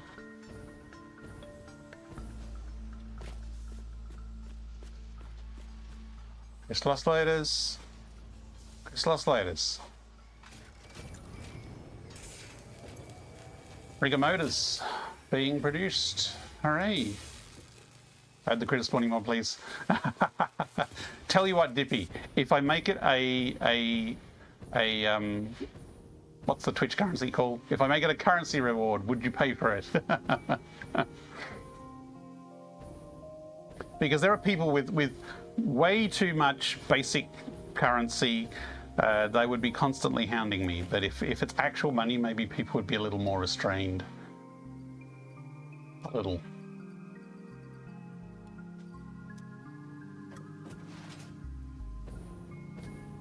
Then again, if it's actual paid money, I might get very rich.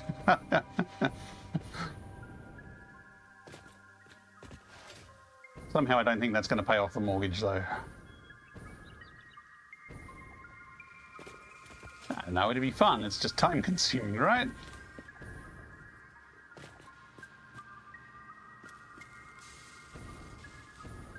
Just realised these motors need to be on the other side of that, so we are going to have to do a little bit of shenanigans height-wise. But we do appear to be making motors. Hurrah! There goes a train on the byline through. No pigs flying from the sky this time, I had to say. I'm going to check the plan, which I haven't for a while.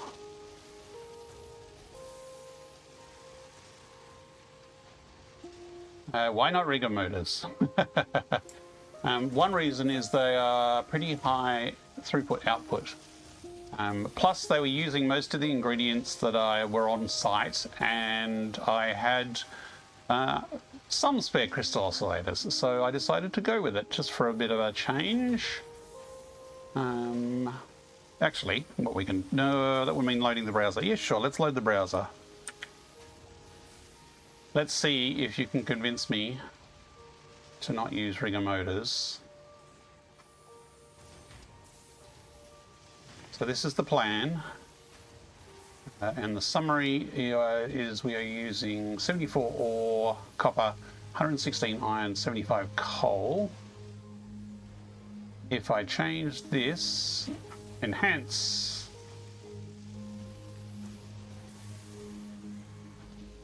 if I change this, stop scrolling, thank you. If I change this, electric motor is electromagnetic control rods, so I haven't unlocked that yet, so I can't use that. The basic motor recipe is 5 per minute, which I guess isn't too bad. Takes 10 rotors and 10 stators, whereas the rigger motor takes 3.75 rotors and stators, or 7.5 motors. So it takes considerably less rotors and stators for a trickle of crystal oscillators. Now, crystal oscillators are a pain in the butt. I fully understand and get that. But I have a big crystal oscillator factory. So if I turn that off... Okay, so at the moment we have 2-hole copper rotors assemblers.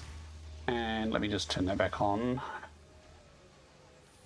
We have 1.5 assemblers for stators and 2 for copper rotors.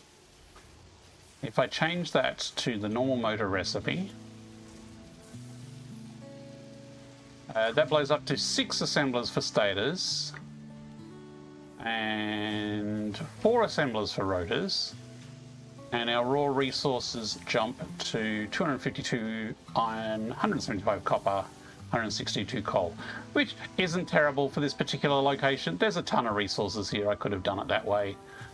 It would have meant quite a few more assemblers and a bit less interesting factory build. So now that's rotors. I don't want to change the rotors recipe. Where'd the motors go?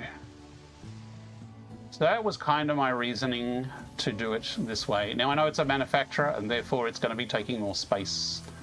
So you could argue that even though it's a higher throughput and more efficient, it is using a more power expensive machine that is taking up more space, and you'd be right.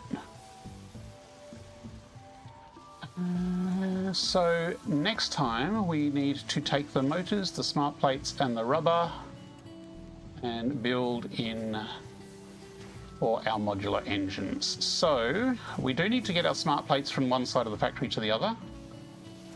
So we can do a little bit of that now.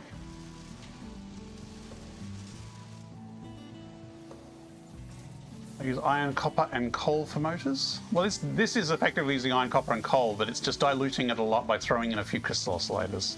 Building rigger motors as well, those oscillators are not used in many recipes and lower costs of other parts dramatically. Yes, they do. Just finished 20 manufacturers for oscillators 2 minutes ago and starting motor manufacturers now. Find the recipe worth in the playthrough. I have random spawn nodes. Ah, cool. Quartz in your main base. You can make motors just out of iron, Dippy, but how much iron do you use? You use a ridiculous amount of iron.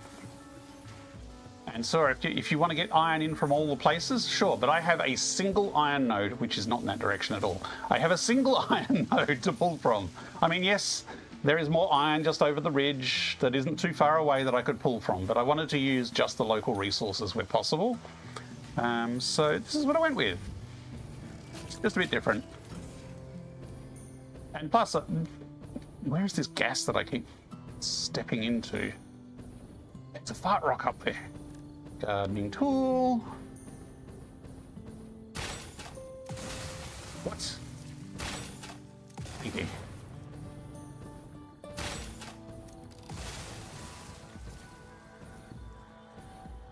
Iron is not exactly a rare material. No, but it is rare in this immediate vicinity. And it would also need an absolute stack of smelters or foundries, and I really don't like having absolute stacks of... Ooh, I'm going to crater. Oh! I don't like having millions and millions of smelters and foundries, and refineries are even worse. I just do not want refineries if I can avoid them. And like this entire factory here is going to make 7.5 modular engines, and it's using 6 whole foundries for the ore processing, and that's it. And a trickle of ore. So if I wanted to scale this through the roof, I could do quite a lot here, although I would need to expand my crystal oscillator supply. My crystal oscillator supply is not massive at the moment.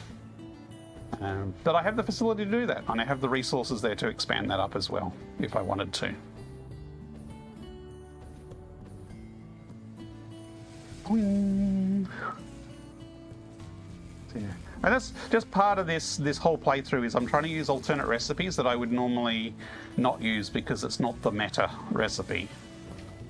You know, or not the preferred recipe. I'm trying to use the recipes that fit the local resources.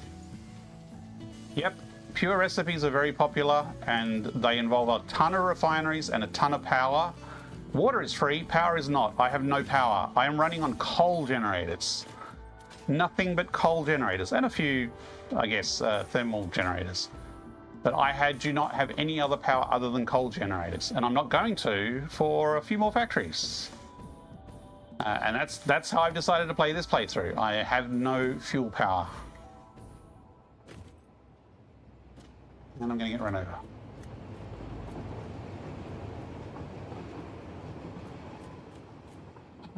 So the smart plates are over there and they need to come over here.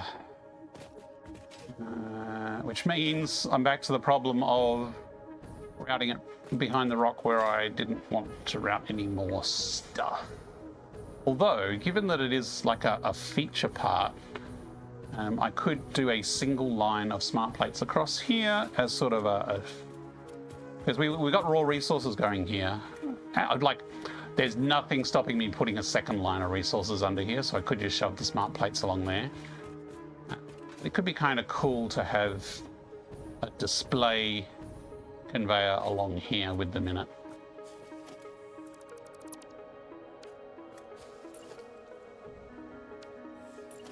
I have made so many rocket fuel powered stations before, reaching into the sky with ridiculously easy power. And I've decided I am not going to do the meta this playthrough. I'm going to do nuclear. I've never done nuclear before. And if I do fuel power at all, I'm gonna wimp out and take the easy mode. and I won't do nuclear. Or I'll do nuclear once I've finished everything else, and then what's the point?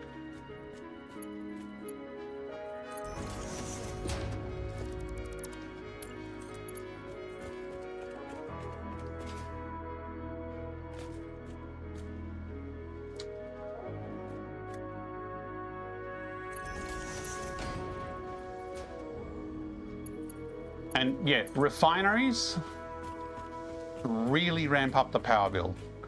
As soon as you add refineries, things get really expensive power-wise, and those pure recipes are not high throughput, or at least not comparatively. They are quite low in throughput. Whereas a couple of foundries sit aside, they're tiny, spit out lots of resources, pretty efficient, great stuff.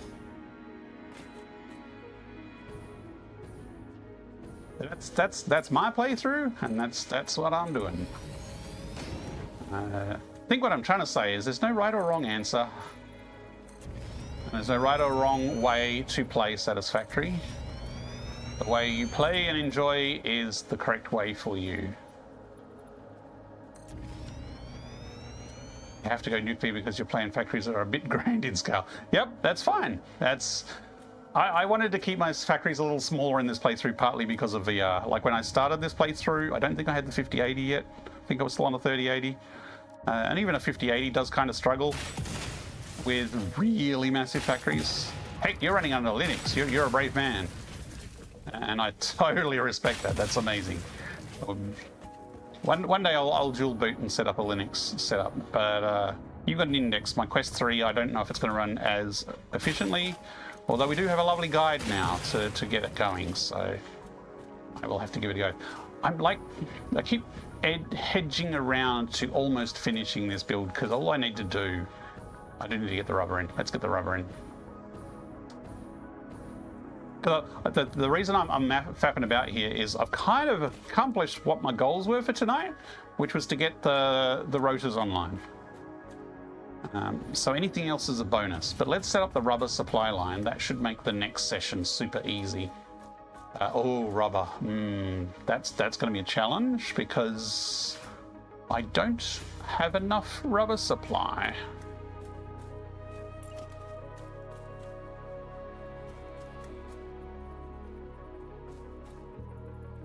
I'm just going to bring the rubber down here. I'm going to assume it's come from one of the first two cars. That's probably a pretty safe assumption.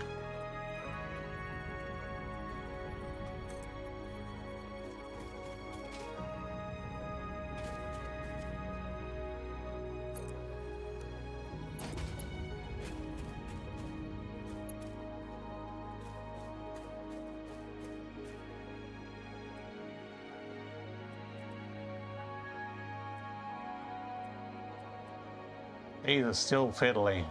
There we go.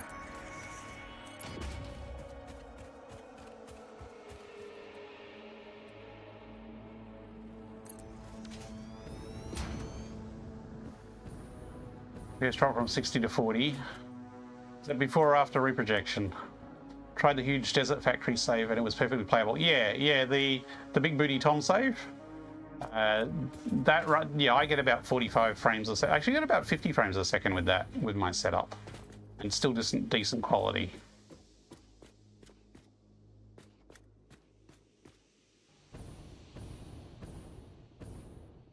I know if I empty the second wagon, there is going to be a ton of plastic in it. So how about we make an assumption that it's going to stay as the second wagon for now, and if it doesn't, if we change it later on, that's fine. Let's get functional first, and then we can tweak it later easily.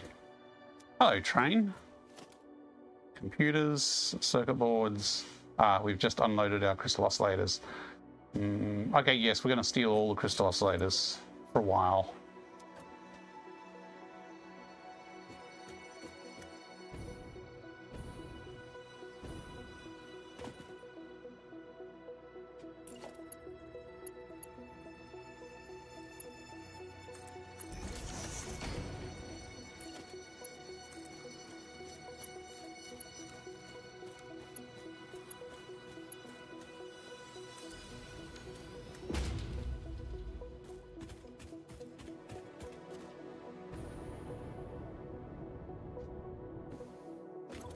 This will be unload because we're receiving goods.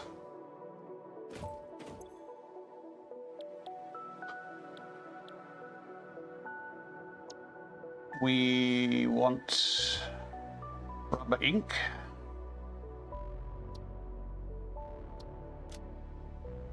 We are in Gristleham. Oh, no, no. We have a problem. Gristleham has rubber, sorry, the rubber ink has rubber in all 4 carriages.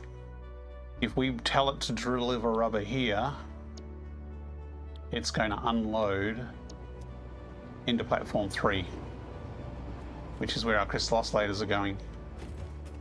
This is the dilemma of trains where you have multiple products in different wagons, or sorry, the same product in different wagons. We cannot blindly get the rubber train. When did I delete that rail? I must have accidentally tagged it when I removed that other foundation. I thought that train was hanging out here for too long.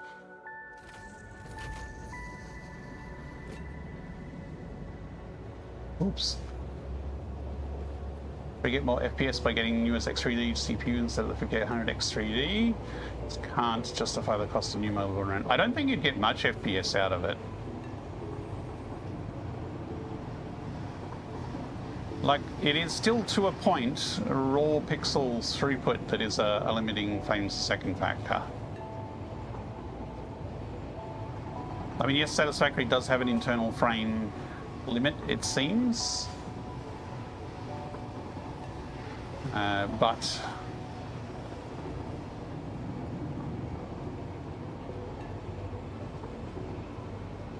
yeah, I think CPU is only going to get you so far.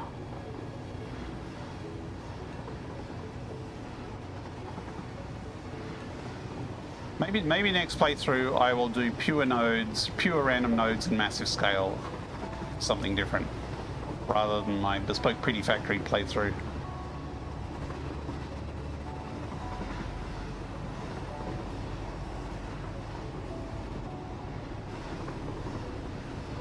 If it is 20% more headroom for CPU than the factory game, it is CPU bottlenecked, but only up to a point.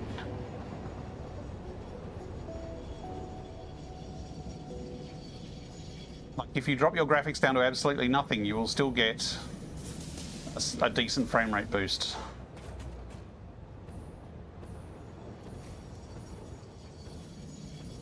But it's also not very well multi-threaded, so you'd really need single thread speed, as my understanding. Like, there's a couple of threads, but only up to a point.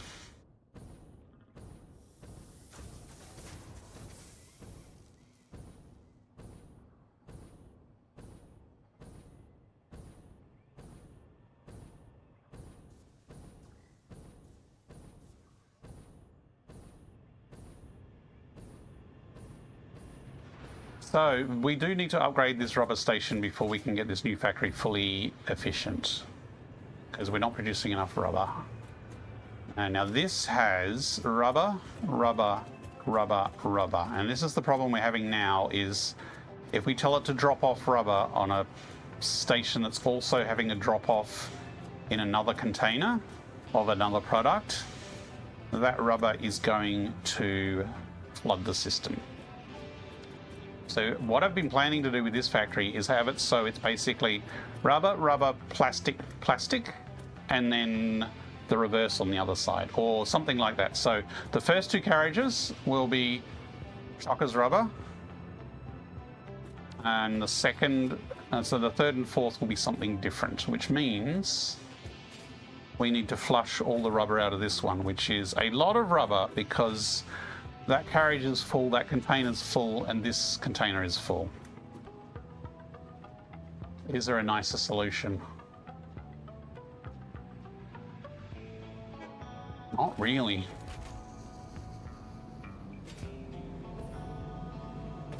I don't think there is.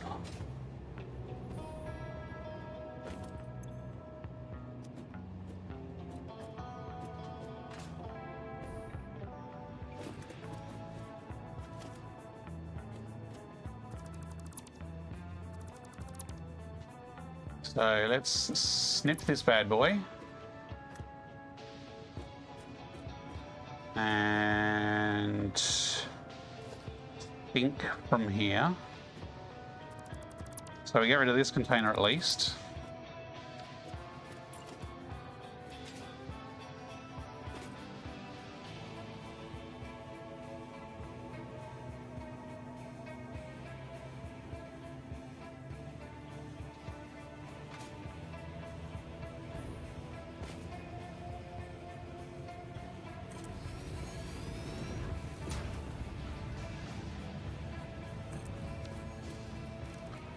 One totally elegant solution.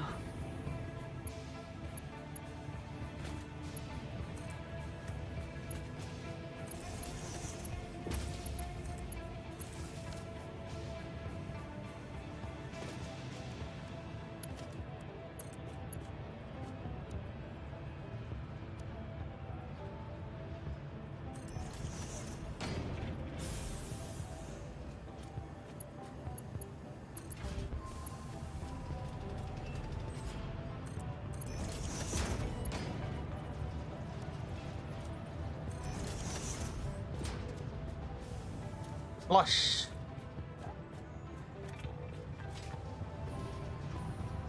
So next stream will probably be an upgrade of this factory, I think.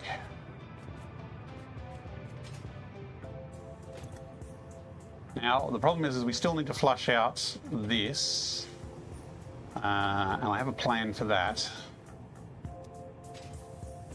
Basically, I'm going to deliver. Oh, I could deliver it to. If I deliver it to the mall, that would be bad for both the mall and all the rubber. All of it will flush. But if I deliver it to the computer, the motors factory, and I filter the oscillators to flush out the rubber, that would do the trick. Okay, I'm going to leave this here. I mean, I guess another way we could do this. Oh, this is probably much easier. I wonder where my nearest dismantle pot is. Oops. There, it's empty.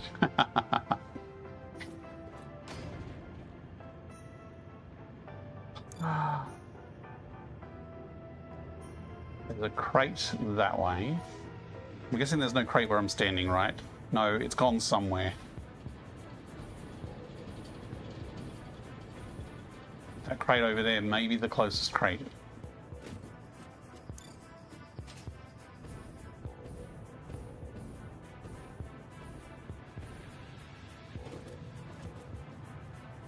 Seems like I'm ashamed to fluff all that rubber, especially since I know I'm going to need so much of it.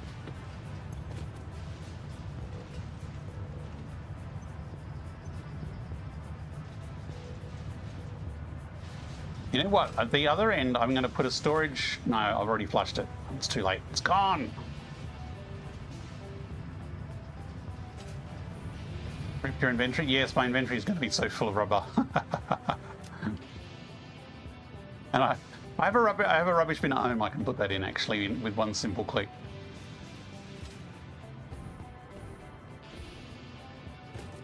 Let's go for a zipline ride. We haven't been for much of a zipline trip, so... I really need to fix up this temporary power pole that's been there forever. Maybe we'll give this a bit of a TLC when we upgrade the rubber factory as well.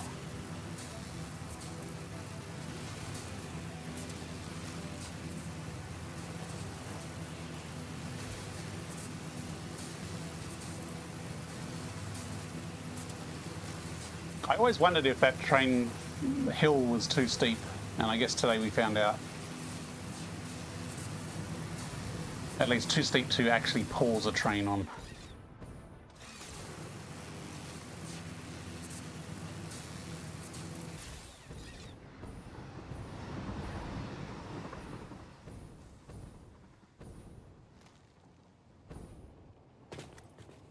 The actual rubbish bin is over here. Flush.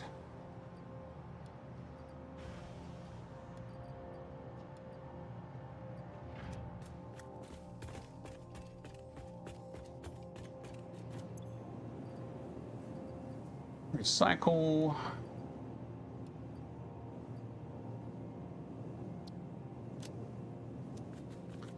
And let's head back to the base and set up a delivery for that rubber. We'll get that finished tonight.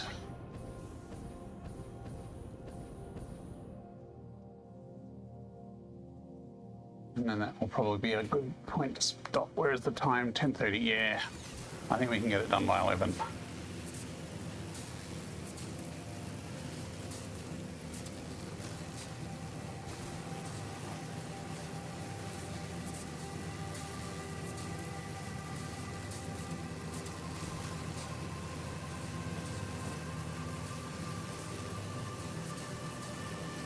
How many teleports do you usually build? I just unlocked them and I plan to make 40 singularity cells just for teleports. I have never got that far.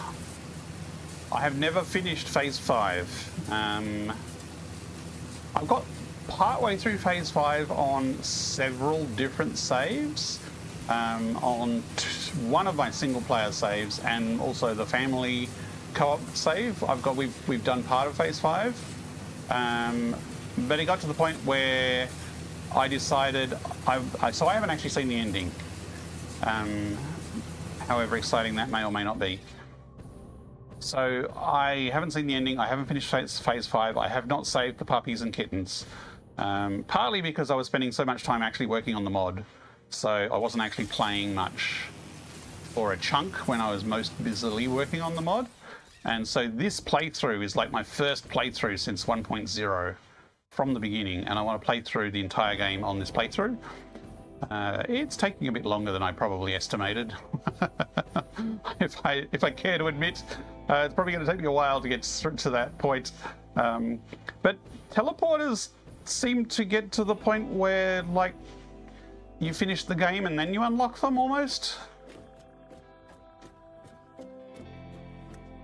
I guess I don't tend to get the drive to want to expand a factory after I've finished the game, after I've already hit a milestone. You know, if I'm going to hit a big number, I want to hit the big number as part of finishing the game, not as an extra activity after finishing the game. Hey, speak of the devil, Future, how's it going? Good morning, good evening. How are you? We were talking about your marvelous VR guide that is very long. So technically, if we say unload here, but we keep this front one on load, we should get a load of rubber here and no pollution in the others. Technically, theoretically, hopefully. Let's try it.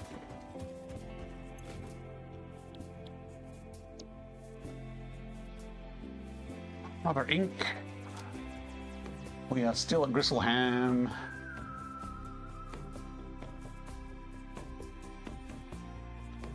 We want to drop off rubber after the computer factory. So we pick it up from the ChemWorks, which is where the rubber's made.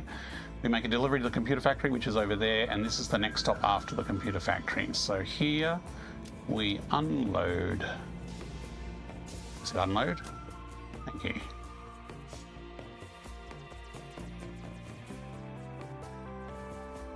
Rubber. And this one won't hang around, so let's go 30 seconds. So theoretically, that won't flood our system with the wrong product. Theoretically. It's a bit late to unlock them, but at least I can build the hardest and biggest phase with convenient travel. So you do kind of get them before the last phase? From what I saw of phase 5, it didn't look particularly difficult. It looked fiddly. Then again, in the single player save that I was working on phase 5, that was the save that has my hypertube network, which allows me to effortlessly get from one place to another. It is a little buggy, actually. The hypertube junctions worked a lot better before the 1.0 upgrade.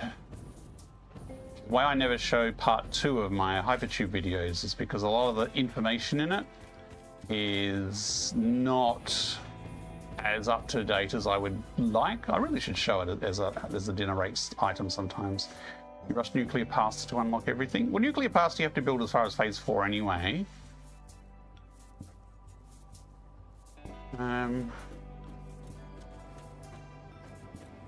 40 per minute singularity cells sounds like a heck of a lot.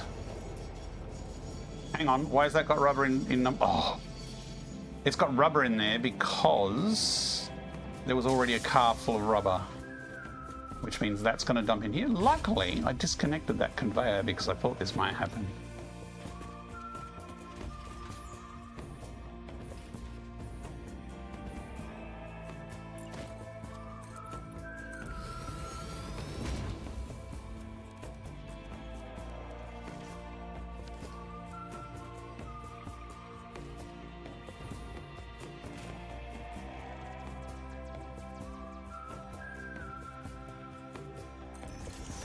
This is going to be really dodgy.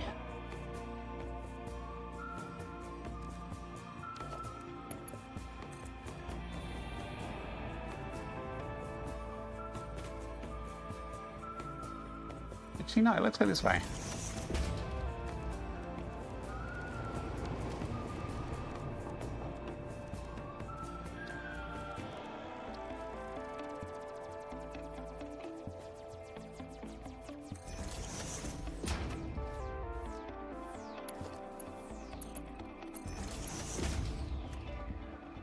Yeah, see, we've got rubber on the wrong belt.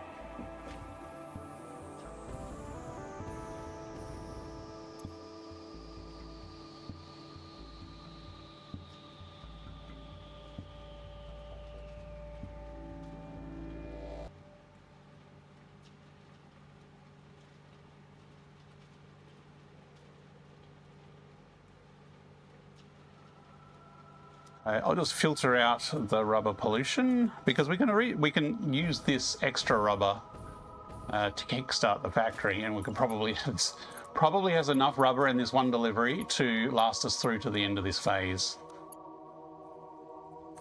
We only need to make 500 motors. Did I get that filter right? I really hope I got that filter right. Also, is it big enough? I don't know.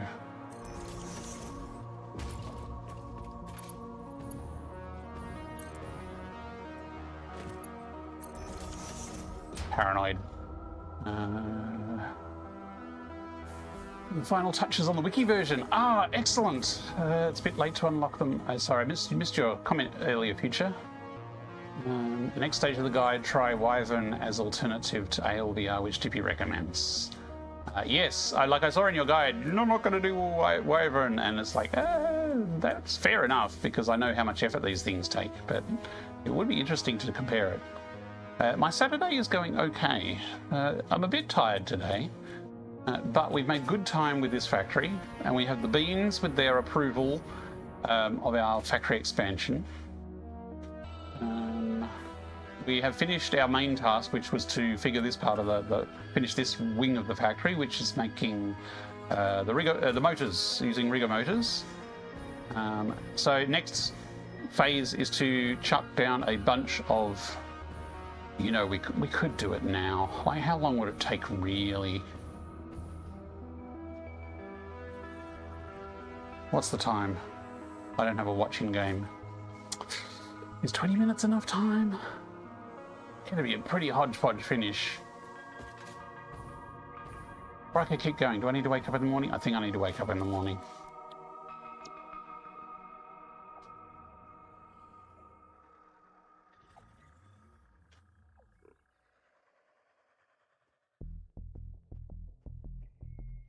You know, we've got the manufacturer times 2, but the manufacturer side by side 2 can also be stacked.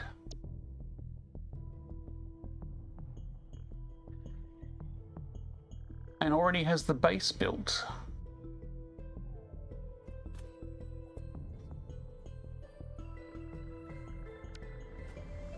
How many do we need? Like, I'm tempted to just see how far we can get tonight. We need 8 manufacturers. So we could build 8 side by side, or we could build 4 side by side and then double layer them. And that'd be it. And we'd be done.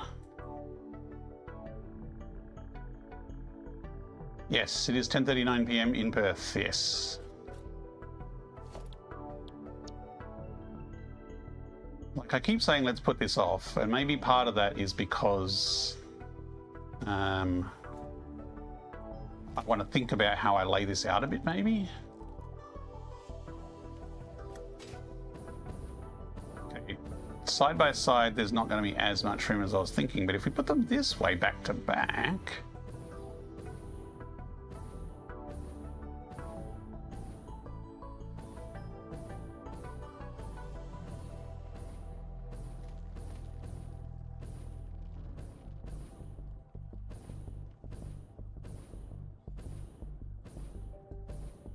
and being side by side, having them back to back would probably look quite cool.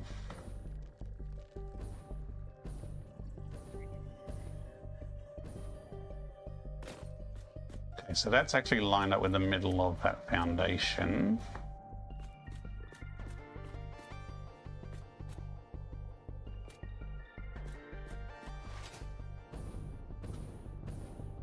We got enough space on this side.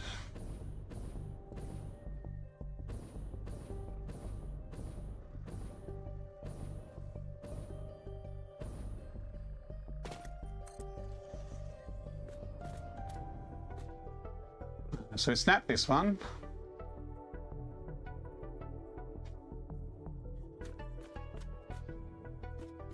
Nudge it across so there's a bit of gap underneath, because I know that it's a bit gnarly under there.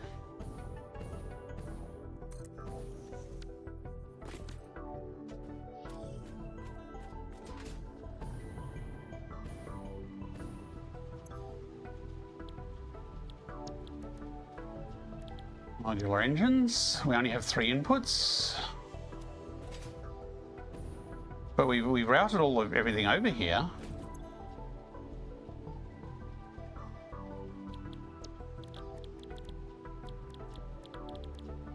Adaptive control unit, that's the other thing. And I reckon that'll be a much quicker and easier factory, actually. And don't worry, we're going to be using a ton of iron for the adaptive control modules, so... control units. Did I actually pick the right recipe on this one? Yep. Like, layout-wise, I don't hate that.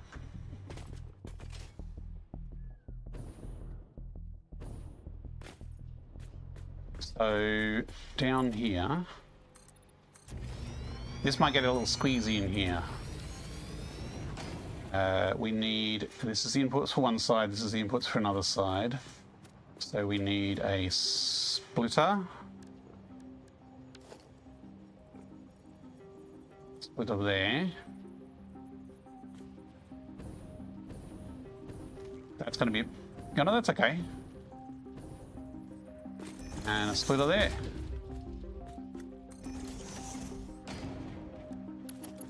So that'll go, oops. That'll be one of the inputs. That's the other. Inputs on the other side. And then we just need the last input, which is sort of a reverse, but we can split it and go the other side. So crystal oscillators are not part of this equation. The smart plating is coming from here.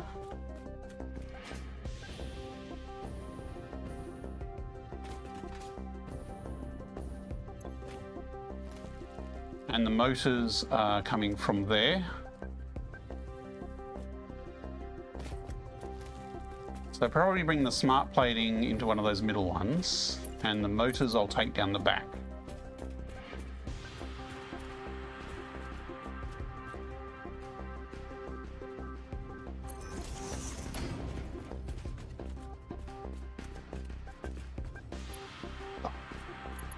Not quite long enough.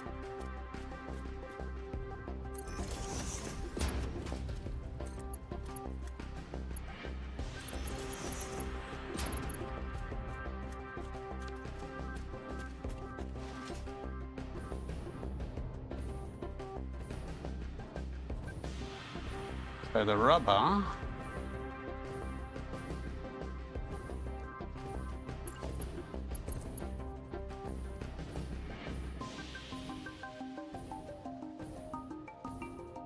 I mean, actually, I could put the splitter on the other side for the rubber. That would actually be a lot easier. This... Wow, I thought I picked straight mode for that. Oh, okay, it's kinky. Is that kinky? I think that might be kinky.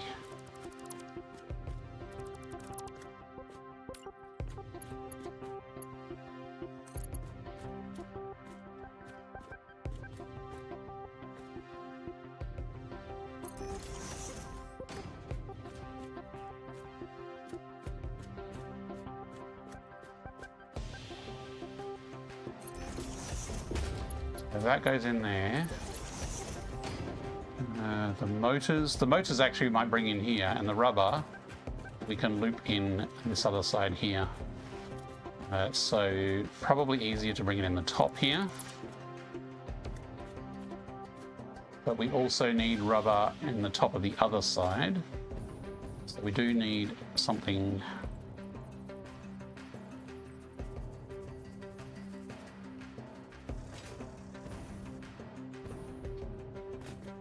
Line that up. We could.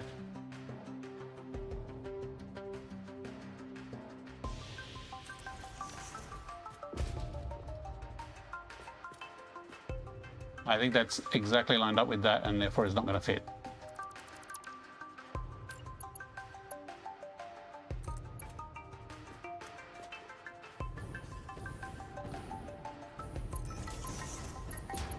Let's say no, you're hungry. Or maybe just angry.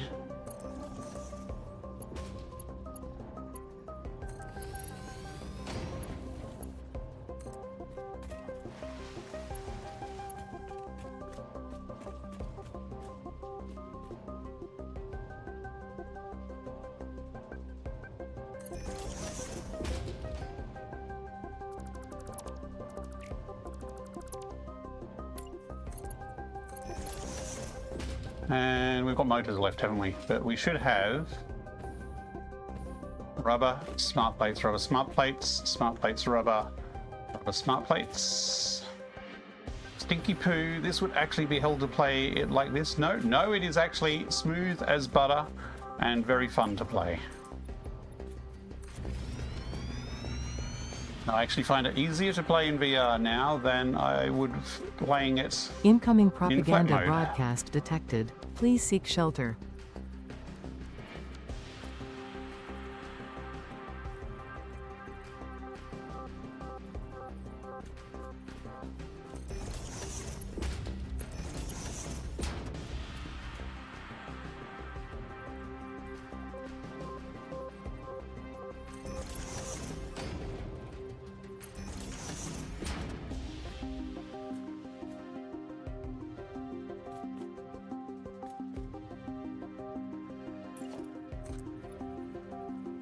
You don't want to read Stinky Poo out loud.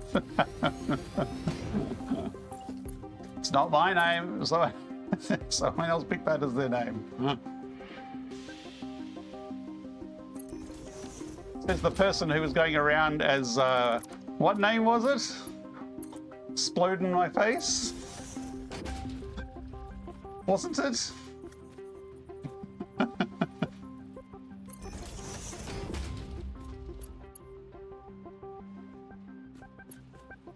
I don't know if you have a particular track record with tasteful names there, Future.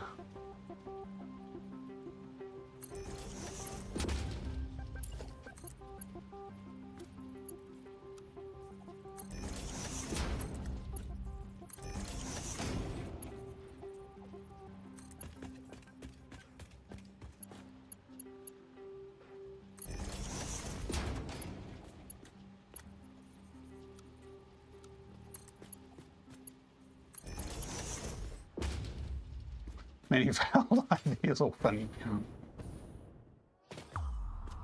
Okay, we now have all the ingredients loading in.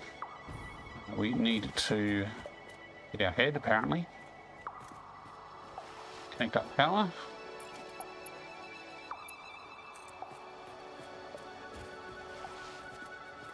I picked the one side that didn't have a matching power point. Okay. Whoa, fell off.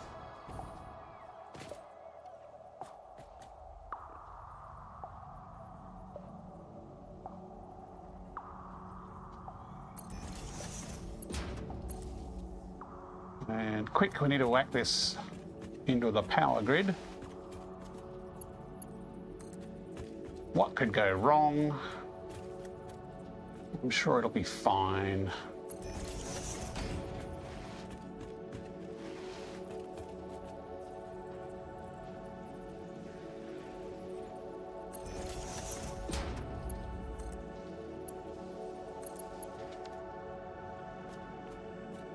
It's alive. Those machines be sucking. Hooray! We've finally automated another project part. Goodness sakes, that took a while. That's only half the throughput. We need to build another 3.5. But there is incoming ad alarm. So I'm going to take a few minutes break and have a bit of a stretch and a drink. I will be back in a few minutes. Where's my control panel? Ah, it's behind me. Back in a few minutes, peoples. Thanks for watching.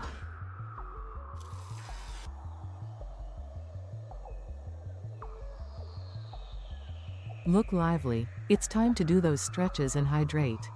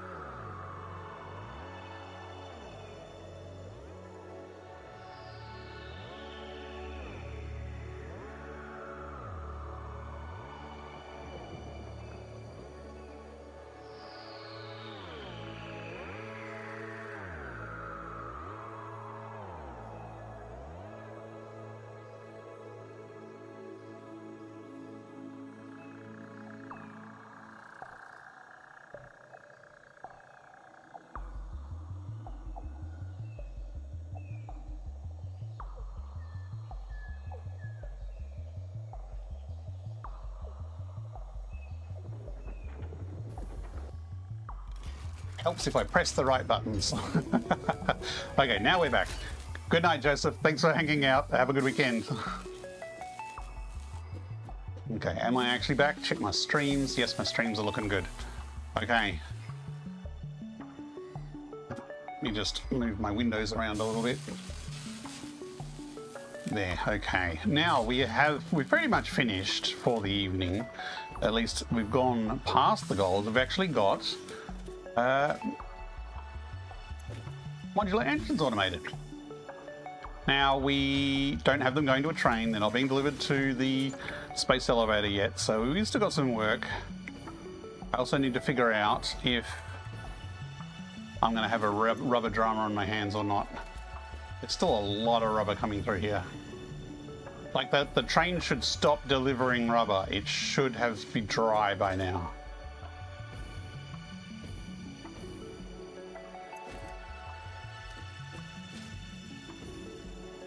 Okay, it's nearly empty.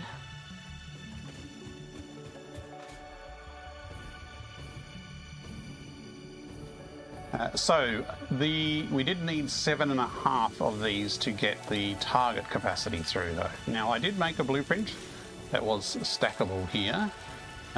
It was a bit of a quick rush job though, so how stackable did I make it? It's actually the one for the rigger motors, which I might actually rename to be like a general purpose one because it is a pretty neat manufacturer side-by-side one. So this was the base that we're standing on. The base already had the manifold logistics under the floor built in. So this one we should be able to snap on top, rotate it. Now I don't think. Okay, so the sizing is a little different, so we do need to shuffle it back. That's a pretty decent spacing, actually. I mean, the light there goes a little bit in. And if you remember, we actually lowered the slabs on these, so maybe we do make it one higher and just fill in that gap. Maybe we should build that into the bottom one. We make this reusable. Aha! There are little stumpy bits of broken lift on there, which means I did actually put the holes in place. Which means if I go like that, this does have built-in lift connectors. Now the problem is if you go from this here, you cannot connect it to there. So that's why we have the holes there, is you have to start from the bottom here, and you need to go up and attach to the conveyor hole there.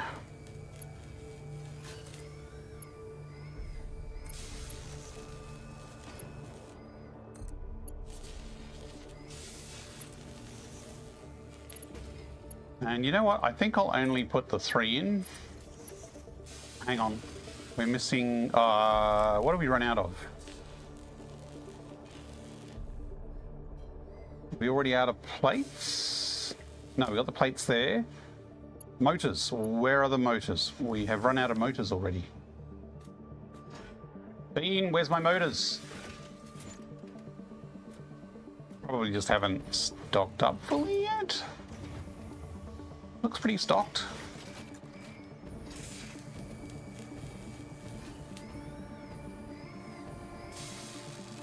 I'm pretty sure it was that one next to long.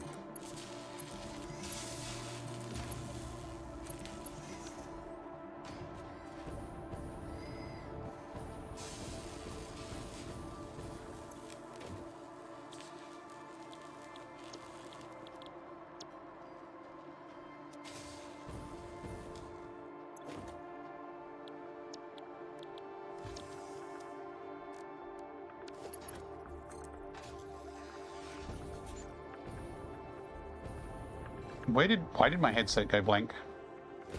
Hello, Quest headset. Thank you. Where did my picture go? Oh, it's gone again. Hang on a minute. I'm having some headset issues. Let me wiggle. Wiggle. Let's see if that fixed it. Very technical process. And I Need to move that window over there. Okay, so that should bring those manufacturers online.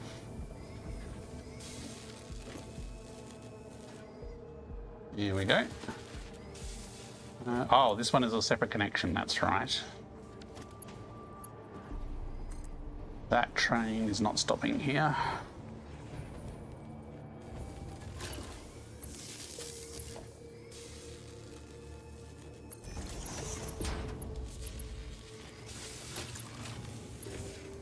That's interesting. Why is that clipping?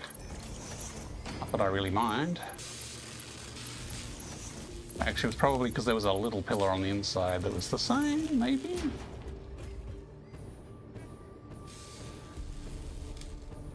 Well, there must be motors going to the top because it's doing something. It is running. So that's 6 of the 7.5 we need to make.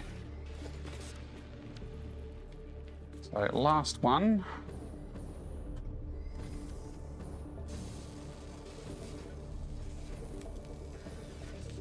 Lock it in place, down 3 I think we were doing, but if I do 4 till I line it up, then back up 1.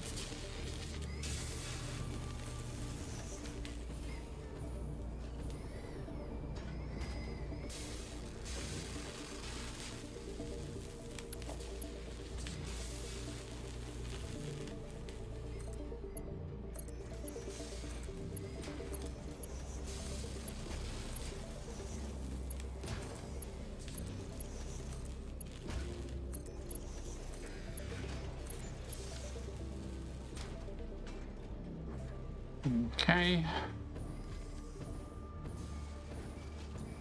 Now we're aiming for 7.5, so we will set one of these to 50%.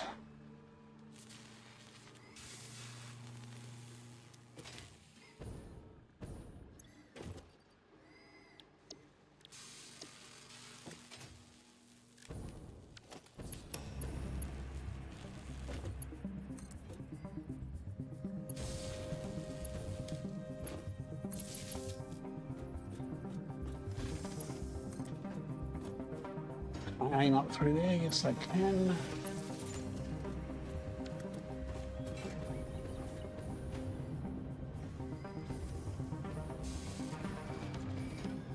Yeah, but I hope all the math is right. I mean, I got a slab of motors from somewhere.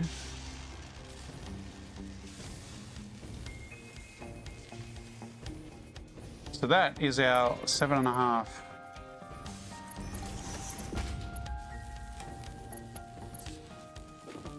Which means we are making, so these are 1 per minute each. So that's, oh yeah, we're only aiming for 7.5 per minute. We're not aiming to break any speed records here. But you know, we only need 300, I think. No, 500. We need 500 to complete phase 3. And that is going to be done pretty quickly. We probably before we finish the architecture of this building, we will have made 500. And then we still have another factory to go. Okay, so factory functionally complete. I mean, we don't need to ship it off to the factory, to the elevator yet, so we do have a bit more logistics for the output. We're actually not sending the output anywhere at the moment. It's just building up in the outputs. Everything is green over here, which is good. Or blue, green or blue, looking good. That's red because it's not used. Got a bit of a river of screws here. So everything here is vertically stackable. So if I want to double this factory, all I need to do is basically clone the blueprints, whack them on top, just like I did with those over there. So those ones that we put on top, we just, you know, half an hour I can double the number that's there. And so each of these blueprints is made with a stackable version. So as long as we can get the raw resources properly supplied, it's very quick and easy to expand the capacity of this factory. And I just got shot at. How rude.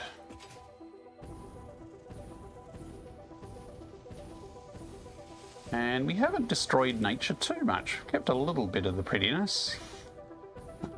We will do some architecture here over time. I don't know if I'm going to do it straight away. I know playthrough-wise, I do not want to leave any floating platform factories, and while this has a bit of style from the blueprints, there's still lots of floating platforms around here. Okay, how's our rubber looking? Only one container. This is good.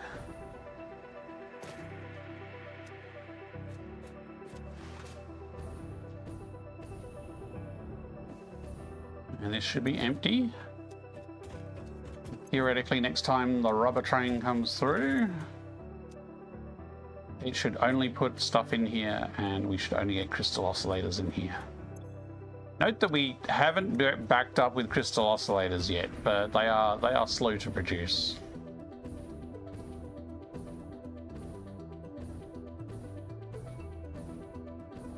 Cool. I'm pretty happy with this layout. Pretty simple, but functional and efficient.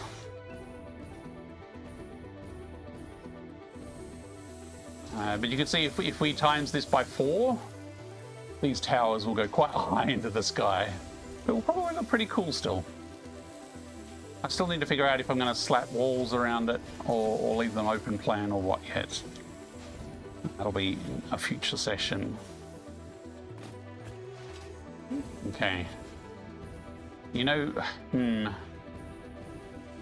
delivering this to the elevator, I think I might do a separate train line.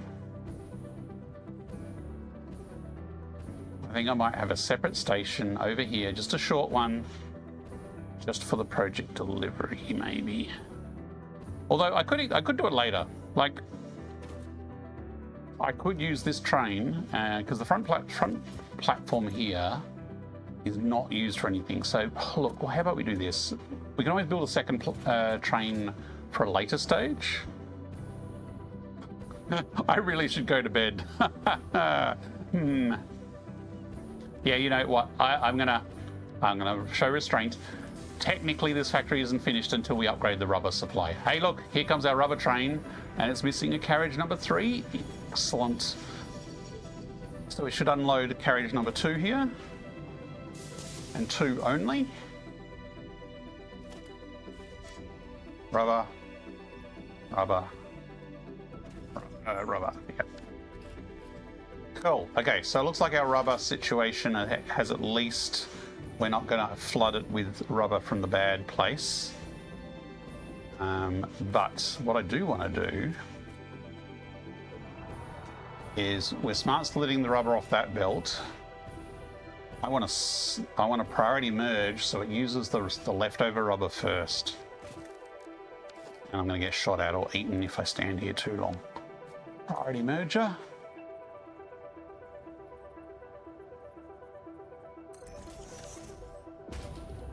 Again, completely random layouts here.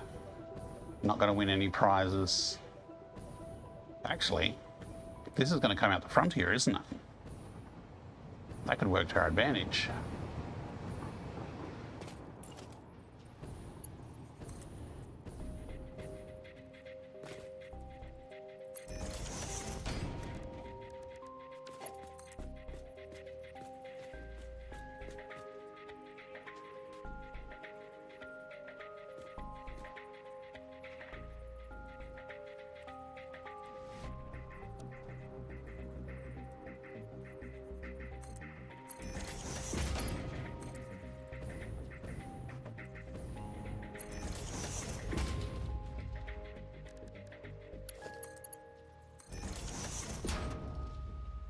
Rubber comes out, and so the circle of rubbery life is complete.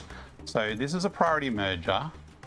The center is low. With the left input, we're going to say high. So what that will do is it will use the rubber from this container here before it uses the rubber from the train station. And you can see that's already happening. The rubber is flowing through, but it's using it from the container. Isn't that magic? Costy X60. Hi all, how's it going, Costy? Welcome to the stream. Okay, so next session we'll be upgrading the plastic and rubber factory so that we long-term have enough rubber to feed this factory, because we're currently not producing enough at HQ. We will also connect up, I've just realized these outputs are not manifold connected. We will also connect up the output of our Modular Engines factory to the train, and we will deliver it to the space elevator. And I wonder, how many does this store in its output? I wonder. Anyone know how high these stack? I'm guessing 50. I'm guessing they don't stack super high. But if it's 50, which is the smaller stack size, then before we connect the train up, this is going to have... man, my brain is not working. 300 and something? 350? Which is more than half the goal. Again, you don't need a lot of these, especially for phase 3. Right.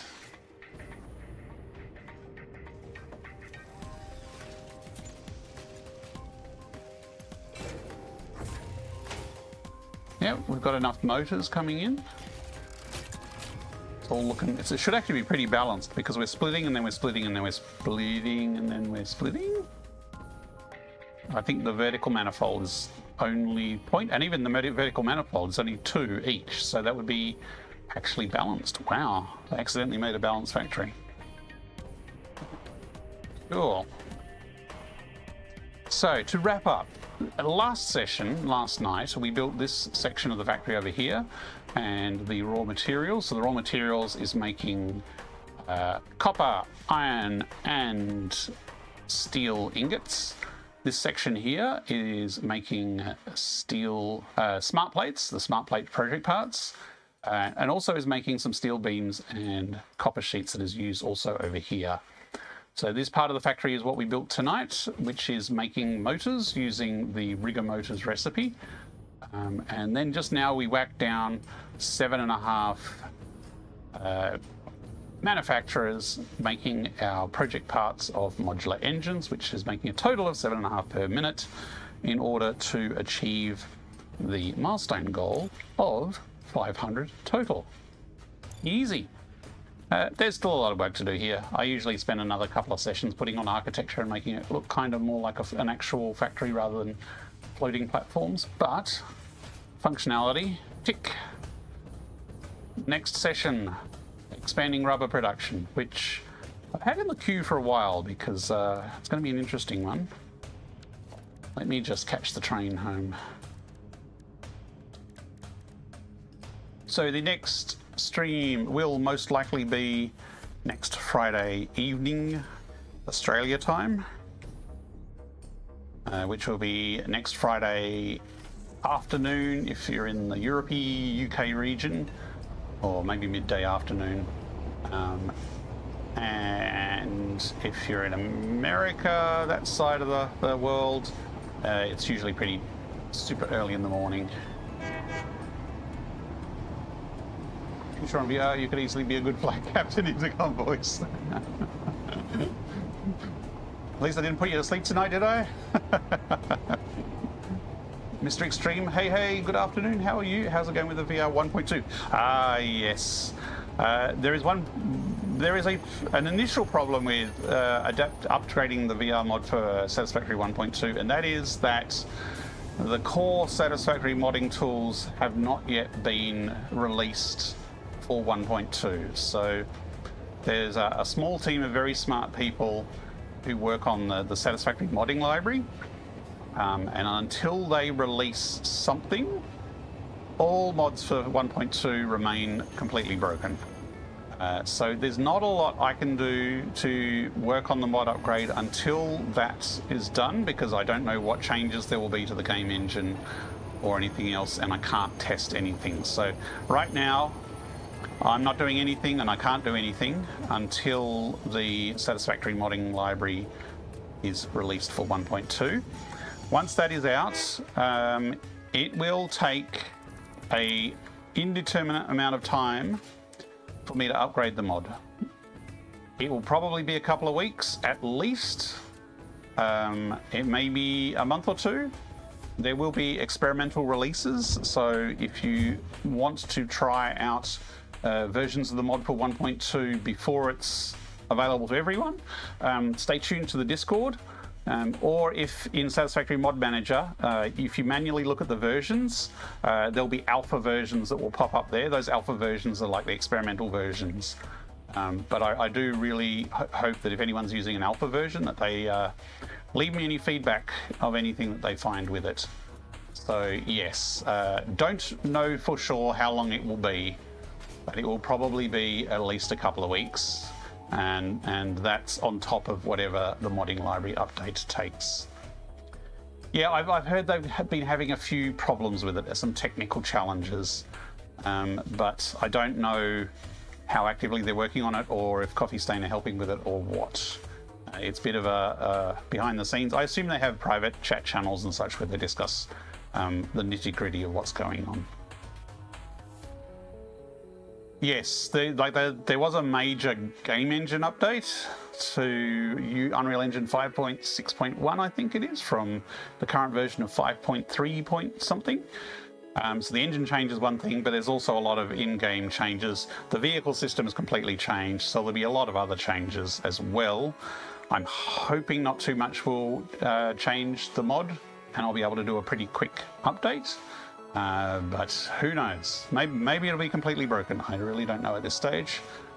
But keep tuning into my streams, and I will be giving updates. And you're always welcome to pop by a stream and ask for an update.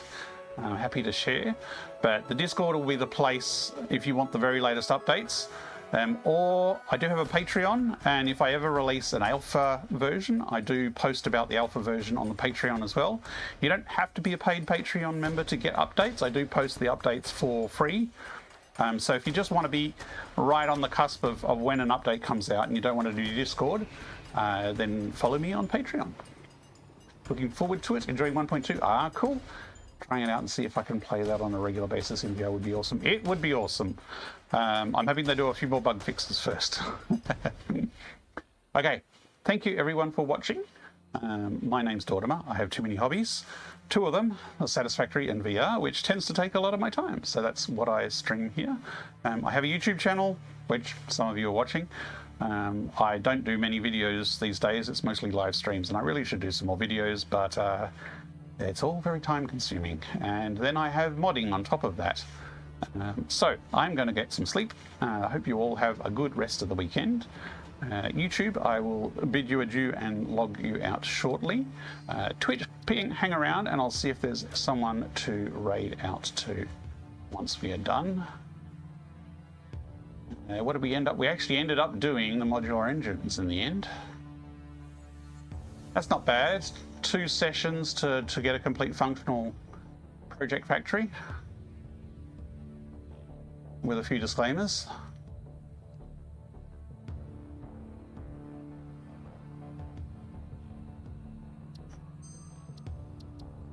Cool. Now where's my control panel? Hiding back here.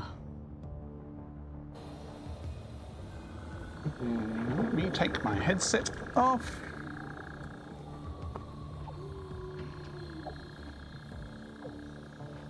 And well, you